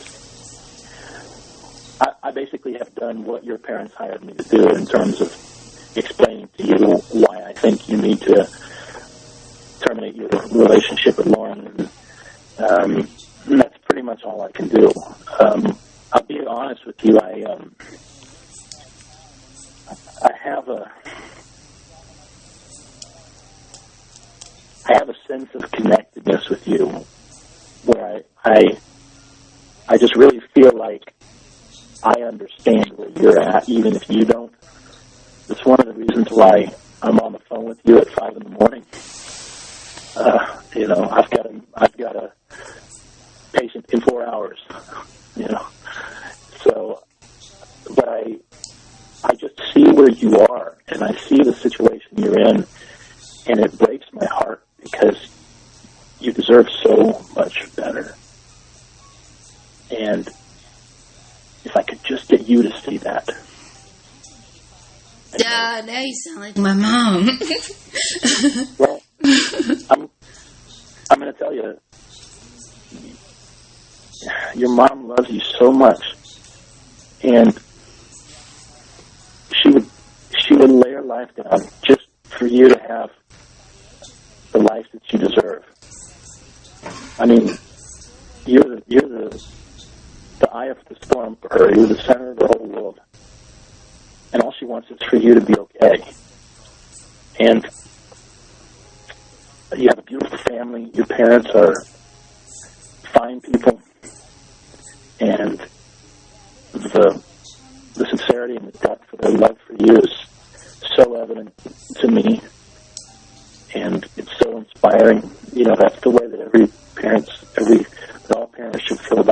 children.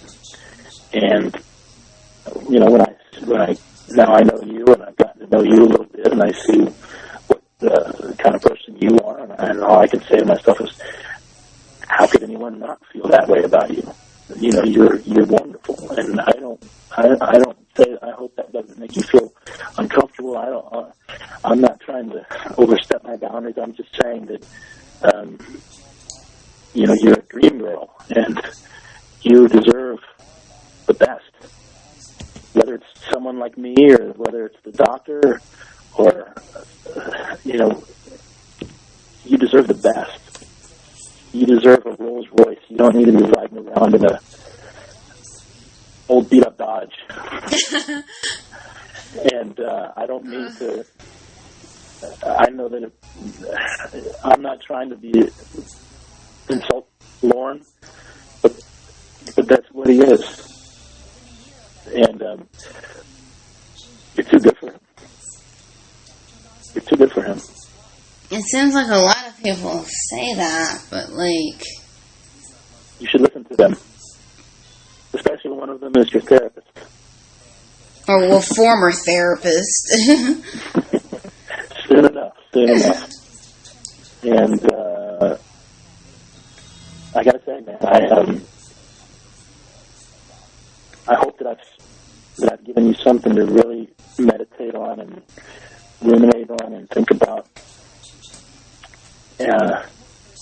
And I would love to be able to see you into that next phase, transition out of this unhealthy, dysfunctional relationship that you're in with this loser, and see you walk into something that's befitting someone of your worth and your caliber. And I've come to care about you, and I want to do whatever I can to help, to be that friend to you, to help you get over that loser and find something real and something good for yourself. Listen, why don't, you know, I'm supposed to just make a call to your parents tomorrow. We have a teleconference scheduled, and then we're going to set something up for next week. And basically it's going to be, you know, like a debriefing, like an out. You know, it's going to be a closing meeting. I mean, they already know that I really can't do much else for the situation. I've communicated my concerns and their concerns to you, so you know where they stand, and you know what my professional evaluation is of the situation. And after next week, that's going to be the end of, you know, my professional relationship with them. Why don't we get together for dinner or something? I mean, nothing. You know, I hope that's not too forward. Why don't we visit and talk about this stuff? And I can do dinner. You have some time. Yeah, I mean, nothing big, nothing. You know, just where we're not constricted by the parameters of a professional clinical relationship, and we can talk about this stuff, and you know, maybe just I gave you a hand and help you and find some footing. And does that sound okay to you? Maybe? Yeah, I can do dinner sometime next week. Okay, well, I'll tell you what. I've got your number, and why don't I give you a call after my exit meeting with your folks, and we'll make a plan. Does that sound okay? Yeah, because I'm thinking that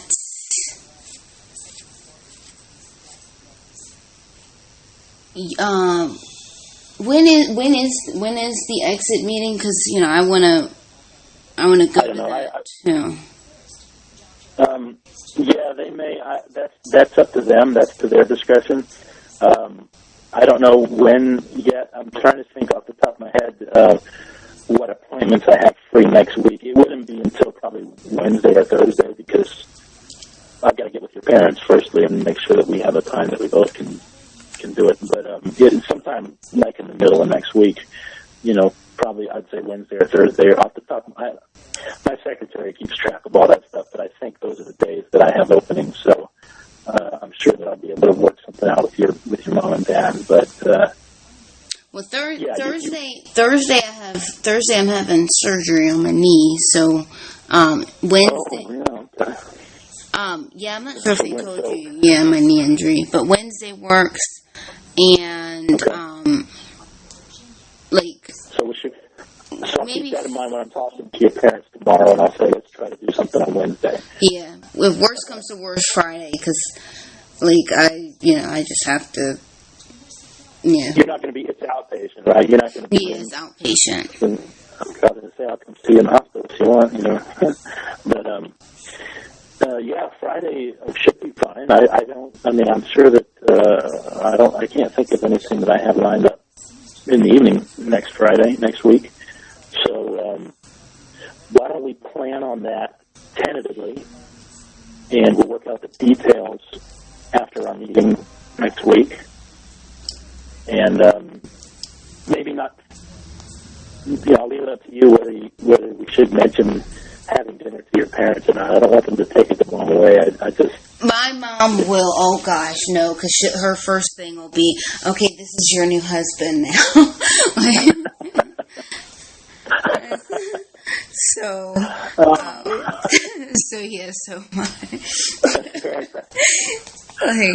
my mom goes from. Literally, she goes from, oh yes, this is my friend, this is my neighbor and my good friend, to, oh, when's the wedding? That's literally my mom. Well, she's just being a good mom. She's just looking out for you. She's just she wants you to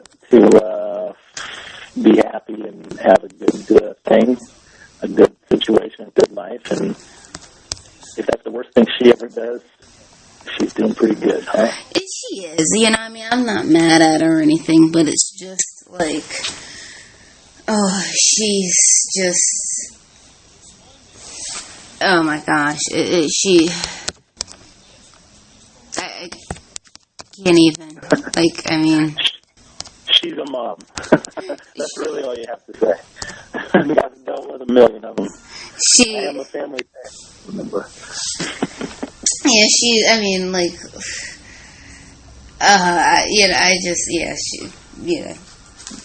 she goes from 0 to a million in 3 seconds. Oh, this is my friend. Oh, really? So, what kind of dress are you going to wear when you walk down the aisle with your father? Or,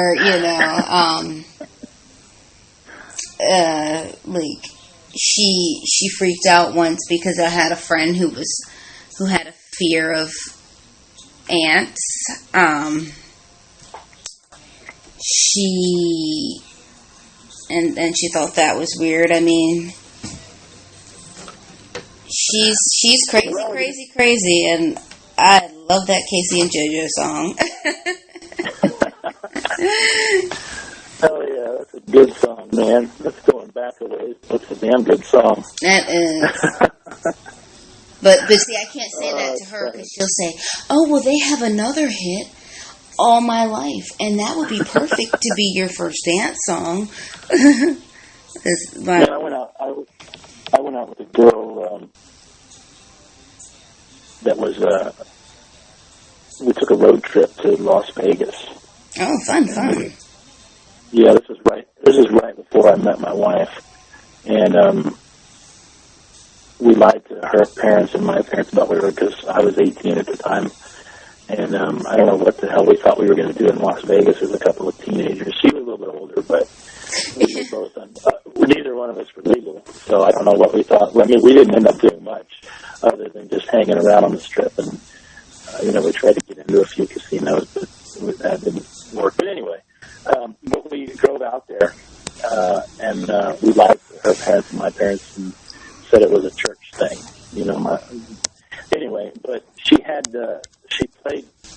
had that CD. That was the CD at the time that they had out. It was the one after the All My Life. It was the Crazy, Crazy, Crazy. I and love then she that had, song. what was the other one she had? It was Shaggy. Angel. Jenny, you're my angel. You're my darling angel. Closer than I've ever been, baby. Those are the two songs, man, and she couldn't stop listening. Like, when I hear those, I just think of that trip because we must have listened to each one of them 100 times. She was so into those songs, and I remember that she moved away, and she went to school, and it was like a couple of years later. She sent me a Christmas present, kind of randomly, because we weren't even dating at that time. We just kept in touch, and I got a present for a box from her, and it was those two CDs. And I don't know if she was thinking that, like, I told her, man, I hate those songs. I like them now because I can look back and, I remember the trip and stuff. But at the time, I got so sick of those damn songs. And I don't know if she sent me the CDs ironically, like to say,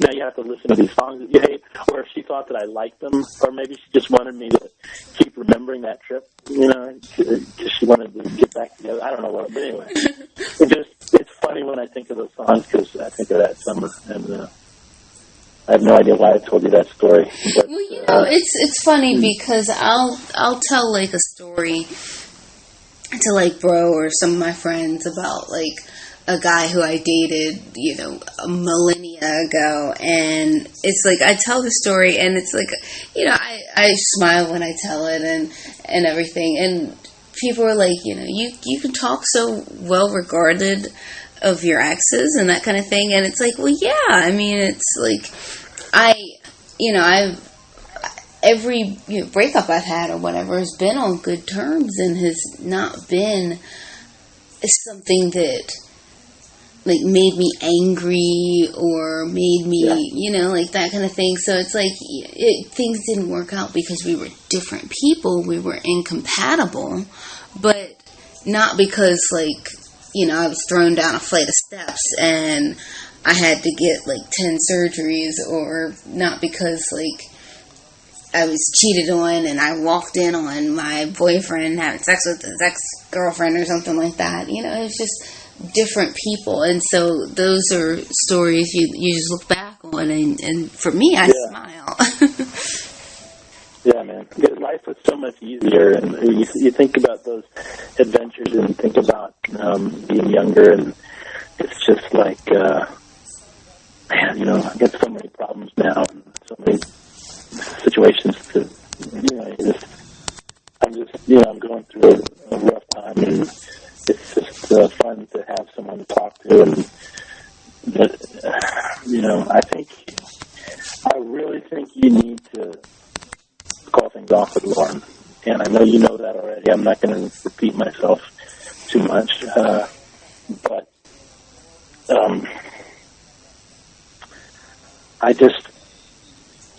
I really hope you think about what I've said, and I hope that you will take it to heart and understand that I'm only telling you this, A, because as your therapist, I'm committed to your well-being and what's best for you, but as your friend, I care about you, and I've been there, man. I've been in a bad relationship like the one you're in now, and I'm telling you, it's worth it to get out. For your sake, it's worth it to get out. But are you saying this because you like me, or? Oh, well, you're putting me on the spot there. I'm saying this because I care about you, and because it's my job and my pleasure to tell you what it is in your best interest to hear, and because it's my professional duty to honor the commitment that I've made to your parents, and that's why I'm telling you this. And so, like, okay, well then let me give you this. Let me. I don't have an angle. I'm not trying to break you up so that I can pursue you. I'm trying to break you up so that you can pursue your best life. Well, then let me pose this to you, okay? So let's go with a scenario.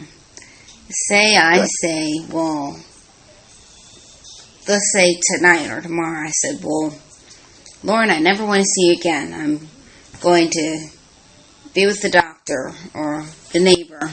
What would you say? If you said to me as your therapist or me as your friend? Either. I'm curious to gauge your response. I would say that what you need to tell Lorne is, Lorne,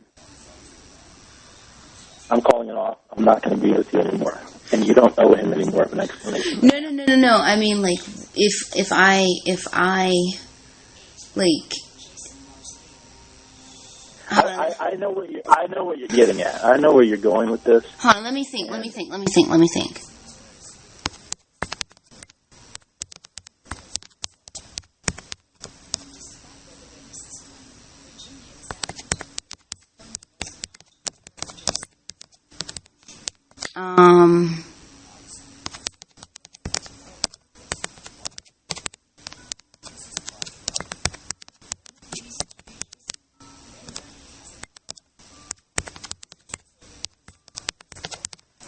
How do I word it? Take your time.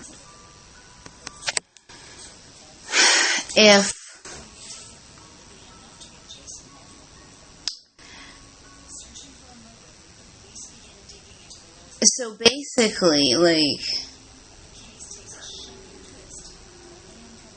I'm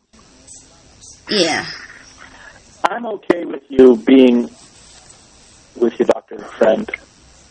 I'm okay with you being with your neighbor.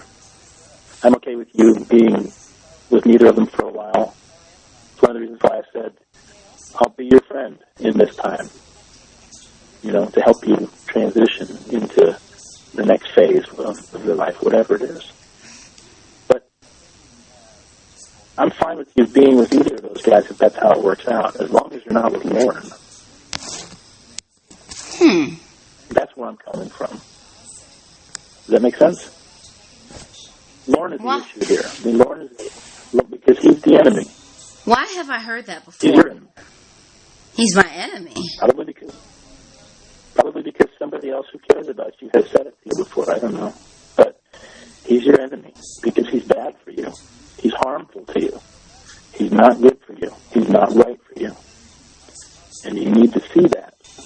Nobody can see it for you. You've got to internalize all of these things that we've talked about and everything that you know to be true. As I told you before, that pain that you feel that makes you want to ignore certain things and look the other way and just not think about those things, that pain is a gift from the universe. It's the universe's way of telling you, hey, flashing red alarm here, this is not right. So you need to start holding on to that pain, because even though it hurts and it doesn't feel good, it's the universe's way of telling you this is the wrong situation for you. So, I didn't mean to get off into a whole thing there, but to answer your question. I mean, it's almost like you said word for word what 3 other people have said to me. That means you have 3 other very smart people. I think you guys, it's funny because I was going to say, I think you guys are all talking, but you guys are, but just at different times. But, I mean, the doctor had said to me, because when he found out about Lorne, he said, he basically was saying, you got to get away from this guy, is how you got to get away from this guy. You've got to get away from this guy. I'm worried about you.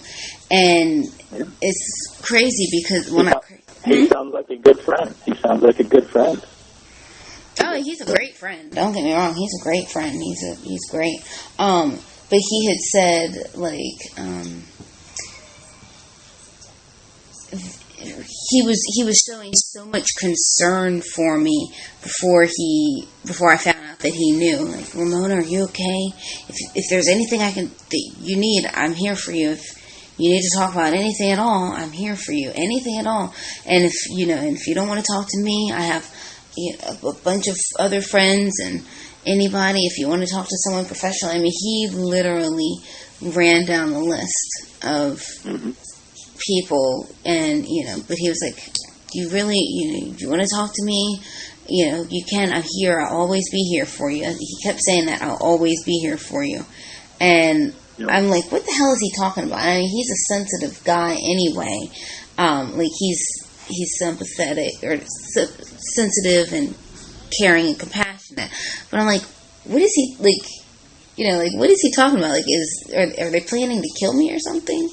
And so then I found out that he had known and whatnot, and he said, he just kept saying, you've got to get away from this guy. And I said to him, doctor, well, I said his name, what his name is, but I said, you're saying that because you like me. He said, he said, I love you, but and he said, I love you and I want to be with you, but if you don't want to be with me and you end up with our neighbor, he said the name, you end up with the neighbor, then that's fine.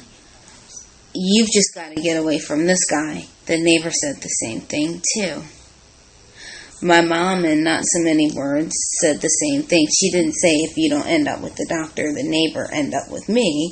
But what she said was, if you don't end up with the doctor or the neighbor, and you end up single or you end up with someone else, I don't know if I should finish the sentence, but she said, quote, anything's better than a registered sex offender. Yeah. I was also an abusive alcoholic with no job and no money, and who's almost 50 years old. And you know what? She's dead right. And I'll tell you that I don't know the doctor. I don't know your neighbor, friend. But I would say the fact that they are all saying the same thing that Mom is saying, that Dad is saying, that I'm saying, should tell you something very powerful. And, if I can presume to speak for the doctor and your neighbor, I understand where they're coming from, because you're a catch. You're two fish on the hook. That's how much of a catch you are. Hey, I'm vegan. I don't want any fish on the hook. I want them in the ocean. Oh, fine. You're two bananas on the stalk. Do bananas go on the stalk? I'm two beans on the stalk. Do beans go on the stalk? Yeah, I think beans do. Yeah, but usually you open up a pod, there's like a bunch of them, right? No, that's peas. Okay. Yeah, two peas in a pod. Can you tell I slept through botany? Anyway, the point is that you're a catch, man. You're a catch among catches, and I could see wanting to be with someone like you. And so I understand where the doctor's coming from, and I understand where the neighbor guy is coming from. And they're right. But beyond being a catch, you're just a terrific person, and we all want what's best for you, whatever that is. And we may not know who that is, but we know who it isn't. And it isn't Lorne. And I think it's time for you to start listening to your friends.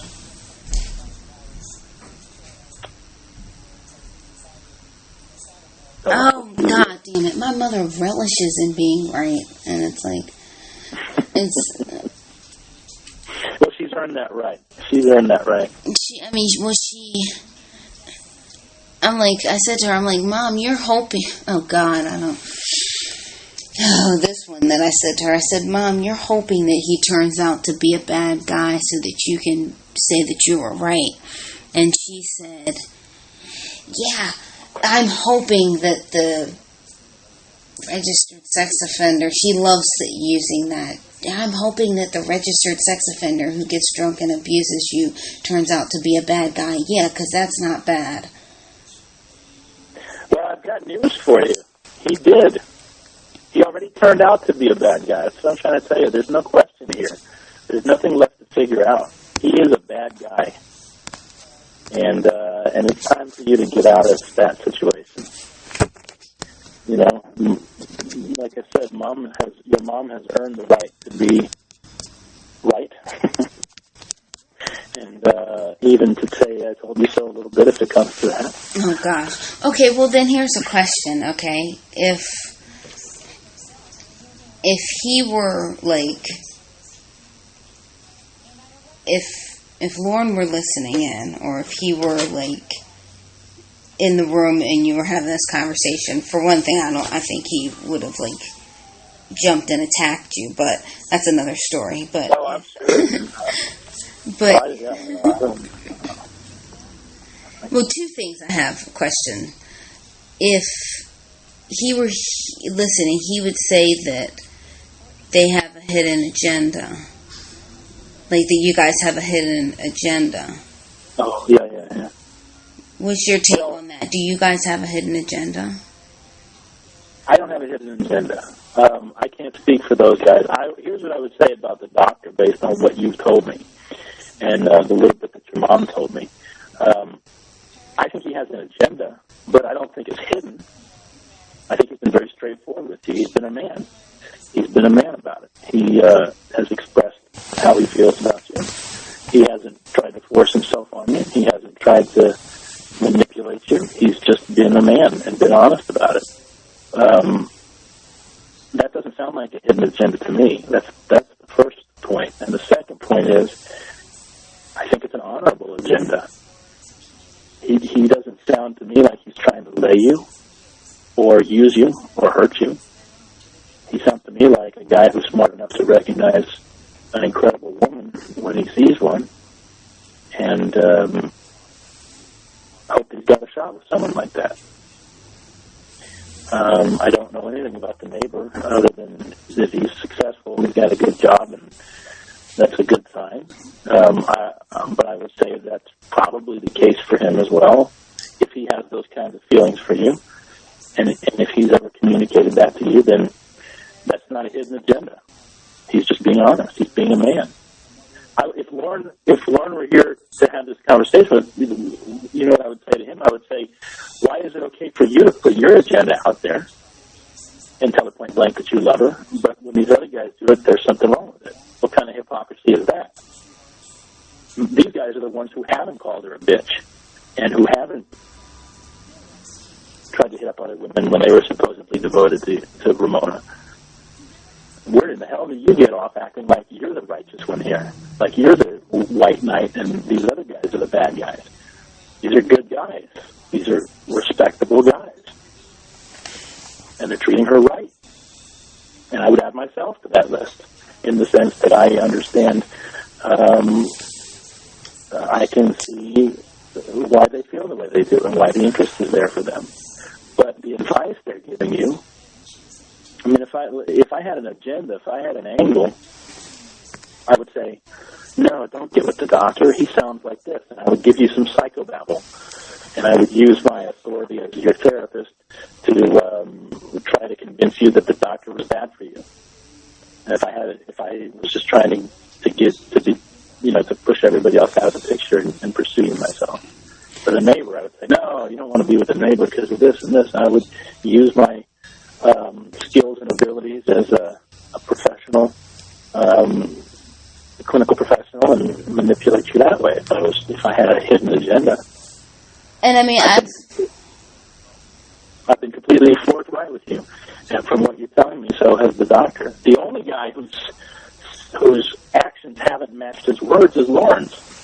Because he says he's devoted to you, but then he goes and tries to fuck. Or he says he's devoted to you, but then he tries to get someone to send him naked pictures, right? Or he says that he wants to treat you right, and then he calls you a bitch. Or he says he's not going to drink anymore, and then he gets smashed. I mean, where's the honor in any of that? And we're not talking about ancient history. We're talking about recent shit from what you told me. And I mean, that's one thing. One thing I have to give you guys, or at least the neighbor and the well, I mean, you included, based on things that you've just said to me, is that they're the doctor and the neighbor, they're good friends, and they both have a respect for each other. And they both are, they know each other. They're good friends. I introduced them. And, they respect each other. They enjoy each other's company. But they both admittedly love me. Neither of them, I mean, I knew the neighbor before I knew the doctor. I've never known the doctor to have a girlfriend. The neighbor had broken up and moved here. Here meaning this apartment complex or building, whatever. But other than that, I think he went on one date, before I even met Lorne. Outside of that, I mean, it's literally two guys who are just waiting on me, kind of thing. But even though they both are waiting for me and have that kind of liking for me, they respect each other, and I admire that. They treat each other with kindness. They're friends, and they are not fighting over me. Yeah. Well, that speaks to my point about what sounds to me like they're respectable guys. They're honorable guys. They're upstanding guys, and especially you can learn the most about a person when you see how they act when there's something that they're competing for. Which I don't mean to say they're competing for you, but clearly they both appreciate what you have to offer. And the doctor has said as much that he would pursue something with you if it were in his purview to do it. So, and I imagine that your neighbor would say have some of the same feelings and that sort of thing. But neither one is trying to undercut the other, and I think I don't presume to speak for people I don't know, but I think they would both say, just as I've said and as you have said on their behalf, we want what's best for you. They've said that before. Yeah, and I think they would agree with this as well. If I was to say on their behalf, I would love to be with you. I would love to be with someone like you. I would consider it the greatest privilege of my life to have the honor of being able to be in relationship with you. But whether that's the best for you or not is for the universe that does, right? Who knows? But I can live without you if it means that you're in the place where you need to be. That's how much I care about you. That's how much I love you as a friend, apart from any personal attraction I might have for you. I just want you to be happy, and I want you to be healthy and to be safe. And Lorne is the opposite of all of that. He's the contrary to all of those things. You have admitted yourself, not in so many words, that the magic isn't there like it was. And it's clear to me that you're not happy when you... I don't know if there was ever magic. When I said, magic, I've always thought magic comes from being in person, though. Sure. So magic can't come till we're in person. I would tend to agree with that. You never know how two people are going to connect. I would say, generally speaking, that's one of the things I say about what you've got now is half a relationship in the sense that the best that he could, let's say that Lorne were the perfect guy, which would basically mean that he would have to be the opposite of all the things he is now. And I'm sorry if that's offensive or crude or I'm not trying to insult him. I'm just being honest with him. I'm candid. But let's say that he were the best version of himself right now. Okay, you're still stuck in half a relationship because he can't show up to take you to dinner. He can't show up to hold your hand. And he just hung up. Okay, so he just... Yeah, so he hung up so that I could be alone with my date.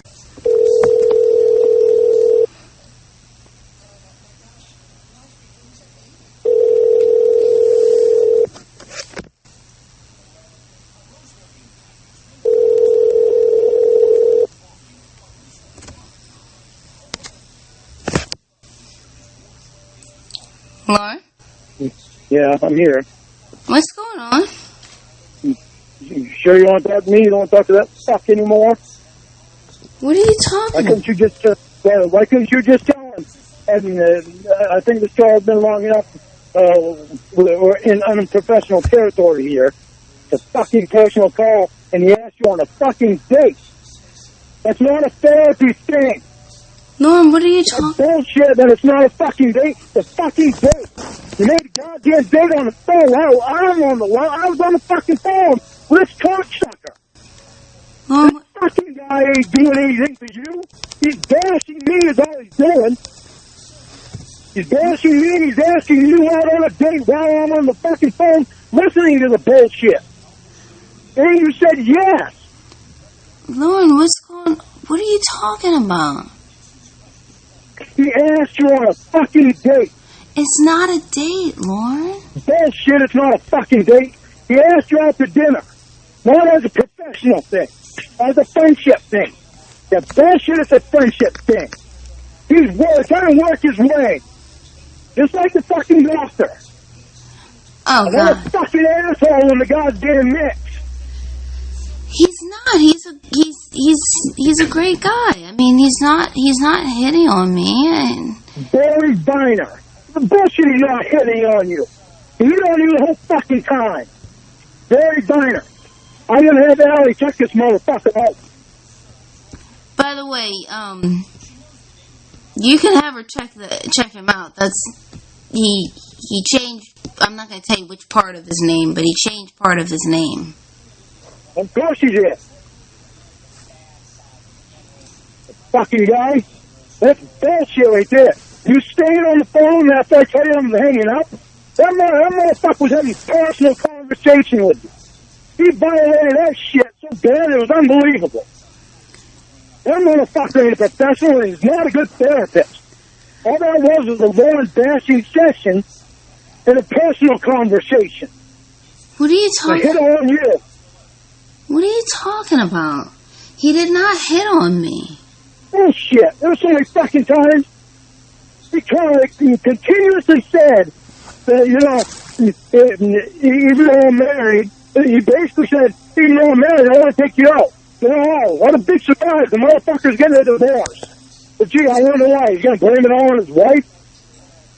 He didn't do anything? Yeah, okay. She's not going to marry him, then turn around and go to the fucking guy that was supposedly beating her, supposedly, from what he says. Because his story is going to be fucking good to make him look good. Another fucking asshole in the mix. Isn't that funny how Allie never ever called you a loser? She never called you a fucking loser. They both actually said, maybe this girl's trying to help you. We don't know. But Lauren, look at the difference between me. Now, you heard me sit there and defend you and whatnot. I defended you. But Lauren, you're comparing me to you and saying that Lauren, how are you... I haven't been on a fucking date. Okay, Lauren, how are you trying to help me when you get drunk and you call me names and you curse me out? I'm not getting drunk anymore. For the last... I'm sober. But when I'm fucking sober and some goddamn guy is hitting on you and asking you out on a fucking date and you say yes, and then you stay on the phone after I fucking hang up, and after multiple times of telling you need to get off the phone with this guy. This was not a fucking therapy call. This was personal shit. first of all, Lorne, you're saying that, that they say that maybe I'm trying to help you, which you rarely say. But, Lorne, how could my therapist say that you're trying to help me? What are you doing that's helping me? This fucking guy is not a therapist. He's a joke. A therapist doesn't go around calling somebody a loser. And they don't fucking put only their opinion in when it's all that they do is talk. A therapist lets you talk so he can hear what you're saying. So he can hear how you feel. So he can get you to talk about things. He doesn't fucking sit there and talk about things all and not let you talk. That motherfucker, all he was doing was talking. Bashing me. What did he say that was untrue? What he said that was untrue. Does he really know me? Am I a loser? No, I'm just asking, like, the things that were untrue that he said. Because, you had said that he didn't know you, and I wanted to know what you would say if he were face-to-face with him. Yeah, you don't have him on fucking three-way, do you? Of course not. You didn't use the phone, did you? Of course not. I told you, I let you stay on three-way, because I didn't know, first of all, I didn't know that we would talk so long. But second of all, I wanted to be... hours? I wanted to be open and honest and let you hear everything that he was going to say. Yeah, but all this guy was doing was fucking bashing me. What did he... A therapist doesn't do that. What did he say that was untrue? You're trying to make me out to look like a loser. You called me a fucking loser. I'm far from a fucking loser. I can make fucking 10 times the amount of money in a year that he can fucking make.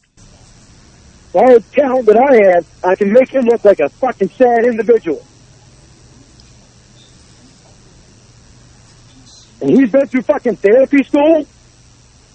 That must have been one hell of a pathetic school that he went to.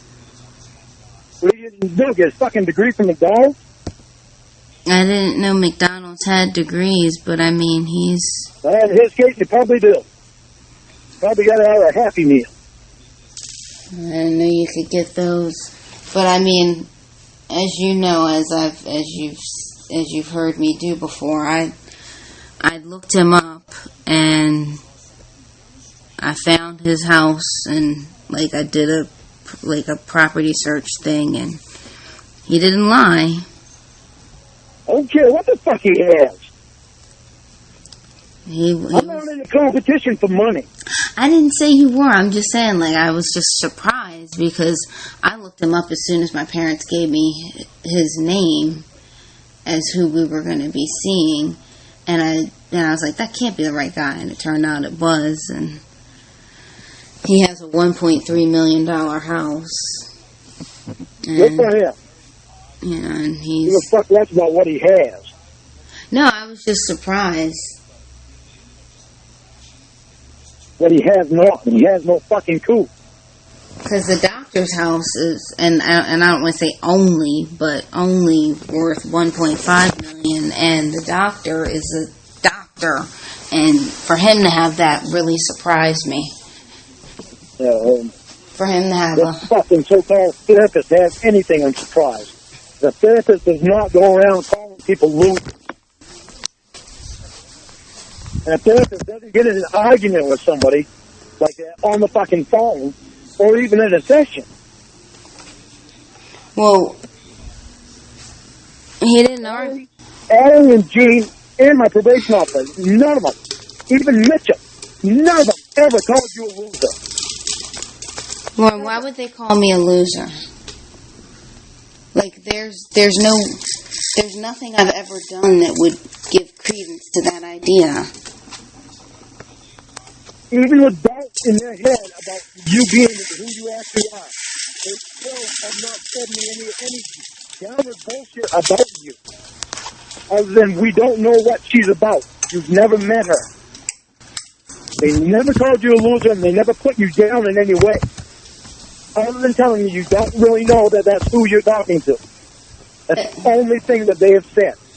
Well, they've said that. Well, my people around me have said that about you, because a lot of people now believe that you're toxic based on hearing calls where you called me names. And that shit's over. But the fact I'm not gonna continue living my present with shit that I did wrong in the past. But the reason why it's not a way for me to move forward. So the reason why they're like saying that I should leave is because it happened to begin with. Because it happened to begin with, I can't change. And they're saying that that should never have happened, and that's why I should leave. No, it shouldn't have. It shouldn't have, because I never should have had to feel like that. We got a world of fucking dishonesty all around us. It's a lot for me to realize that people are dishonest, and I need to watch out. That's why it's taken so much for me to get to completely trust you, so I don't have any questions. And my therapist said that, you know, there's no excuse for the things that I've been called. Oh, it's not. I thought it was my own insecurity.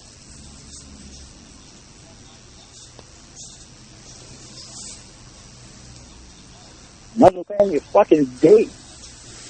Lorne, why are you... a therapist, because they went from therapy to fucking personal to date, right back to personal again. Never went to fucking therapy to begin with. It was therapy, and I always, like, All he did was bash me. That is not therapy. What did he say? Listening to what you have to say is therapy, so that you can get the frustrations out in you. What did he say? Give his opinion. It doesn't mean he goes and bashes me and tells me to lose and all this shit. What did he say that wasn't true?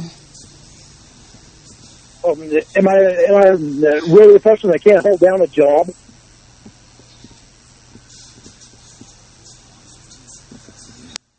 I'm not sure. Really? Well, I mean, you've had jobs before, and you're going and you're gonna have an interview, and you're gonna get another job. This guy is fucking saying it like I'm never gonna work again. Like you're gonna be the one supporting me. That shit ain't gonna fucking happen. I don't believe in that shit. I never have. I wasn't raised to be like that. But this motherfucker, he's saying that he's putting shit in your head to try to make me look bad. But he doesn't even fucking know me.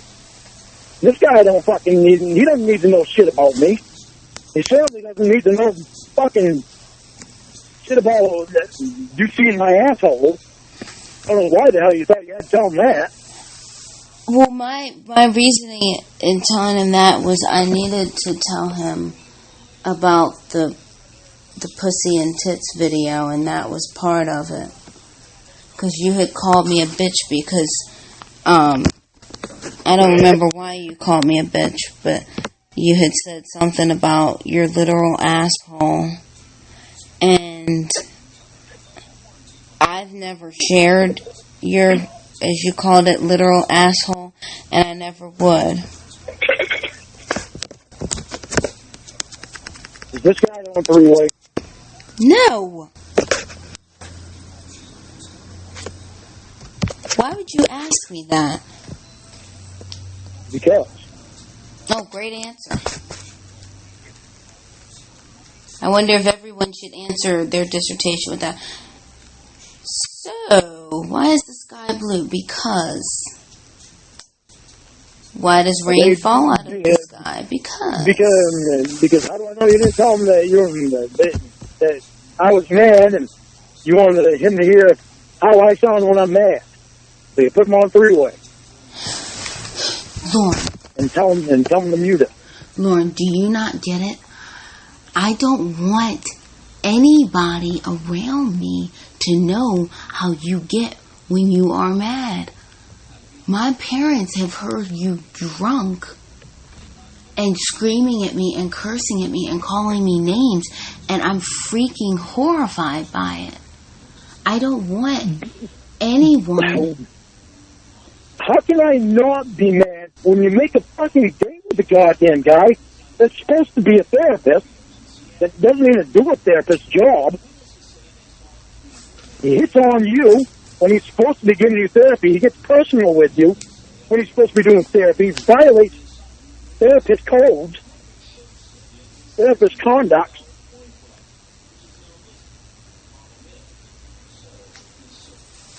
The therapist is client privileges. He violates that shit by getting personal with you. Allie doesn't get personal with me. Gina doesn't get personal with me. Or didn't. Or even my probation officer doesn't get personal with me. But the only thing I know about Allie is that her grandfather and her mother own a business together in Skowhegan, and then her husband's a cop. That's all I know about Allie. I don't even know where she went to school. I certainly don't know anything at all, and I know that they own a small farm. And her and her husband own a small farm. That's all I know about Allie. I don't know personal shit about Allie. I don't know stories about Allie. No, it's not her job to tell me her stories. It's her job to listen to what I have to say, to my frustration, to what's going on with me. Not to give me her personal stories, and then fucking tell me that my girlfriend's a loser. well, he's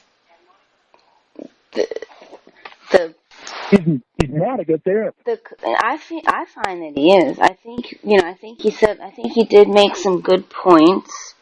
What? That your boyfriend's a loser? I didn't say that. That you should go out to dinner with him? That fucking dinner date must be cut the fuck off. That's bullshit. It is not bullshit, and it's not a date. It's a date.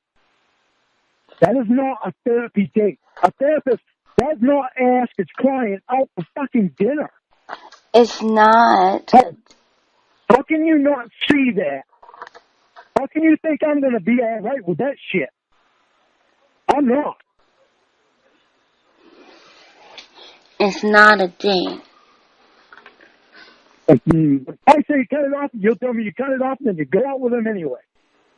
No, I'm not going to say I'm going to cut it off because I'm not going to cut it off. I'm not going to lie to you. It's a fucking date. No, but see, here's the thing. I'm not going to lie to you. Is it just you and him? Yes. It's a fucking date, and you better not go on it. It is not a date. Fucking date, Ramona. What do you think Allie's going to tell me when I tell her about this? Lorne, she's the same. What do you think she's going to say? Lorne, first of all, she can say what she wants to say. She's never met me, nor has she met the therapist. I tell you, you're putting us in jeopardy by doing this shit. Lorne, it's not a date. A goddamn fucking date. Lorne, it's not a date, and you can't control me. It's a fucking date. It's not a matter of controlling you, Ramona.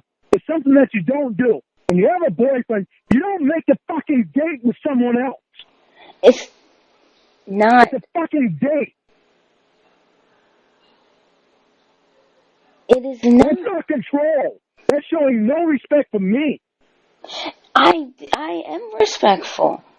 He's a very nice guy. Really? He has a lot of insights, and a lot of insight that your boyfriend is a fucking loser and he's trying to bash me every chance he gets. Asking you on a fucking date. No, because wanting to be your friend and maybe it'll build him some more. Which is what he said. No, because it's goddamn date, and you better not fucking go on it because you're putting us in jeopardy with that fucking bullshit. That's just something. I'm tired of that shit. I got tired of that shit with a fucking doctor, and now this cocksucker is going to come in. No, that's just not going to fucking happen. Lorne, it's not a date. It's a fucking date. saying And you better cut it off. Lorne, I keep saying that. It's not a date. He's a very nice... You told them already that your client and fucking therapist thing is going to be done. That was obvious. I knew that was... asked you on a date. Lorne, it is not a date. And plus... A goddamn date. It's not. A fucking date. You don't cut it off. Then it's really putting us in a lot of fucking jeopardy because I'm tired of that shit. Well, bring it on, Alex. Bring it on. Because it's not a date. It's a fucking date. Don't tell me bring it on, Alex. You're the one that's bringing it on. You're the one that's bringing it on by saying yes to a fucking dinner date with your so-called therapist. I'll take it's not a date unless we kiss for 500. I don't see how you think this is fucking funny, because this is not funny. You made a date over the phone with me on the phone. Lorne, it's not a date. A fucking date. You think I'm going to be... you think I'm going to be done like that? No. No. You're not going to do me like that. Lorne, nobody's trying to do you. It's not a date. A fucking date.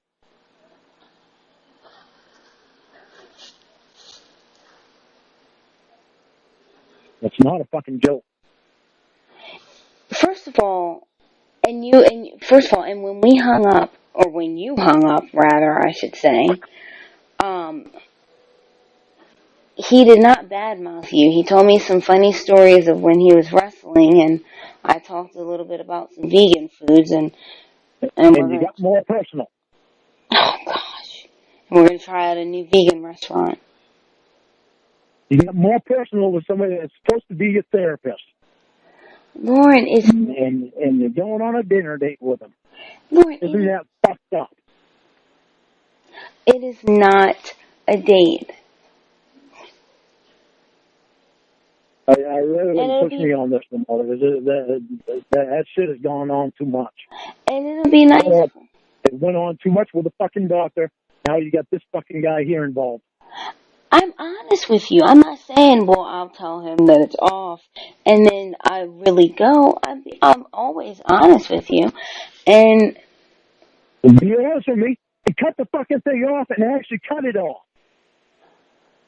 And plus... Is he going on a date when you have a boyfriend? You're going on a date with another guy when you have a fucking boyfriend. That is so disrespectful, it's unbelievable. Lord, I cannot even fucking believe you said yeah.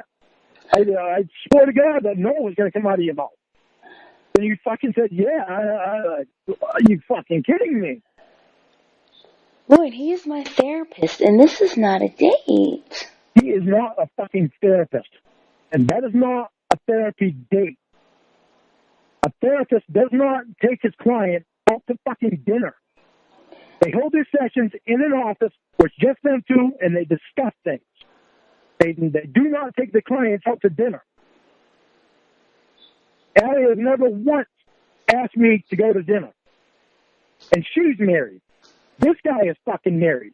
And asked you out to dinner. And he hit on you the whole fucking time he was even talking to you. First of all, I don't date married men. Second of all, this is not a date.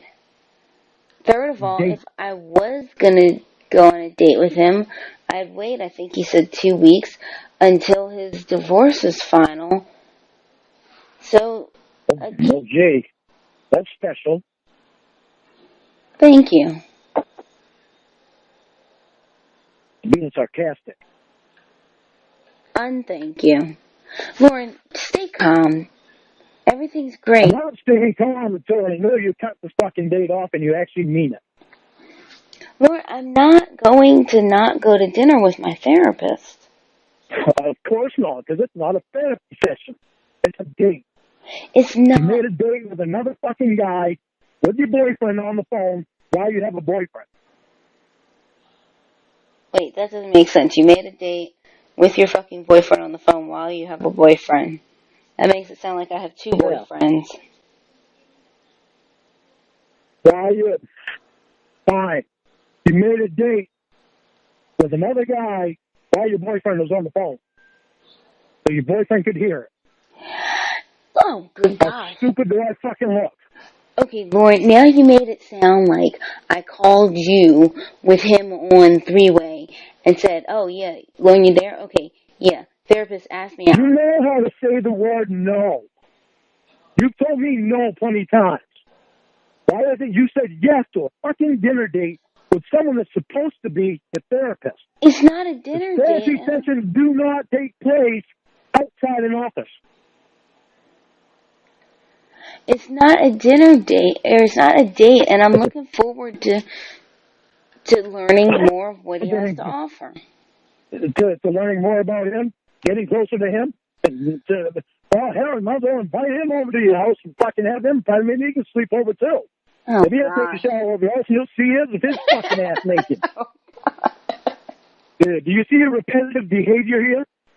No, I don't. No, of course not. What are you trying to say? It's a fucking doctor all over again. How is this the doctor? Same fucking thing. He's trying to get close to you. Next thing you know, he's going to be over your house. Then you're going to introduce him to your brother. He's going to like hanging around your brother. Then he's going to spend the night over your house. Then you're going to wind up seeing him naked. Then he's actually going to walk in on you naked. Why is everybody naked in your fantasies? Yeah. Tell me. You're the one that gives me the stories.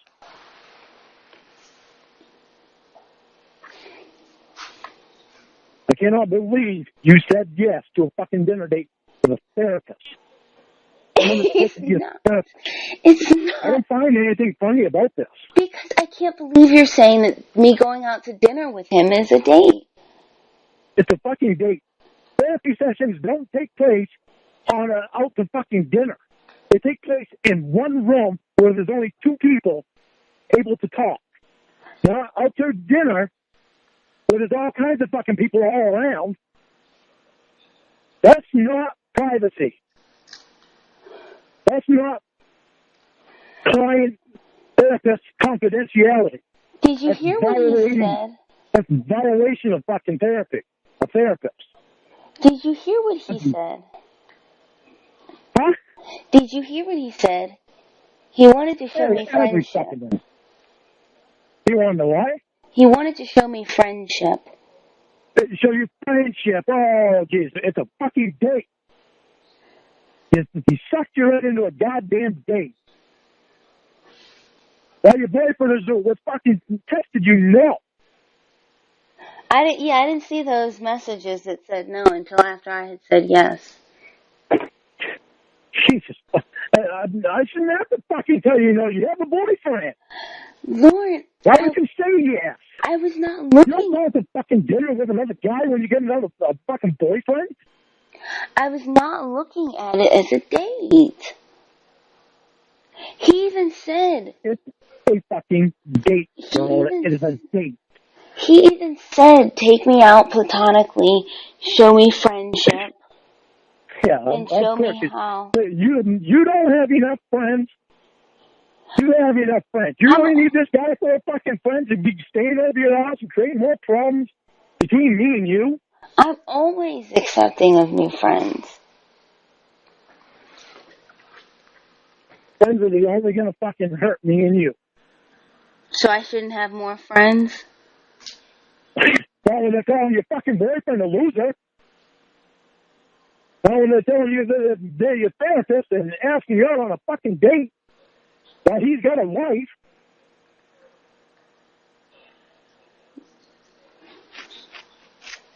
You better cut this fucking date off and you better fucking actually do it because this is fucking horse shit. This is horse shit that never should have fucking happened. It never should have been the first word that came out of your mouth. Well, maybe the horse had to shit. I don't know, Lorne. I mean, like, how can you not know? You have a boyfriend. Another guy asked you on a date. When he asks you out to fucking dinner, that's a date. no, That's not a therapy session. That's not just wanting to be a friendship. He's planning a fucking divorce. He's trying to set it up so that he can get close to you. Isn't that fucking nice? Lorne is always such a bad guy. Lorne, it is not a date. And he is a really nice guy. It better not be any fucking date. It's two people who respect each other going out to dinner. It's a fucking date. And it better not happen.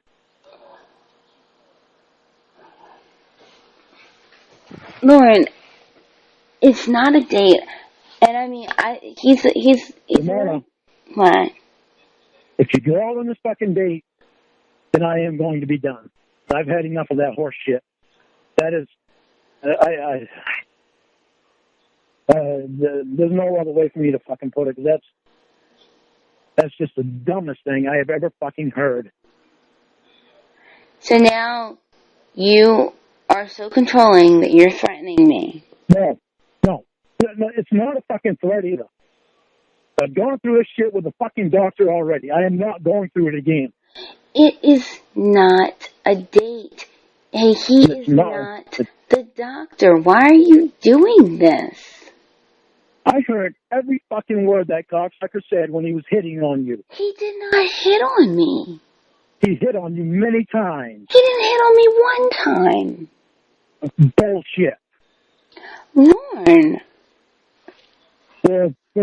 Well, maybe I can take you on a date, down the road and show you friendship and down the road and maybe if we want to get together. But I'm married. Something I didn't tell you is I'm getting divorced. You want to go out to dinner? Okay, Lorne, it did not happen like that. That's pretty much the way it fucking happened. Lorne. I am not kidding about any of this, Ramona. I'm not dealing with shit again. If it means so much for you to go on a fucking date with this guy, then you go, but I'm not going to be around. Fine, I'll invite my brother. Why? So he can meet your brother, so you can become friends with him, invite him over to your house, and fucking he can stay the night, and go on vacations with you. It's fucking horseshit. Lorne, it's not a date, and I'll invite my brother. There. It's horseshit, Ramona. It's horseshit. Why couldn't your therapist be a fucking female? Because my parents chose him, and my mom found him. Huh. Ain't that something? Let's put another guy in Ramona's life so she has more options.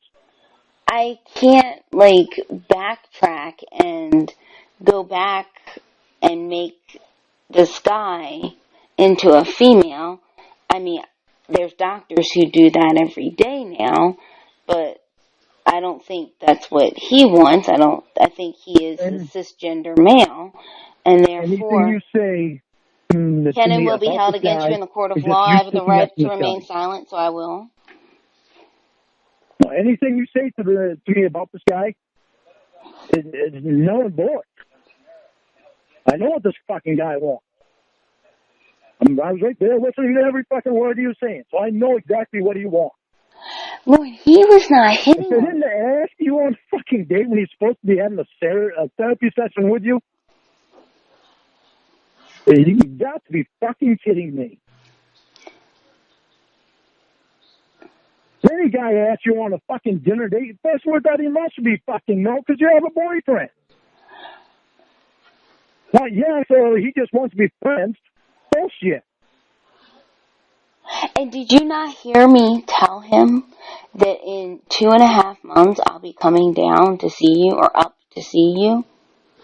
Oh, I heard that, but he didn't. He just called me a loser after that and kept continuously fucking trying to put me down and trying to talk you into saying that I was a fucking loser. Okay, Lorne, I spent 6 hours on the phone defending you, and that's going to go a long way, I hope, well, I think, with my parents, and I'd hope, I don't know, I can't. Well, there's supposed fucking therapist that wants to take you out to dinner. But, well, okay, I spent hours on the phone defending you. That's got to count for something. Yeah, it counts for something, but the problem is, you said yes to a dinner date with another fucking guy. Why in the hell would you do that when you have a boyfriend? It's not a date. It's a dinner date. It's a date. It's not a date. It's not for therapy. He wants to become friends with you. Allie doesn't ask me out to fucking dinner. That's because you guys go to motels. Not hardly. But definitely. Okay, Lorne. I never even see Allie outside of that fucking office. Except for in the hallway when she comes out to get me. Oh, so you guys are having dates in the fucking hallway?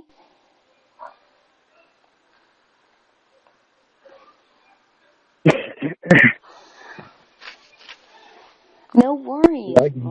What? I can't believe we're even having this fucking conversation.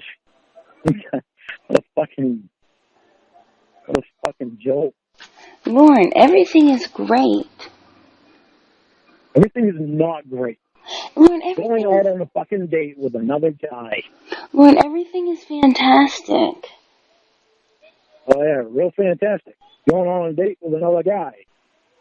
And he's going to be fucking invited over to your house. And he's going to be sleeping over your house. Then he's going to see my girlfriend naked. Is it like... Isn't that just fucking fantastic? Wait, you think it's like an assembly line of people waiting to see me naked? Oh, the whole thing is just the fucking doctor all over again.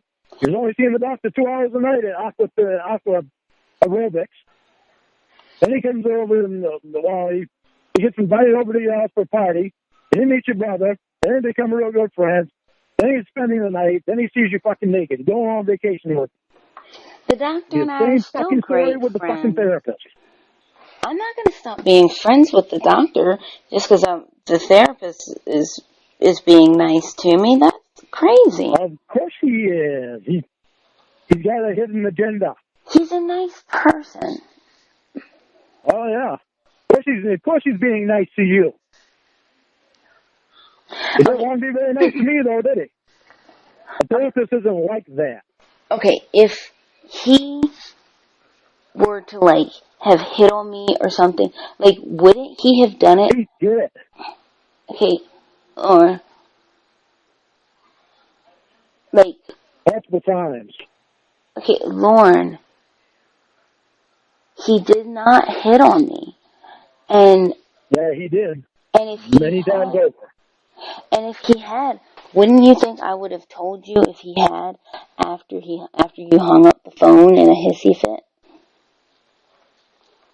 He didn't have to wait until I hung up the fucking phone. He did it when I was on the phone. But Lorne, I mean, it's not to worry. I can't believe you said yes, though. When you have a boyfriend. Why in the hell would you ever even say yes when you have a boyfriend?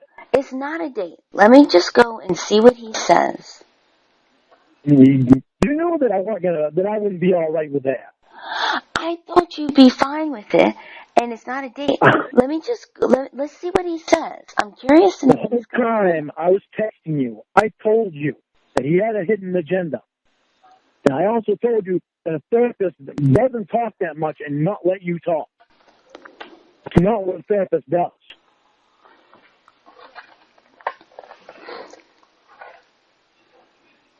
Lorne, stay calm, okay? It's not a date, and everything is great. Everything is...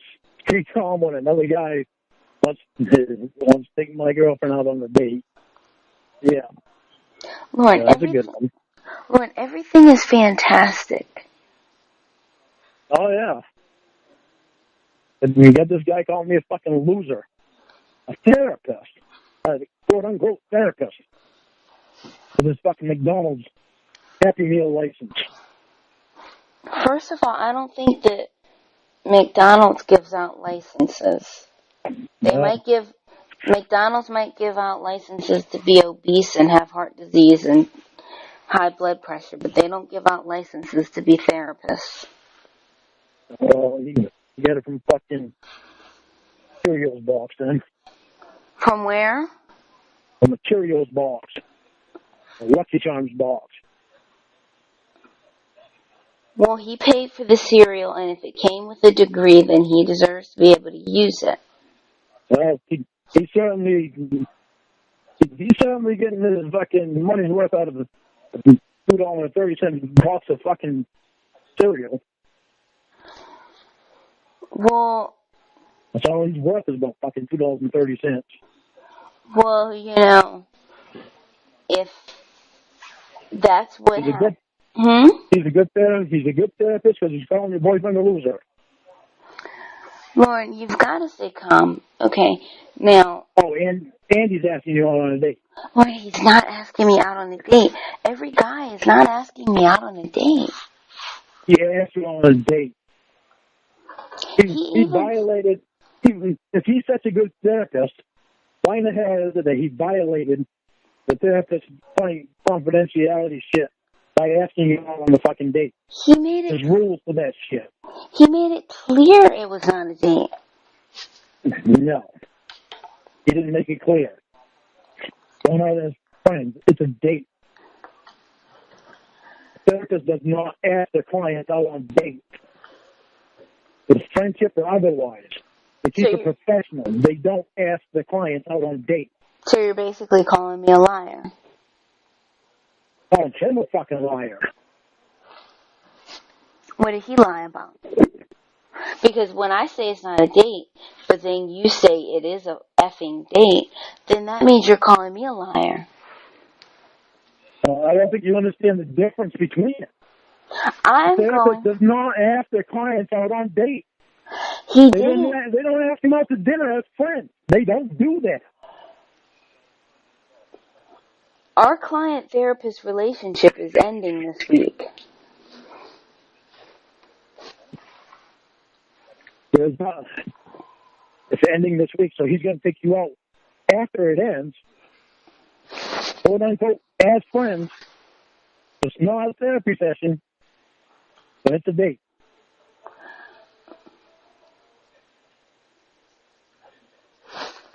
Isn't that funny how that worked out? Lorne, I think everything's great. I really do. Everything's not great when a guy is Lorne, asking my girlfriend out on a date and my girlfriend says yes. Lorne, there's no better That's time to be alive. Everything is wonderful. No, everything is not wonderful. Want to make things better? Cut the fucking date off. Lorne, it's not a date, and I'm going because I want to see what he's going to say. And if you get mad, I'll just bring my brother. Fucking date.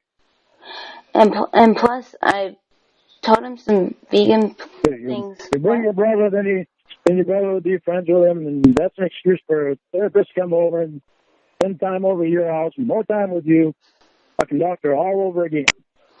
No, it's not the doctor all over again. The doctor all over again.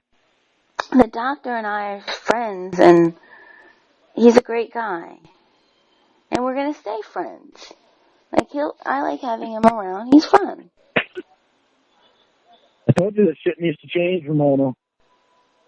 And instead of it changing, it changed into another fucking guy in the mix.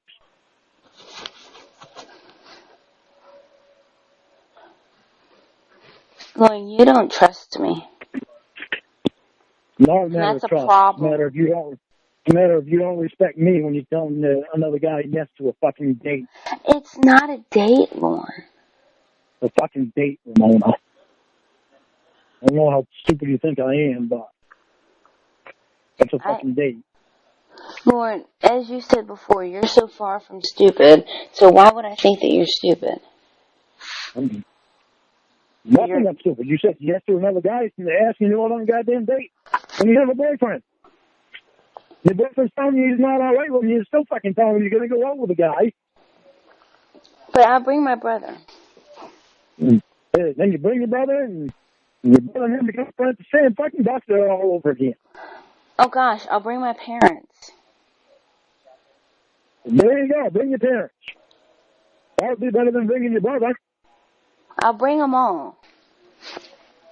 There you go. And then you can make friends with your brother, and he can come over your house and hang out and fucking spend the night, see you naked, and go on vacations with you. Fucking doctor all over again. Lorne, everybody who comes to my house doesn't see me naked. No, just the doctor did. But there'll be a time where accidents happen again, and therapists will see you naked.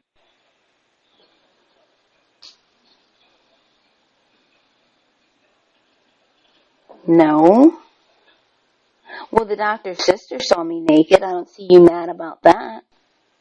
She's a female. That doesn't bother me quite so much as a fucking male seeing you naked when you have a boyfriend.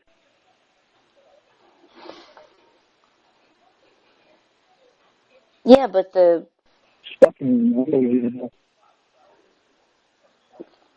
doctor's sister and I.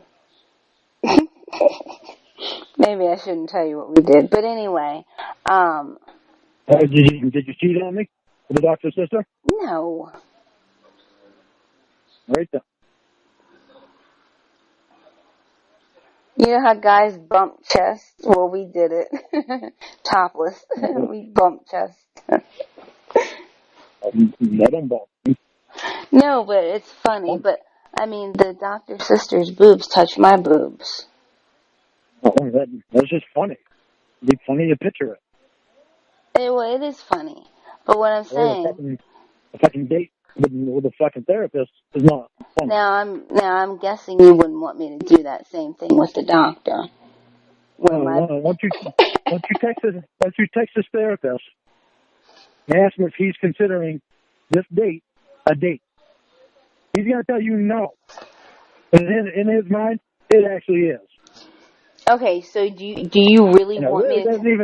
It really doesn't even matter to me if you text him or not and ask him that, because in my mind, it is a fucking date. Okay, well, in my mind, you should have said no to him anyway, because you have a boyfriend. Okay, calm down. Okay, That's not acceptable for him. Okay, everything is wonderful now. You asked me to do.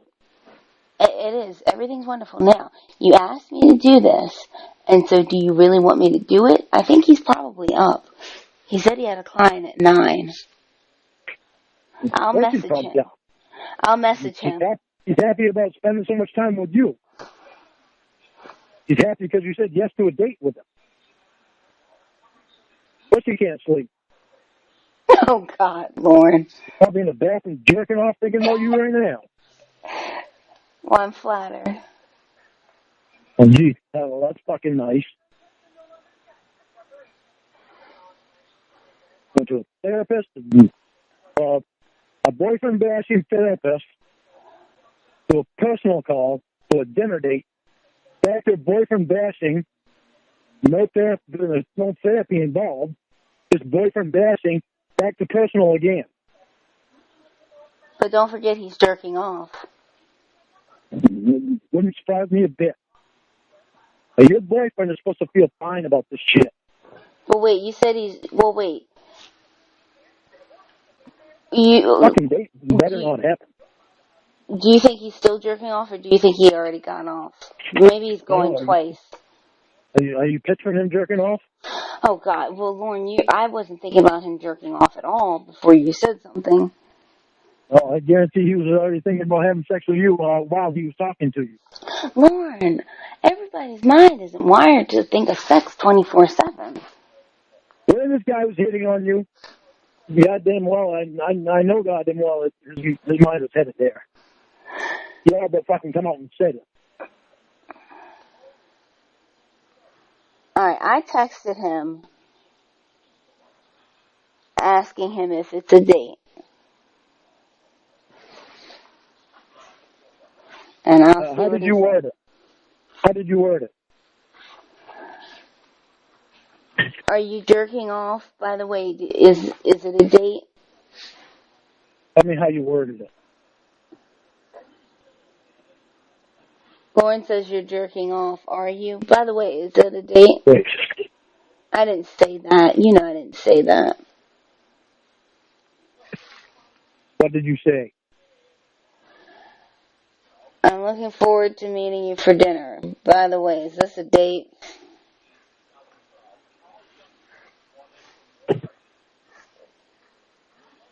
I'm looking forward to meeting you for dinner. Isn't that fucking special? Isn't that really fucking special? My girlfriend is looking forward to going on a date with another guy. Lorne.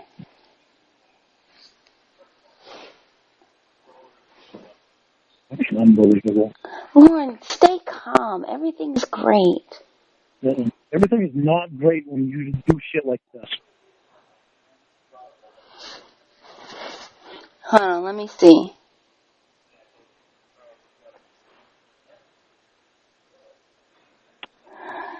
Alright, here's what he said. No, Ramona. Ramona? Like saying my name. No, Ramona. I'll read it romantically. How's that? So, Well, he meant it anyway. so I ask, is it a date? No, Ramona. I would never try to do something that underhanded. I'm trying to be here for you as a friend, to help you make a transition during this very difficult time. I'm doing this for your benefit. I promise. Well, Your well-being is my primary objective. all right, now just read it out straight so I can understand what you're saying. Okay. No, Ramona, I would never try to do something that underhanded. I'm trying to be here for you as a friend, to help you make a transition during this very difficult time. I'm doing this for your benefit. I promise you, your well-being is my primary objective. Sure it is. And then he's trying to be slick, is what he's trying to do. And then he said, that doesn't mean we can't enjoy ourselves a little bit, though.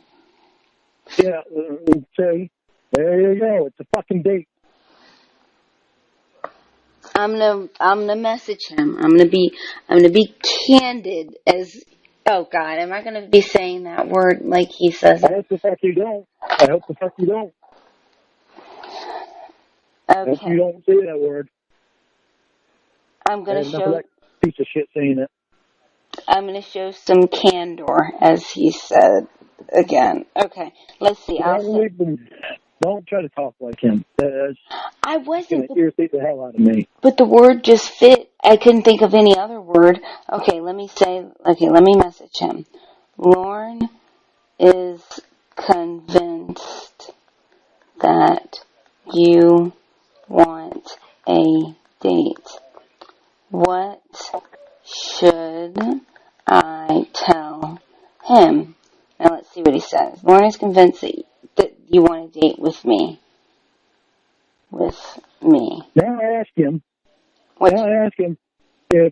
if you was a 40-year-old, say a 45-year-old guy, if he would take you out to dinner, if he would ask you out on a dinner date, or if he would ask you out to dinner, you don't even have to use the word date. If he would ask you out to dinner to help you get through a tough time, ask him that. All right, let me say this. He also I know you already know the answer to that. asked if I were how old, 45, 47? Yeah.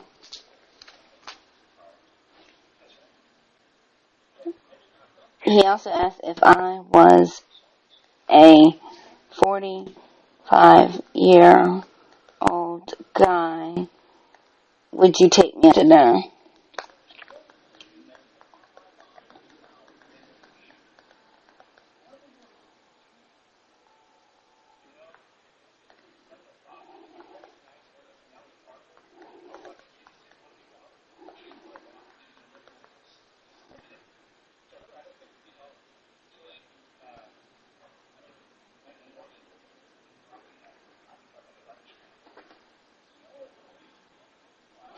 This is an essential part of the healing process for me, as As your therapist, it's my ethical obligation to help you through the struggle, and that is my singular motivation. Yeah. Well, a therapist doesn't help you by taking you out to dinner. Allie has never once, in the 2 years that I've been seeing her, never once asked me out to dinner so that she could help me through my situation. Well, maybe Allie doesn't care, or maybe you need to go to Allie's house and see her naked. And Allie is an actual therapist. I would do... She keeps it professional. Here's what he said. I would do whatever I needed to do for the benefit and healing of my patients. As a matter of fact, I have done just that in the past with both men and women. And I don't believe him. I heard how many times he hit on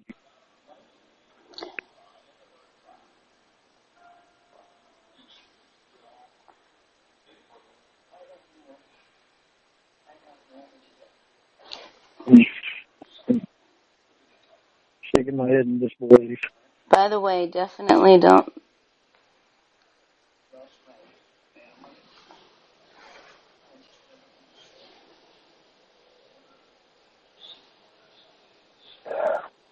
Okay.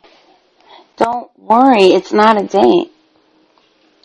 Fucking date. Can't believe you said yes.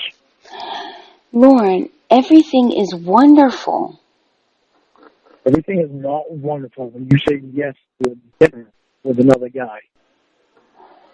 That is something that should never happen. That's like me saying yes to dinner with another girl. Okay, I'm going to tell him.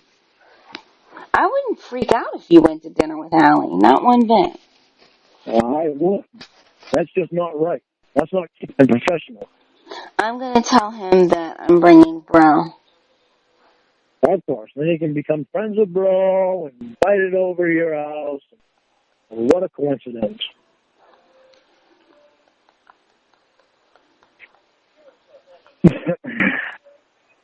So it's not a date. So it's not a date because Bro is coming. You need to bring your parents.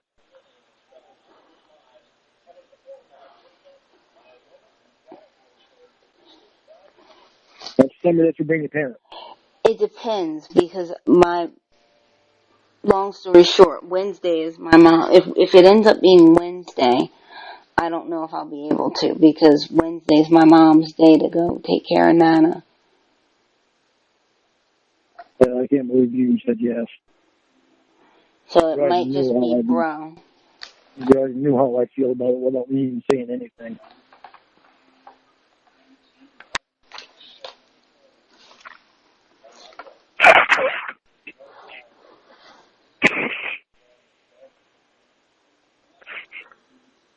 But Bro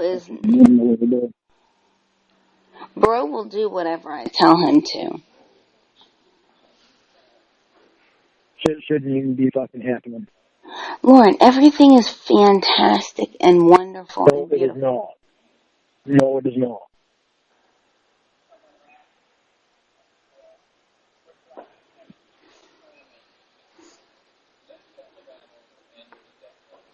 No idea how you think it could be.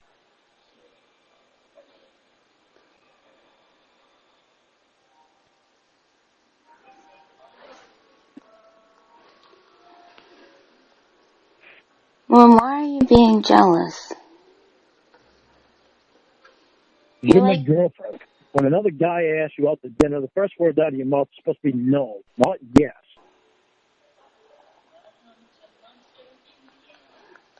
Lauren, you're being jelly. You're like grape jelly. You're like jelly beans. I'm being realistic. You're like jelly bellies. Being realistic. You're like those shoes from the 90s. What did they call them? Oh, jellies.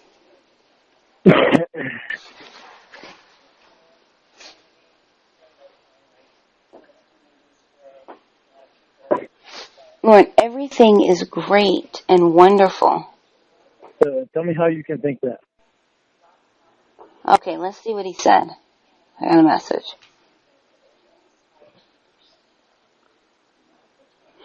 Okay, I said I'm bringing Bro, if that's okay. And he said, I feel a one-on-one conversation would better facilitate a discussion about the things you need and deserve as a woman.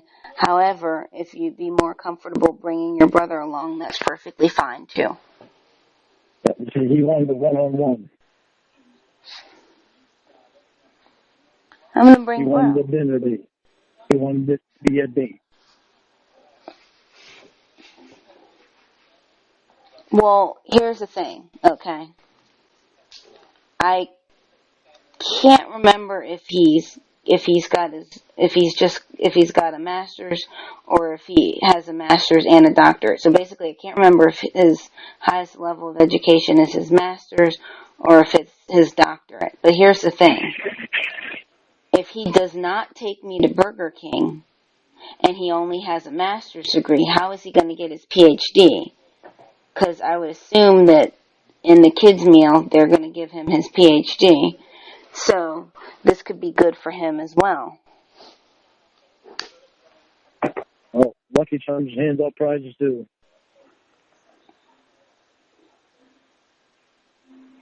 So are you saying before dinner we should stop at the grocery store and get a box of cereal? All right, so he can get lucky with Lucky Charms? And what does that mean, Lorne? So he's already gotten lucky and got his fucking date that he wanted with my girlfriend.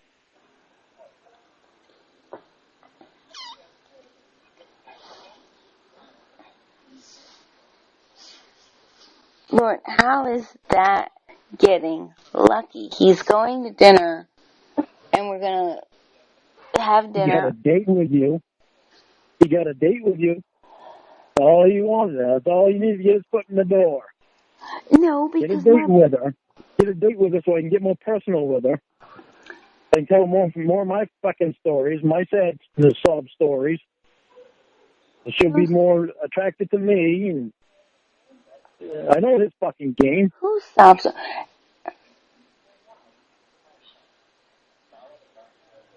Sucked you right into it. Lord, you must think I'm really stupid. No, I just think you're blind. No, I can see. Clearly now the rain is gone. You obviously don't see what he did. Sucked you right into a dinner date. Lord, it is not a date. So it sucked you into fucking thinking it was a therapy session when it turned out he violated so many therapist rules that was unreal. Turned it into a personal thing. Okay, this is... He spent most of the time talking. He's not supposed to be the one doing all the talking. You are. Hey, this is a guy who looks like he could be an underwear model. He is not going to spend that much time going after one date. There's another guy that looks like he could be an underwear model.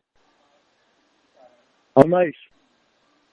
Oh, gosh, they seem to flock to me.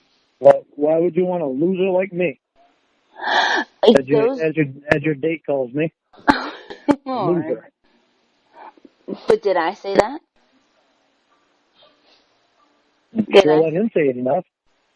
You didn't tell him to stop saying it. Didn't tell him to stop calling me that. Lord, I was just listening, and I didn't say that you were any of those things. But you could tell him to respect you a little bit and not call me a loser, which is something he never should have said to begin with. That's extremely unprofessional. Lord, stay calm. I'm not saying calm. It's the same fucking doctor bullshit all over again. He is not the doctor. Hey, is he going to come over to your house? I have no plans of that. And you said that same thing with the doctor, too. Lord, that's different. It's not different. That is not different at all. That's different because I had a party and the doctor was introduced. But what you just told me out straight is that he's going to be coming over your house. I don't see having a party for a while. It doesn't matter. You'll be invited over. You just fucking called in another guy. Make things so much better.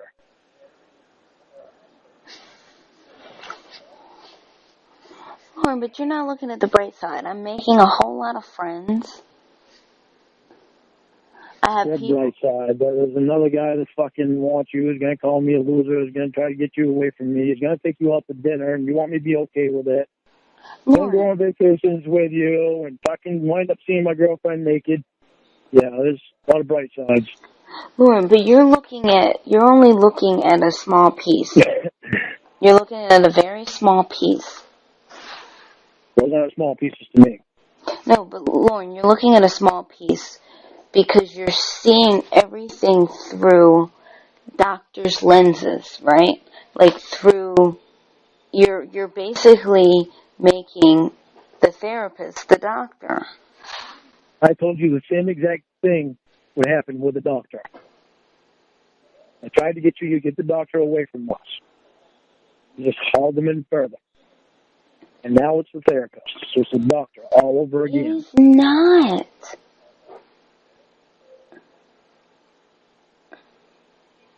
I'm going to have dinner and then go home.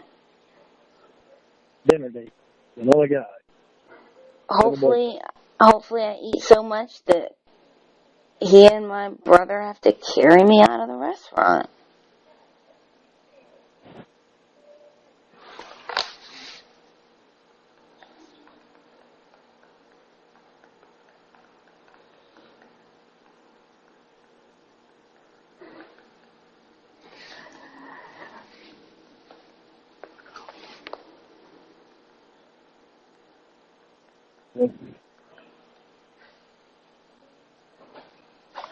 And everything's going to be wonderful. Everything is not wonderful. Everything is wonderful. We need to meet. And didn't I just talk to the therapist about that today? And I told him I told Allie that I want to stick to October 19th. You can tell Allie anything you want. Yeah, well, there's a difference with me. I got a probation officer, a therapist, and a counselor. All in this boat. Lorne, so far you're making good strides toward, you're 2 weeks in. It has been I continue to make these good strides. I'm not going to let anything hold me back. Lorne, listen to me, okay? Because I'm about to compliment you. Okay? It has been 2 weeks since you've gotten drunk, since you've called me a bitch, since you've called me a piece of shit, since you yelled at me outside of tonight, which I'm not even going to hold this against you. I'm not even going to. I'm not going to say, oh, well, 2 weeks starts again today. Or 3 months, rather, starts again today. I'm not even going to do that. It's been 2 I thought you held any of this against me. I didn't say yes to a date. You did. Lorne, I just said I'm not going to hold any of this against you because I know that you're a little bit antsy because you feel like I'm going to be going out on a date with a millionaire underwear model looking therapist, but that's not the case. That helps. I'm not going on a date.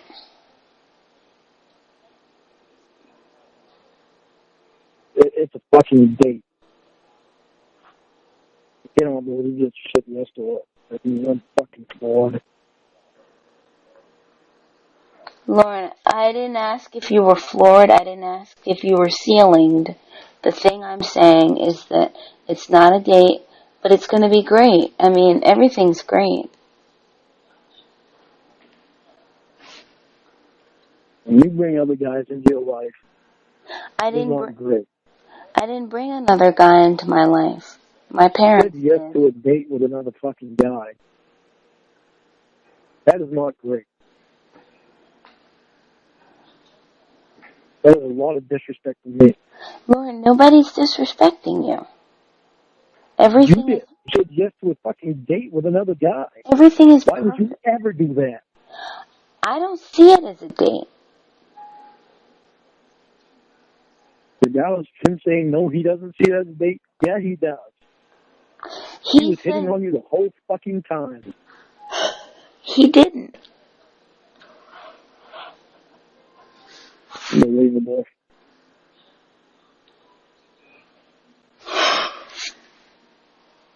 But check this out. No, Ramona, I would never try to do something that underhanded. I'm trying to be here for you as a friend to help you make a transition during this very difficult time. I'm doing this for your benefit. I promise you, your well-being is my primary objective. That's not a date. You're not going to be his client. He has no need to ask you out for dinner. He has one agenda. And what is that? To see me naked? That's probably the main agenda he has. What, to see me naked? To see you naked, to get you in bed, for you to be his girlfriend.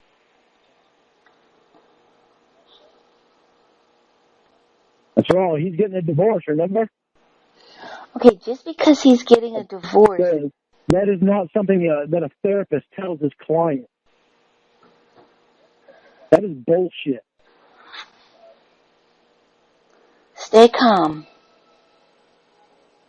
A therapist keeps things separated. What? A therapist keeps things separated. When he's with a client, he keeps it professional. He doesn't bring his life into the fucking matter. He listens to the client. He doesn't do most of the talking. He lets the client do the talking. And he puts his input in. But his input isn't supposed to last all fucking night. And his input also doesn't include asking his client out to dinner. Okay, I didn't expect I would talk to the therapist for so long either, but he had a lot of insights. After I told you I get off the phone. He had a lot of insights. He's acting goofy. Remember? Yeah, after the phone. Trying to get fucking closer to you. Surprise.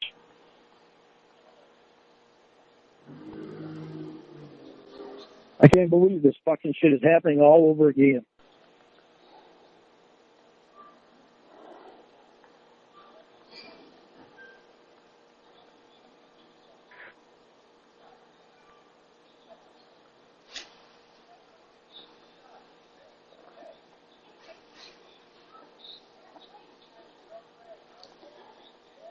When everything is perfect. How can you say that? Well, I can say this. Did you ever notice that therapist is just a contraction word for the rapist? So maybe his agenda isn't so hidden. I'm kidding. Everything is great. Hang on a second.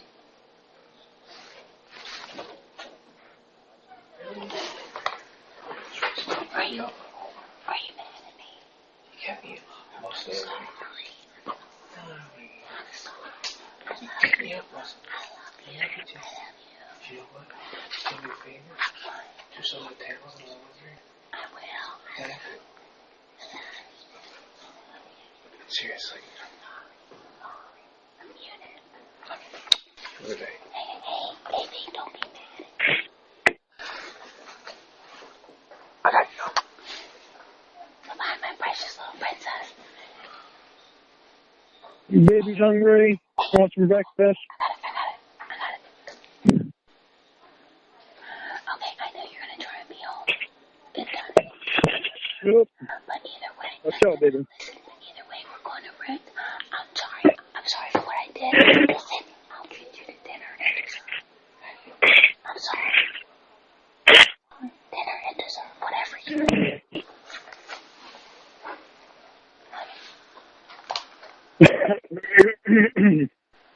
I've returned.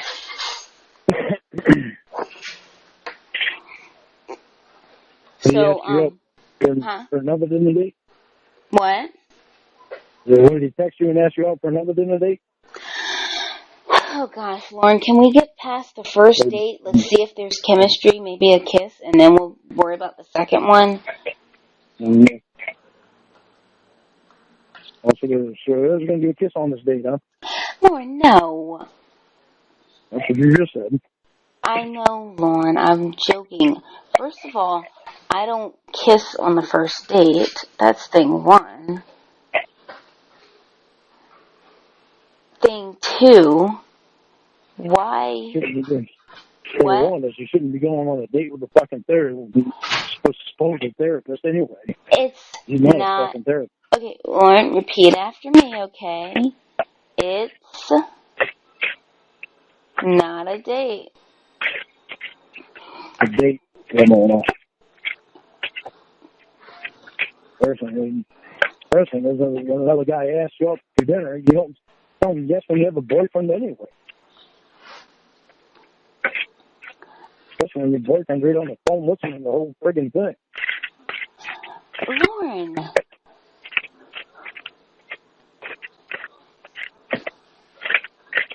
You've got to remain calm. And There's nothing to be calm about with that shit. There's nothing to be calm about with Lauren, everything is fantastic. No, it is not.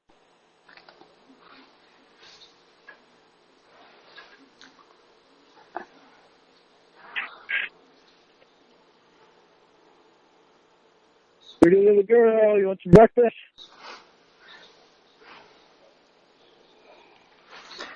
Sweetheart.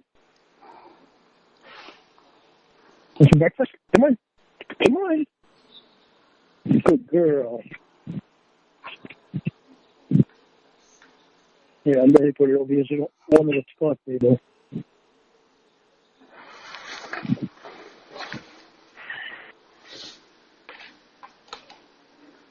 Why would you say yes to any guy asking you out to dinner?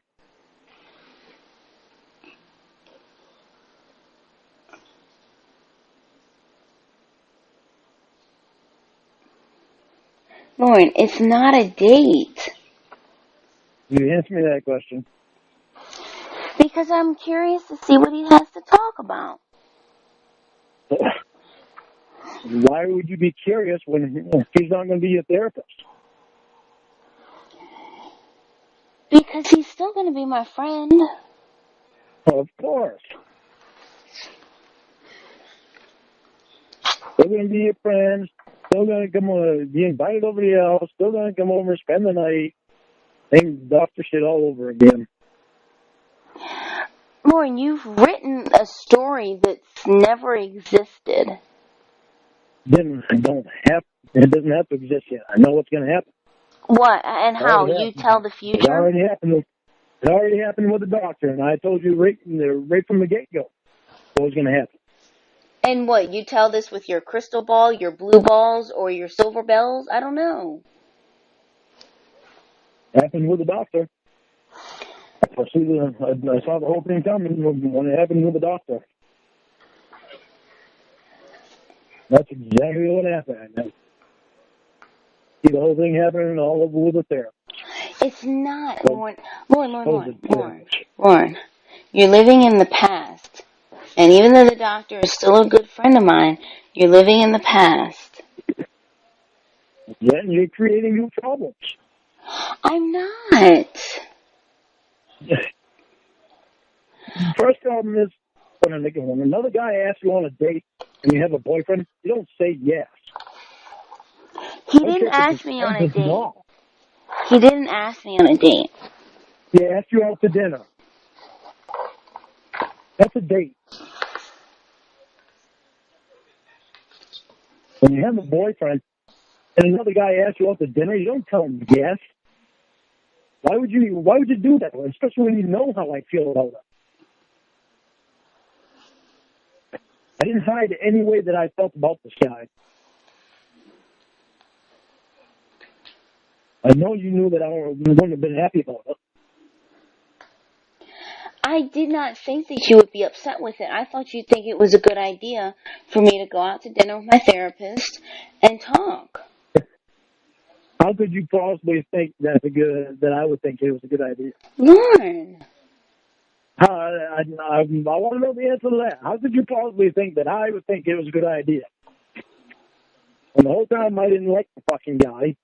Lauren, you don't like any guy who's associated with me. And the whole time he's supposed to be a therapist. He's violating every rule in the therapist's book.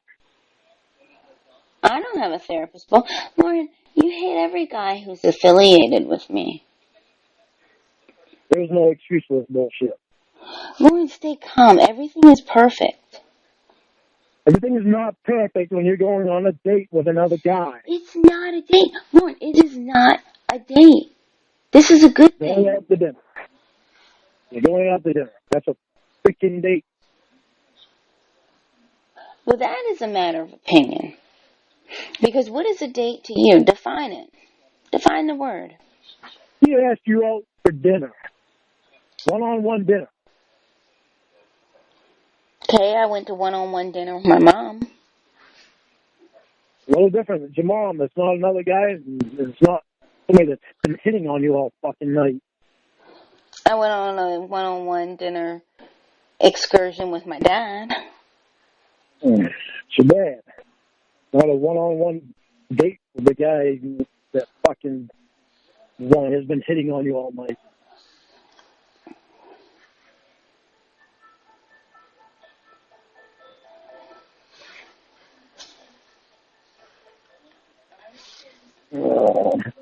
I think everything's going to be great. I really do. Yeah, because now you get another guy that's going to come over and fucking go on vacation with you. Yeah. Everything's real fucking great. Well, if it makes you feel better, I'm having surgery next Thursday, and I will not be going on any weekend trips until September.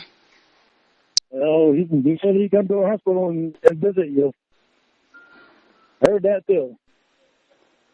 Therapist doesn't do that. Guy took it way beyond therapy. I beg to differ. You're trying to get too personal. I beg to differ because one of my good friends is a therapist, and one of her clients had a baby, and she visited her in the hospital. And how long did they know each other? That I'm not sure. I'm not even going to try and guess. How many therapy sessions have you had with this guy? Does it matter? Yeah. We've had almost daily because of my parents freaking out. Literally, almost daily. That's why I'm so That's why I was so confused, because yesterday I had 2 sessions. One with him, then one separate, one with him one-on-one, then one with him and my parents. I'm not.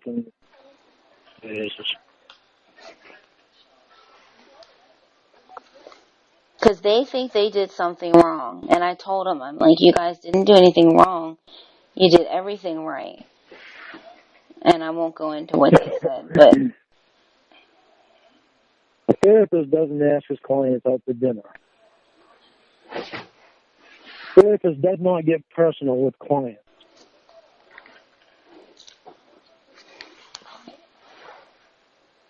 Lord, if he shows up naked, I'll tell you. But he better not show up naked, because we're going to be going to a new vegan restaurant, and I don't need to be banned from the restaurant before I even get there. And he's showing up with a rose in his hand. With a rose? Oh, yeah. Probably a red rose. Sounds like something the doctor would do. Oh, well. Probably the doctor did that, too. No, he showed up with about 1 billion roses in my apartment. But that's besides the point. And that was after he knew you had a boyfriend. Real respectful. At the time, Lord, at the time that happened, I don't think you realize how they did not think anything was going on like that. And even he talked to me on the phone. He talked to me on the phone, so he knew. Yeah, I'm dating this guy in Maine. Here he is on the phone. Like, I don't know. He didn't seem to take it too seriously. Well, out of respect for you, he should have. Even if he didn't have any respect for me. Out of respect for you, you told him. He should have taken it seriously out of respect for you. Lorne, let's not talk about respecting me. Well, Because you've done some of the most egregious acts of disrespect against me. what was most of my problem all around? The doctor. So now you're going to blame another man for your actions. I'm not blaming another man for my actions. But you said what was your problem all around the doctor. Don't blame him for the way that you behaved. Oh, it don't matter. God, I'm a loser. Your Well, that's therapist what said you're so. saying. Your therapist was taking you on a date, said so. Okay, but when did I say that? You Quote stop him me from as saying saying that. Say again? it. You stop him from saying it. I don't control what he says. He obviously doesn't respect you at all either. Okay, again, Lorne, Somebody with before. respect. See, here's the thing that's real messed up, okay? You are so butthurt and whiny, crying, and fussing about my therapist calling you a loser, but you've said nothing about the fact that you've called me a pathetic bitch, you've called me a whore, you've called me a slut, you've called me a piece of shit, and you've called me a cunt, okay? You, the person who, as you say, is supposed to be my boyfriend, have called me all those things, but you want me to forget about it because it was 2 weeks ago, okay? You say nothing about that, but yet you're so butthurt and upset because my therapist called you a loser. Explain that to me. So we're turning this around. Yeah, we're turning this car right back around. You said yes to a date with your therapist. No, it has nothing to do with saying yes to a date or anything else with the therapist. If you want to talk about that, we can talk about that. But the fact that you're going to sit here, he called me a loser. He's so mean. But yet the fact that you have called me a pathetic bitch, you want me to forget because it was 2 weeks ago, and that person who did that is not you anymore. Turn this around all you want. I'm not going to tell you that I'm fine with it, with you going on a date with a fucking therapist. Okay, then talk about that, but don't talk about him calling you a loser. And I'm not going to say it's all right for him to call me a fucking loser. Because of the fact he's a therapist, he's supposed to be professional. They don't go around calling people losers. And your boyfriend, you're supposed to treat women with respect, especially one that you claim to love.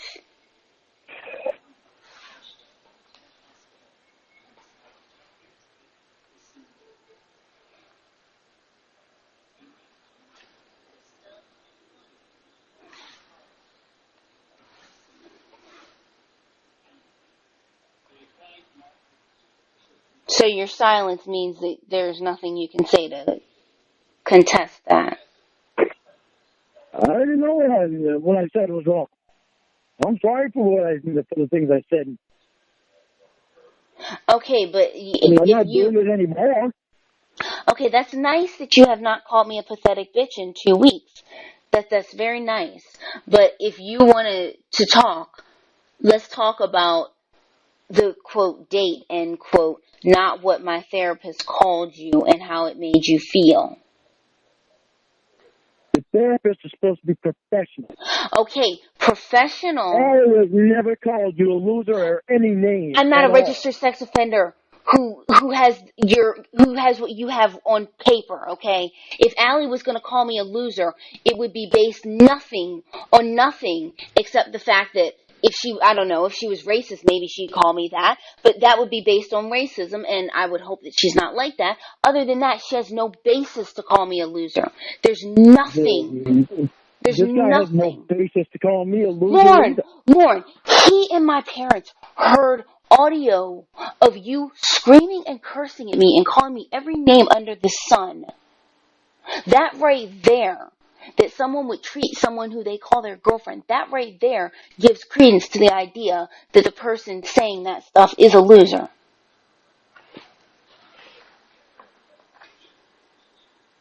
You can't sit there and say that my parents should be subject to hear that kind of stuff and get bullshit in the mail about their daughter dating a registered sex offender and bullshit about how she was treated in the mail, and then come back and say, well, nothing about me is a loser.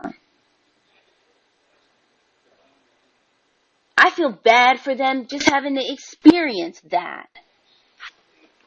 I feel bad for them that they even had to go through that they even had to have that bullshit come through the mail. And holy heaven forbid if it had been mislabeled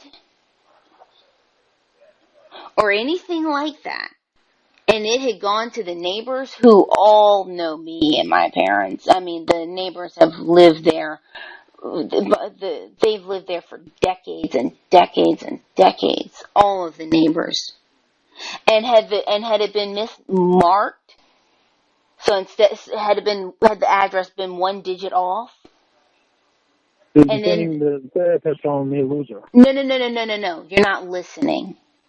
And had one of the neighbors opened a package that said, this is who Ramona's dating, and had they heard that stuff, and my parents had to go through that, I'm not defending him calling you a loser.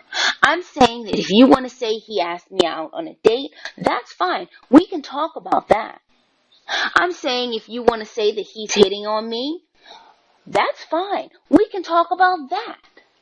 But for you to sit here and have such a problem with someone calling you a loser, something that I think a lot of people, if they saw what you have written on paper, would say, yeah, I agree. That is not to call me a loser. Okay, and yours is to call me a pathetic bitch and a piece of shit and a cunt and a whore and a no good. No, it isn't. But I didn't bring him into a fucking relationship. Okay, and I didn't get into a relationship to be called the things that you've called me. But I'm not calling you that anymore. I'm not drinking anymore.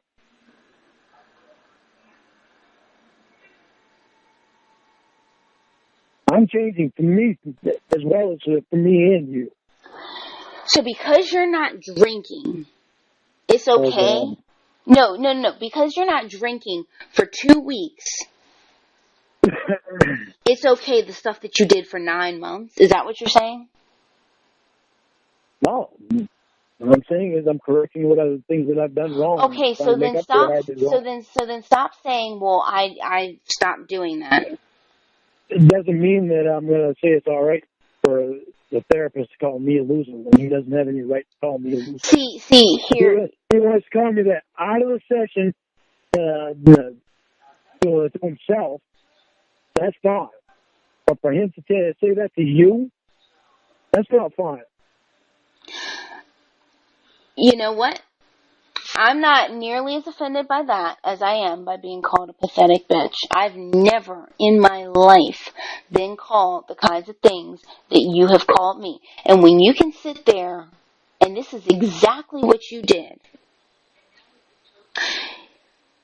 you called me a pathetic bitch, and then I don't even know if it was 5 minutes later, you asked if I wanted to wake up next to you and if I wanted to have sex with you that night, if I would have had sex with you that night if you were there. I don't even remember that conversation. Well, Lorne, again, just because you don't remember it doesn't mean it didn't happen. It happened. I didn't say it didn't happen. But you know how my memory is. Sorry, I don't remember. Okay, so here's the thing. So instead of saying in a dismissive tone, I don't remember that. How about saying, that was really fucked up that I did that, instead of dismissing. It's really fucked up that I did that. I'm not going to admit to it. I'm not going to say that it wasn't fucked up. So Lorne, and I apologize for doing it. Lorne, the guy gave me a lot of shit to think about, because how is it that you're going to say, he called you a loser, and whether he should have done that as a therapist or not is up in the air. Because, for the point that he was trying to make. Okay, so let's say that was wrong. But for him to do that. But was he wrong in saying that? He heard video footage of you calling me a woman, and you shouldn't say this about any woman, but certainly one that you claim that you love, a bitch, a whore, a piece of shit, all these names, that alone, you don't think that alone is loser behavior? Yeah, I do. Okay, so But then I don't need to hear it from your therapist. Your therapist shouldn't be saying that to you. I could not argue with the things that he was saying, Lorne, because it was true. I mean, he was winning. I mean, I was defending you, but everything he was saying was true. And here I am defending you. But again, the shit that he was saying, I couldn't argue. And the stuff that he told me, I didn't know that there was audio footage of you talking to a child or someone who sounded like a child. I didn't know that that existed. And that you had said, after saying that you weren't going to have sex and all this stuff, that you were bringing condoms so you don't get somebody knocked up. I didn't know there was audio footage of that. I don't remember it either. Okay, again, Lorne. I've got it. I've got it on CD, and I've got everything. Okay, so But I don't watch it. I don't watch it. You know why? Because it was 10 years ago, and I tried to get it out of my head. Yeah, but you know what? You do the same thing that I do, that he said that I do, that I shouldn't be doing, which is the bad stuff that you've done, that I have just tried to completely eradicate from my mind. You do that, but the problem with you doing it, there's problems with me doing it, the problem with you doing it is that you don't learn and you don't grow and you don't change. He says all that shit to you, and then he asks you out to dinner. No, I'm saying that you don't learn and that you don't grow and that you don't change. Lorne, I've said a lot of the things that he said to you. I put on a united front. I defended you. I defended you for hours. I defended you for 7 hours today. And at what point does it become comical when I'm sitting there saying, well, maybe he forgot that she was, maybe he blocked it out of her mind that she was 13. You know, or maybe, him calling me those things, he does it because he gets mad at me. And it's like I deserve it. It's probably comical when I say that. I never meant to even go that route with a decoy. I meant to just be a good person and give the decoy somebody to talk to. Lorne, but not meaning to go that route. I was turning around as I was grooming. Lorne, okay, if you really don't know what grooming is, you need to read your chat log, because that is the definition of grooming, and I haven't even read all of it. I know what grooming is, but when I started talking to her, I wasn't doing it to groom her. Lorne, but here's... I was doing it just to give her somebody to talk to, because nobody else in the room would talk to her. But here's the difference between first degree murder and first degree murder, okay? Here's the difference, okay? If I get in my car right now and I say I'm going to drive all the way down to Texas to kill my cousin, and I just named a state, and I actually have a cousin who lives in Texas, but I don't even know what he looks like. I haven't seen him in so long. But anyway, if I get in my car and I drive down to Texas and I say I'm going to kill my cousin in Texas, and I go to Texas and I get my car and I make the 20-hour drive and I kill my cousin in Texas, and now he's dead, and I say, well, yeah, I killed him. I got in my car with the intention of killing him. I killed him. That's first degree murder. Now, here's the difference between first-degree murder and first-degree murder. If I get in my car and I say, oh, I'm going to Texas to argue with my cousin, oh, I'm going to Texas to have dinner with my cousin, oh, I'm going to Texas because it's legal to fuck your cousin in Texas, I don't know, I'm going to Texas to watch movies with my cousin. If I go to Texas to do those things, or any of those things, or one of those things, or none of those things, I'm just going to Texas to look at my cousin. And I get there and we're talking, and then we start arguing, and I decide I'm going to fucking kill my cousin, and I kill my cousin, well, guess what? That's still first-degree murder. It doesn't matter that when I drove there, I wasn't intending to kill him. I formed the intent in an instant, and it's still just as premeditated as my 20-hour drive. And that's what I'm saying to you. I know So what you're saying. regardless of what you intended, the fact is that you might not have started out that way, but you ended up going that way intentionally.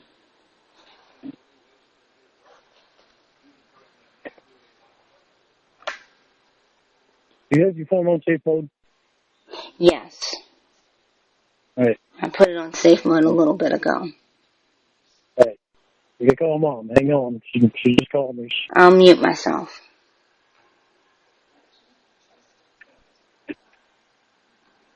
All right. Hang on a second.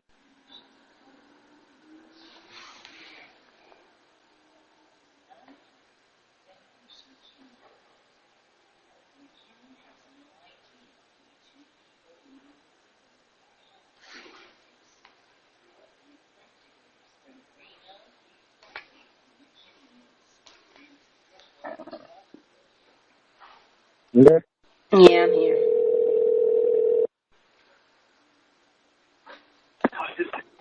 Yeah. Hello, Mother dear. What are you, second shift today? I am. I'm second shift today. Yeah. How come you're so late? Because I can be. Oh, you can't be with me. I do not put up with it. You don't. No, I don't. I was. Yeah. Well, I guess I called you in there first. I guess he's not going to call. I want to get up and start my day. What time do you wake up? Oh, 6 o'clock. 6 o'clock? Yep. Yeah, what time do you go to bed? 11. 11? 11. I went to bingo. Oh, yeah, that's right. Last night was Thursday. Yep. You used to go on class on Thursday, so.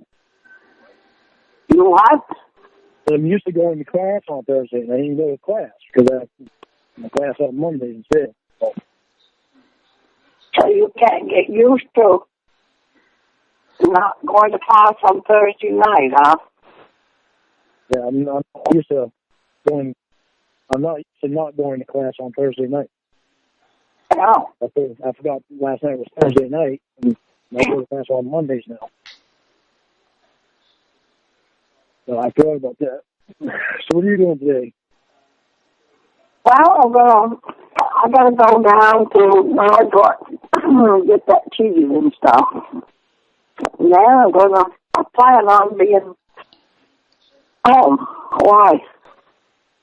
I just wanted to ask. I asked you every day, so I thought I'd ask again today. Oh. You know, you ask what's on your agenda. Yeah, I know. Yeah. So that's on my agenda. Well, Uncle Rich call you last night? Uncle Rich? Yeah. No, I tried to call him twice. I tried this morning. I was going to get him a different phone. He said, no, that phone's all right. Oh, but he's down there to plug it in. It shuts off, and then he's down there with no phone. Can't tell him nothing. Yeah. Just the one that he used to charge it up too. Yeah. Doesn't work unless it's charged. It's what? It doesn't work unless it's charged. I still didn't get it. I said a phone does not work unless it is charged. Well, I know it was charged. I charged it up, and he wouldn't have called out that much, but it shuts off by itself. Oh. So he needs a new one. And he's got a thing I got to take to him that he can sign to get more minutes on it. All right. Yeah, so. Oh, all right. I'm going to get off here. I'm going to be getting in the shower here shortly. Wait, what time are you going down to Sharon's? I don't have to. We did the application over the phone yesterday. You what? We did the application over the phone yesterday. Oh, you did it over the phone? Yeah. Oh, that's the one that you was going to do today? Yeah. You said you hear from one today. Yeah, I'm supposed to hear from one today. Yeah. That's the other one that I called about earlier this week. Yeah. Oh. Did another application yesterday. Yeah. All right, I'll leave you off the phone. All right.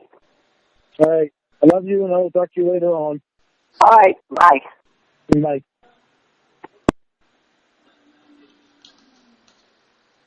You hear me? Yeah. Okay. I get a... Let's see. I got to give it another 13 minutes, and I get my test, which I don't need to get on the phone to do. I do it right over.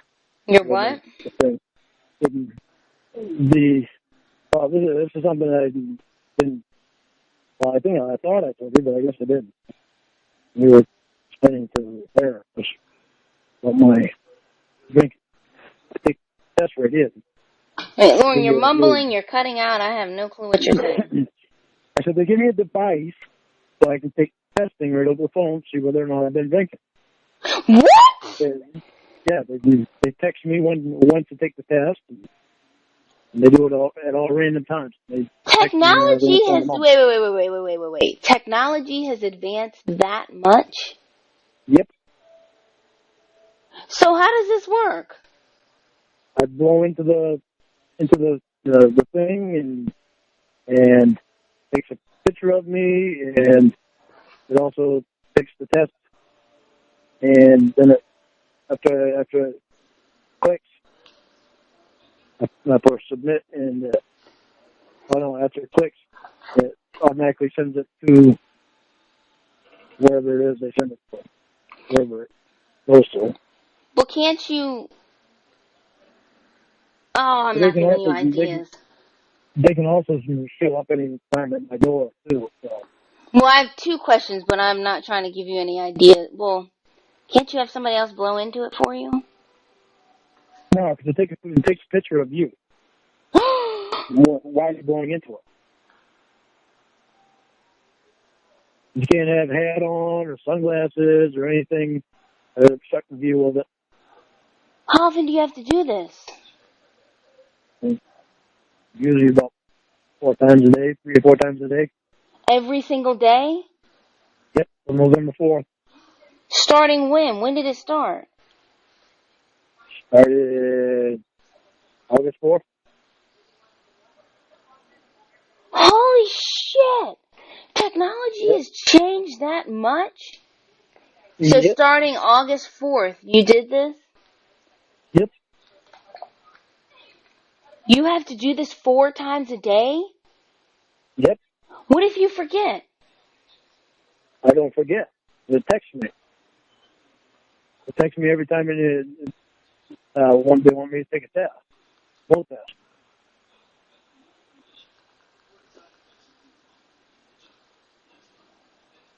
When we come up here, you'll see me doing them. I'll have the thing right there. I'm what's the word? Shell shocked? I'm not saying anything. There is I can't believe such a thing exists. I'm like tempted to have you take a picture of it because I almost don't believe you. No, you'll see it when you come up. What is it called? I want to look them up. I'm amazed. I don't know what it's called. It doesn't have a name on it. It just doesn't even have a name on it. Or yeah, that's Silverlink. Powered by Silverlink.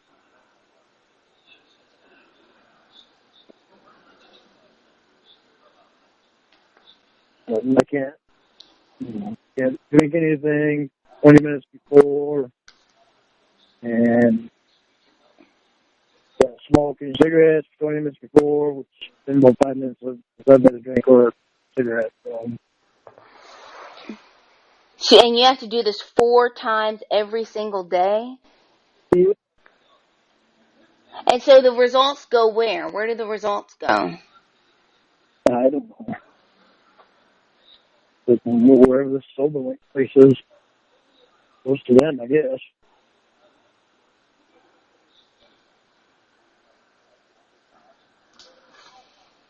Yeah, cool thing, it's done it before too. Do what? And includes in the middle of the night, it has done it before too. Well, I should say 3 to 4 times a day. So it's so it's random. Yeah. Oh. That is... I know I'm not going to drink for the next 4 months. But, and I don't even feel like drinking. So I'm not worried about it at all. What happens if you fail it? What happens if you do drink? Then I'd be in trouble. I'd go to jail. How long could you go to jail for violating your probation, though? However long the judge says. No, I mean, there's usually like a statute, like, 1 to 5 years or... I don't know. I've never violated my probation and been put in jail for it, so I don't know. But I'm not violating it. There's no way in hell I'm going back to jail. Because I'm wondering if they would just put you in like an AA treatment class. No, because no. This is one of the things that they do to try to keep you out of jail. To do this, but make sure you comply. So after this is done, I'm going to have that taken. I'm going to have some of the things fixed on my probation. I'm going to get a lawyer and have some of the things fixed on it because they went way overboard on my stuff, and like the lifetime supervision, lifetime supervising release. They were way overboard on that. Well, can you be a registered sex offender? Oh, go ahead. I was going to say, it's all good to me having a bad lawyer. Well, can you be a registered sex offender without having, quote, lifetime supervision, end quote? Yeah, I can. Well, I'm going to see if I can get that fixed too. But yeah, I'm going to get a lawyer to know to fix them all. So, what is lifetime supervision? What does that mean? Probation for life. Oh, okay. After I'm out of this class, I'm supposed to be able to put a thing in, a motion into the court to get off probation, so that I can get off probation. Me even being in this class still was just horseshit. And Maria's even said that. She said it's ridiculous that you've been in class this long. I think, shit, no kid. Because Gina wanted to see me in a face-to-face relationship.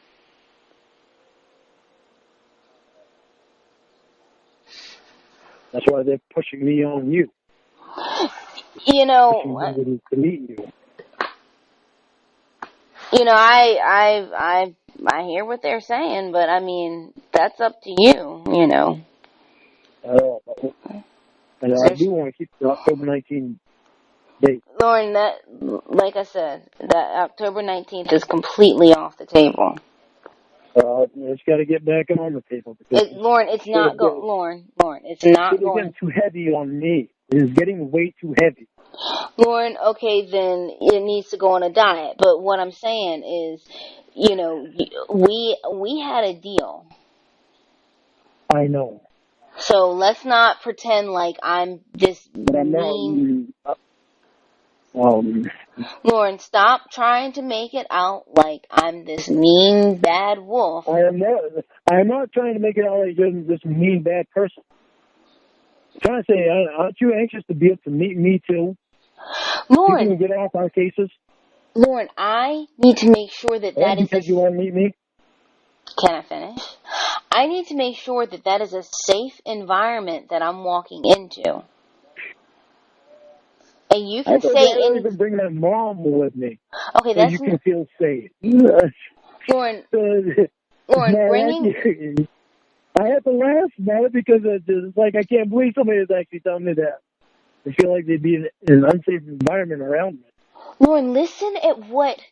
Lorne, just because I defended... understand what you're saying. Okay, well then if you understand what I'm saying, then you'll never mention October 19th to me ever again. Ever. Wow, when October 19th is only When it comes 2 and weeks goes, off, then I won't be there. Lorne. when it is only cutting 2 weeks off of the 3 months, why not do it? Lorne, again, if you understand what I'm saying, then you will never mention October 19th again. Otherwise, if you mention it again, you don't understand what I'm saying, at which I will repeat myself, which I would prefer not to have to do, because you're 47 years old, and if you can understand a simple concept, then it shouldn't need to be repeated. Well, I understand what my counselor and Allie are saying to me, too. But see, here's the thing. Allie, and your probation officer and your counselor, they're not me. And they're not going to run my life. They might run yours, and hey, they can put you up to a breathalyzer 4 times a day. They can put you off to a jerkalyzer 10 times a day to see if you've been jerking off. That's up to them. They can run their life and they can run yours, but they're not going to run mine, and they're not going to make me feel like I need to expedite visiting you because of whatever reason that they have. I'm of age. I have proven that I'm of age. So therefore, you're not committing any crime whatsoever in regards to talking to me. So my thing, as I was saying, I won't be cut off. I won't be cut off. As I was saying, I'll keep talking over you until I get to talk. So my thing is this. If I am going to get on a plane and fly up to Maine to see you, we're going to do it on my time, my schedule, and the way that I want to do it. And the way that I want to do it is 3 months without those things on the list that I said being done. Right now we're at 2 weeks. 2 weeks in, meaning. Right now we're 2 weeks in. That means, as I had said to the therapist earlier when I was telling him this, that means October 27th. The 19th is off the table completely, and it will not get back on the table. And if they have a problem with that, then they might have to tell you, well, you're not allowed to talk to Ramona again, because I'm not going to bring that on the table. I'm not going to cave in to what you and them want when it's not what I want. I want it 3 months, and I will get 3 months, or I won't come. And that's that plain and simple. Well, that's the thing. We've been dating for the last 9 months. And out of 9 months, how long have you gone without getting drunk and abusive? And I see exactly what they're thinking or what they're saying, is that being boyfriend and girlfriend think we want to see each other. Okay, and out of 9 months, how long have you gone without getting drunk and being abusive? I know. Okay, so then stop using 9 months as if it's a parameter of a lifelong loving relationship, because it is quite the opposite. It is not that at all. And when your therapist is asking you out on a date. But see, this has nothing to do with him. This has to do with whether or not I would... No, let me finish. I'm going to finish what I was saying. Now, as I was saying, it has nothing to do with the therapist. What it has to do with is your therapist and your counselor and your probation officer and you getting antsy, according to you, and wanting me to come down there on October 19th. And what I said is, no, I'm not going to come down until I have 3 months of you not yelling at me, not getting drunk, not being abusive, and not doing the things on that list. So this therapist has nothing to do with that. This October 19th is not going to happen. It's the 27th. Now, I didn't say, oh, well, you yelled at me today about the therapist, so I'm pushing it back, and the 3 months starts over today. I didn't say that, and I have no plans to say that, and I'm not going to say that. So he has nothing to do with me coming down on October 27th, and him being in the picture has nothing to do with whether I would have come down on the 19th or the 27th. Him gets to see you and take you out to dinner, though. And that has nothing to do with whether I come down on the 19th or the 27th. Unbelievable. So when you come up with an argument for why the therapist's existence has anything to do with when I see you, I'm more than happy to listen. The therapist has no business being in your personal life. What does that have to do with whether I come down on the 19th or the 27th? Because the therapist is just another round of the doctor. First of all, I said he's not, but second of all, what if he was the doctor's clone? What if he was the doctor's twin brother? Doctor didn't have a twin brother, but what if he was? Doctor's twin brother, just like the doctor.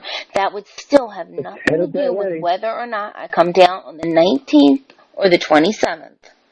It's still headed that way. Okay, let's say it is that way. I'm just putting words in your mouth in your favor. That would still have nothing to do with whether I come down on the 19th or the 27th. Nothing at all. Things are not going to be as smooth with us if he is in the picture like the doctor became in the picture. You know what, Lorne? First of all, there's a difference between things being, quote, as smooth and you getting drunk and calling me names and cursing me out and being abusive. Now, here's the thing. If I'm not going to hold you being upset about the doctor, you being upset about the therapist, I'm not going to hold any of that against you in this 3-month thing. I'm not. Just like I didn't hold tonight against you in the 3-month thing. I'm not going to do that. I would not do that. I'm doing this fairly. And I'm not going to be unfair. And if you're upset about the doctor or the therapist and you say, I'm just upset about him, that's fine. Don't accuse me of cheating. Don't scream at me, although you did tonight. But that one time, I'll let that slide, even though you did yell at me tonight. But the other stuff... Don't be going on dates with the doctor, with the therapist. As I was saying, the other stuff regarding, whether you voice discontent with the doctor or the therapist, I'm not going to hold that against you one tiny bit in terms of the 3-month deal. I'm not going to. So you can't sit here and say, well, the doctor is in the way and things aren't going to be smooth with the therapist, because I'm not going to hold it against you if you get upset over them. But what I am going to hold against you is the things on that list.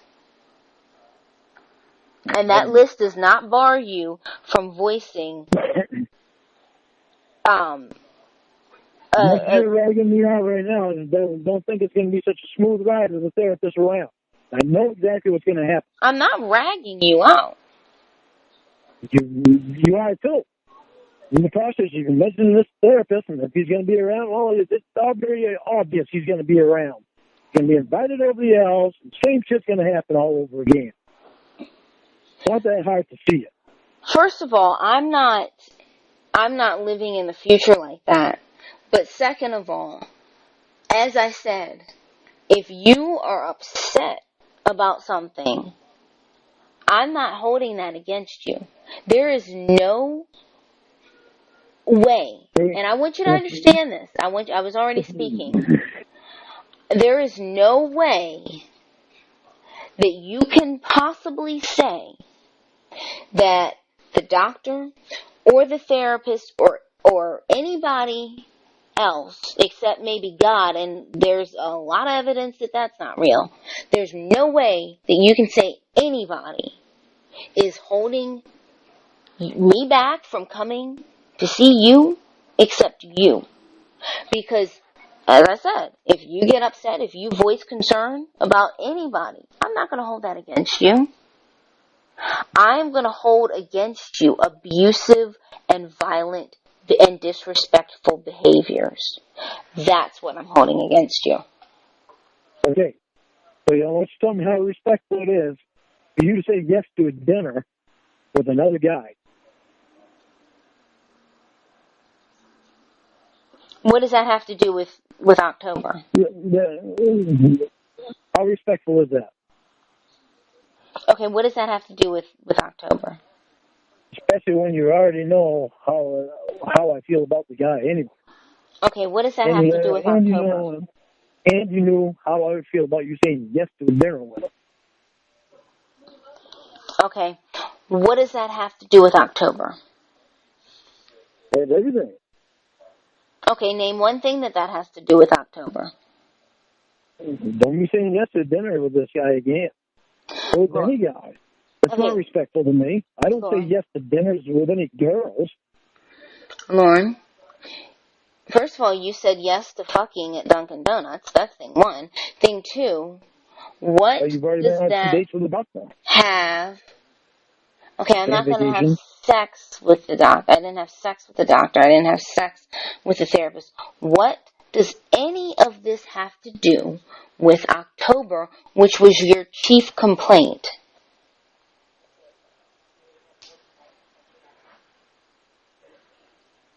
I was getting drunk then. I'm not getting drunk now. That same shit's not going to happen before. But I also don't expect you to be going out on dinner dates with guys. Because you already know how I feel about it. You knew how I feel about it, and you said yes to the therapist.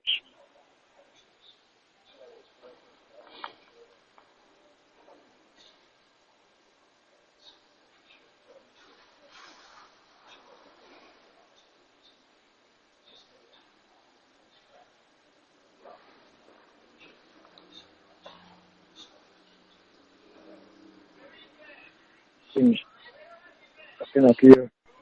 Ever so please wait.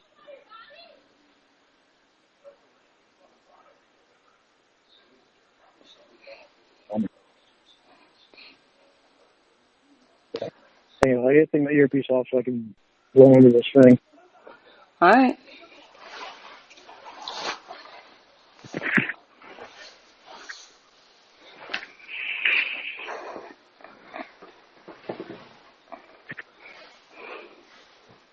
Okay. Sending test. Approximately 60 seconds. What? The thing is reading sending test. Approximately 60 seconds. That quickly? Yep.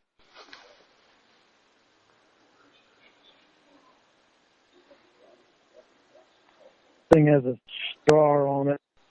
So you blow into the straw. That way your face is a little bit away from the camera.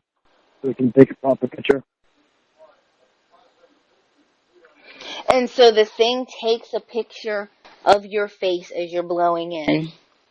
Yep. Huh? Yes. Can't have a hat on, can't have sunglasses on. I can't have my earpiece on, which I've already messed up a couple of times and had my earpiece on. You know what's amazing? That is just amazing. It's like you couldn't, like with that machine, it's like you couldn't have it and then have Tony blow into it and then take a picture of yourself. No, not that you ever catch Tony sober, but I'm just saying if there was a Tony who was sober, like, Yeah. you couldn't just like have him blow into it and then and then he could take your picture and then send it. It takes a picture of you as you're blowing in. That's just amazing to me. It is, really. And actually, Tony's not going to get much anymore either. I think this moving to Cornville, is actually the best thing that could happen to me. Moving where? Cornville. Oh, at first it sounded like you said Clonzo. Cornville. Corn on the cob, Cornville. Corn, peas, carrots. I know what corn is. Okay. Corn's on your feet. I think it's the best thing that could happen to me because it got me further away from Tony and Wendy, which wasn't bad, me being that close to Tony and Wendy, but with me being that close, it was easier for me to go over and have a few beers with Tony and getting further away, that just neither one of us feel like drinking as much anymore. And plus, that damn thing goes off. So, like, if it wakes you up, you have to get up and take it. Yep. Actually, it's going off like I missed it twice one night. I missed it twice because in my bedroom, my phone only gets down to one bar on the signal. Yeah. So sometimes when the text comes through, it comes through sometimes. Sometimes I don't hear it. But it's because that gets down to that one bar, and sometimes that one bar just disappears, and it doesn't come through until the bar comes back, and that's the text. So sometimes, and Roy tried calling me one night. The phone never rang on my end because I only had one bar. Then that one bar disappeared, and Roy called, and it was like about 10 minutes later, I got the bar back, and I got Roy's voicemail. Woke me up. But when in the master bedroom, I get better signal there, but in the son bedroom, I don't get a very good signal.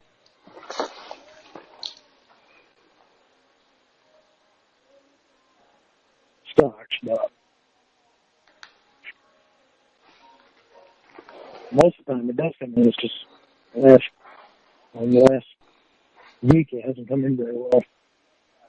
The weather.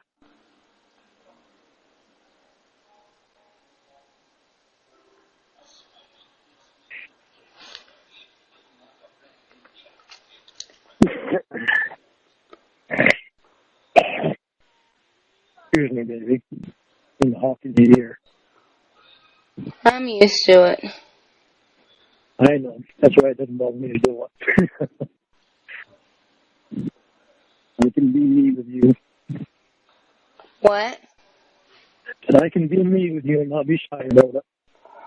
You can be what? And I can be me. I can be Oh. myself with you and not be shy with it. You're already used to me.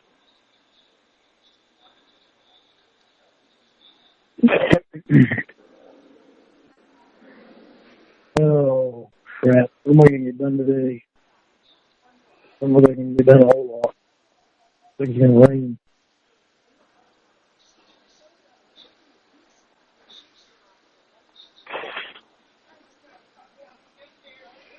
I feel a lot more at ease now.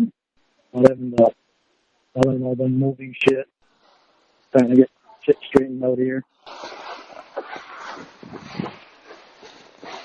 I'm going to get all some meadow out of the yard.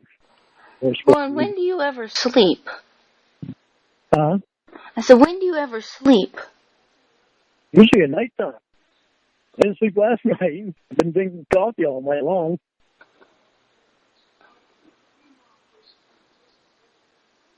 What's When the do you ever longest sleep? you've ever... What's the longest you've ever stayed up? With whether you were drinking or not? Like... Cause I know you did the Rory thing once. I don't know how you guys do that. That's just weird. I think the longest I've ever stayed up has been 32 hours. Like, that probably beats my record. That was when I was 17 or 18. Maybe I was 18. No, I was 17. I went to help fight a fire give me a pretty girl. Give me a sweetheart. I went to help fight a fire in the mountain. I stayed up for 32 hours that time. I was extremely tired. At least I know I put in my share. I mean, this is fascinating. Like, Why is it fascinating? I foresee a world in which you, like, literally stay up for, like, 24 hours on the phone, to which I've never done that. Where I stay up 24 hours on the phone. I think you could. I'm thinking you could. I could with you. I never have with anyone else. So that's mainly because I have the earpiece in my ear. Well, mainly I love having it in my ear too, but having the earpiece in my ear makes a huge difference because I don't have to hold the phone up to my head.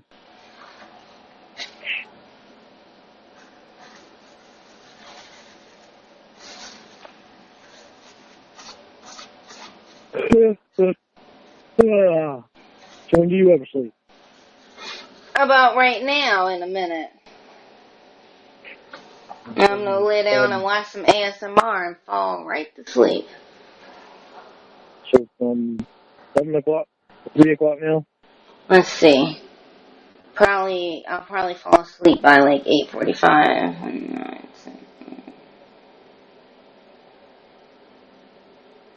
Are you working night shift now? Yeah, right.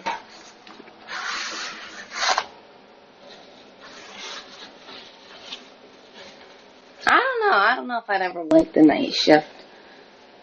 Even though I'm a night owl, apparently, I don't know if I'd like the night shift. I worked the night shift before. You wouldn't like it. Why? Because it makes it hard to sleep during the day. I don't think that would be a problem.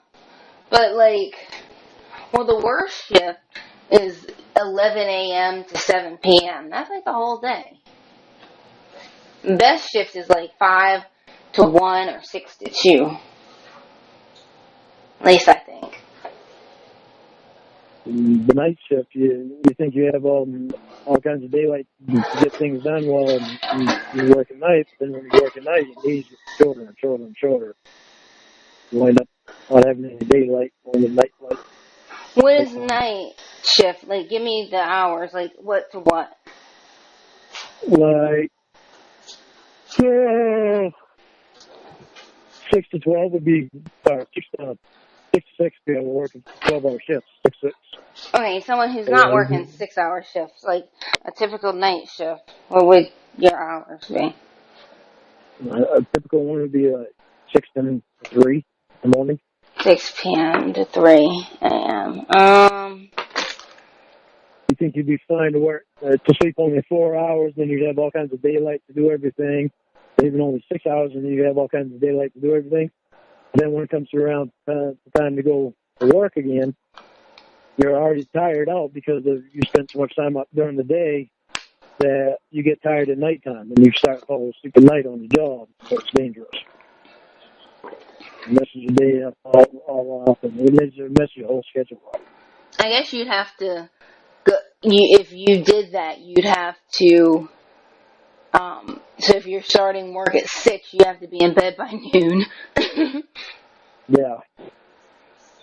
Yeah, the actual way to do it is to stay up later when you get home from work, and then go to bed later and wake up like an hour or two before you have to go to work. Yeah, you have to do it like that instead of coming and doing things and then, taking a nap and then like going to sleep an hour before. Yeah, you'd have to go to sleep. And that's 6 hours. Well, no, that doesn't make sense because if you're working 6 to 3, then if you want 8 hours of sleep, you better be in bed by like 9. And if you're working 6 to 3, you better hurry up and get home, go to bed. Actually, what did you say before? You want to stay up for a few hours. You're going to want to at least go to bed at 7 o'clock. You can get up at 3 o'clock and get your 8 hours sleep. That way you have to get a shower and eat and everything before you go to work again. Mm-hmm.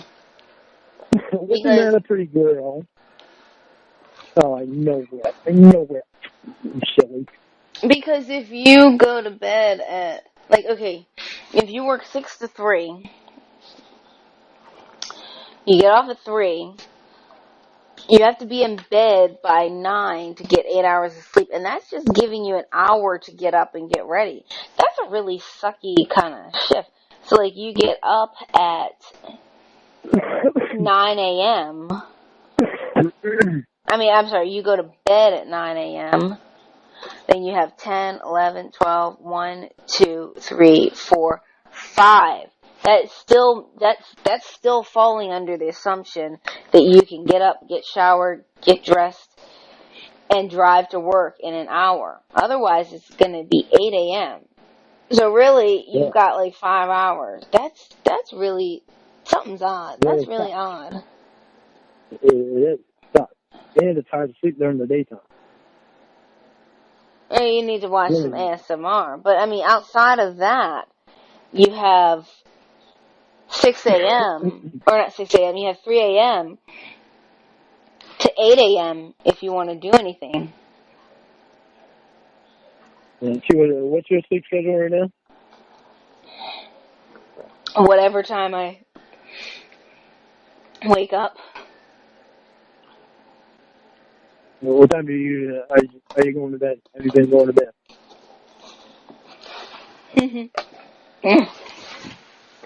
It varies. You've been staying up all night, though, haven't you? What's wrong with that? Because you're shaking your schedule a lot. It's going to be hard when you go back to work. Get the schedule back on.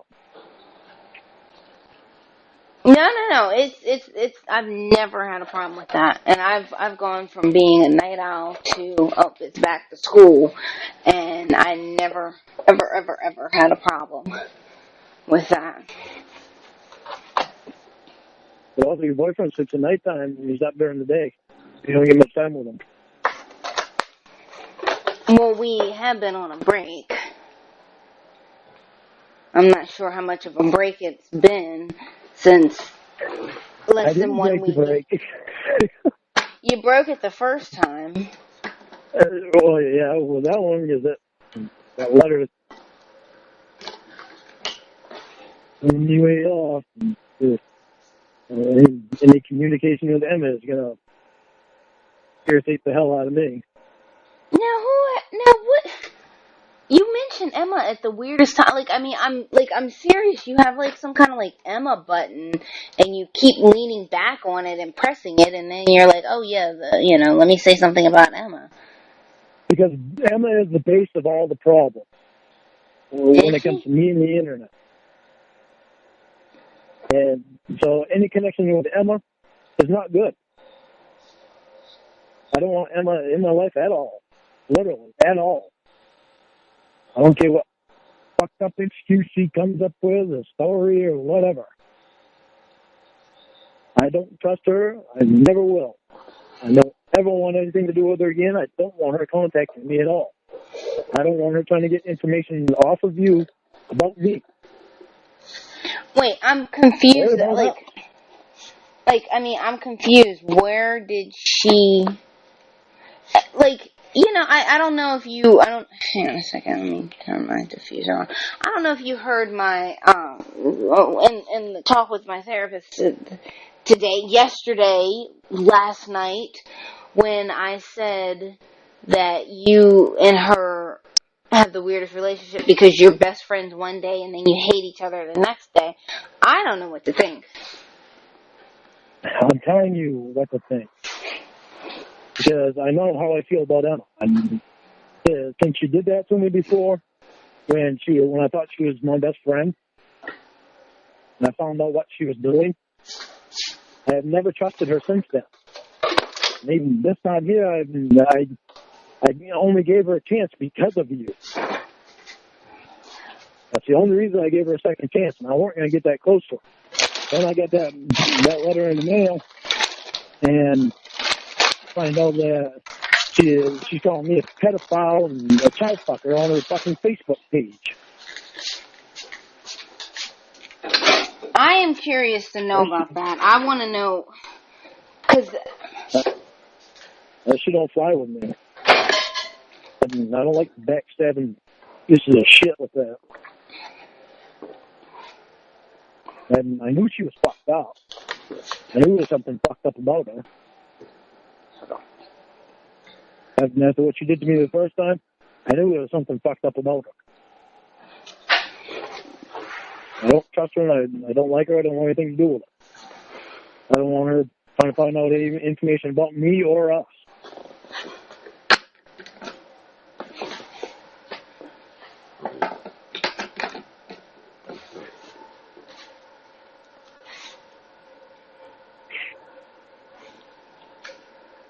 And Emma doesn't give a shit about anybody but Emma.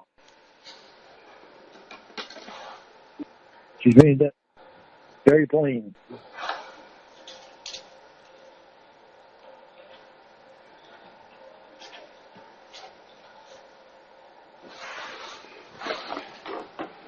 Well, I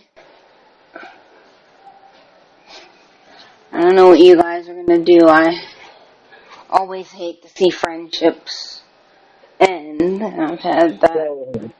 That was never a real friendship. On my part, I thought it was a real friendship. Her son. She fucked that up. So for her, it was never a real friendship. It was just her saying she was a friend, just so she'd get information about me to put on the internet. And that's fucked up. That's obsessive, fucked up bullshit. You got a major mental problem. Well, maybe I'll confront her about the things that were said on Facebook. Because I don't follow her on Facebook, so I didn't see any of it. I'd have told you if I had seen anything, but no, I didn't see anything.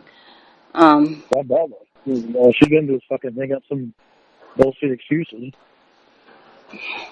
No, I'll bullshit call. Story how it's not really her it's not really her Facebook page, it's somebody else's that's under her name.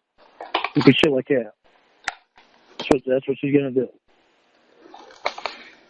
No, because I mean I'm curious to know why she would say that, because those are strong words. So I mean,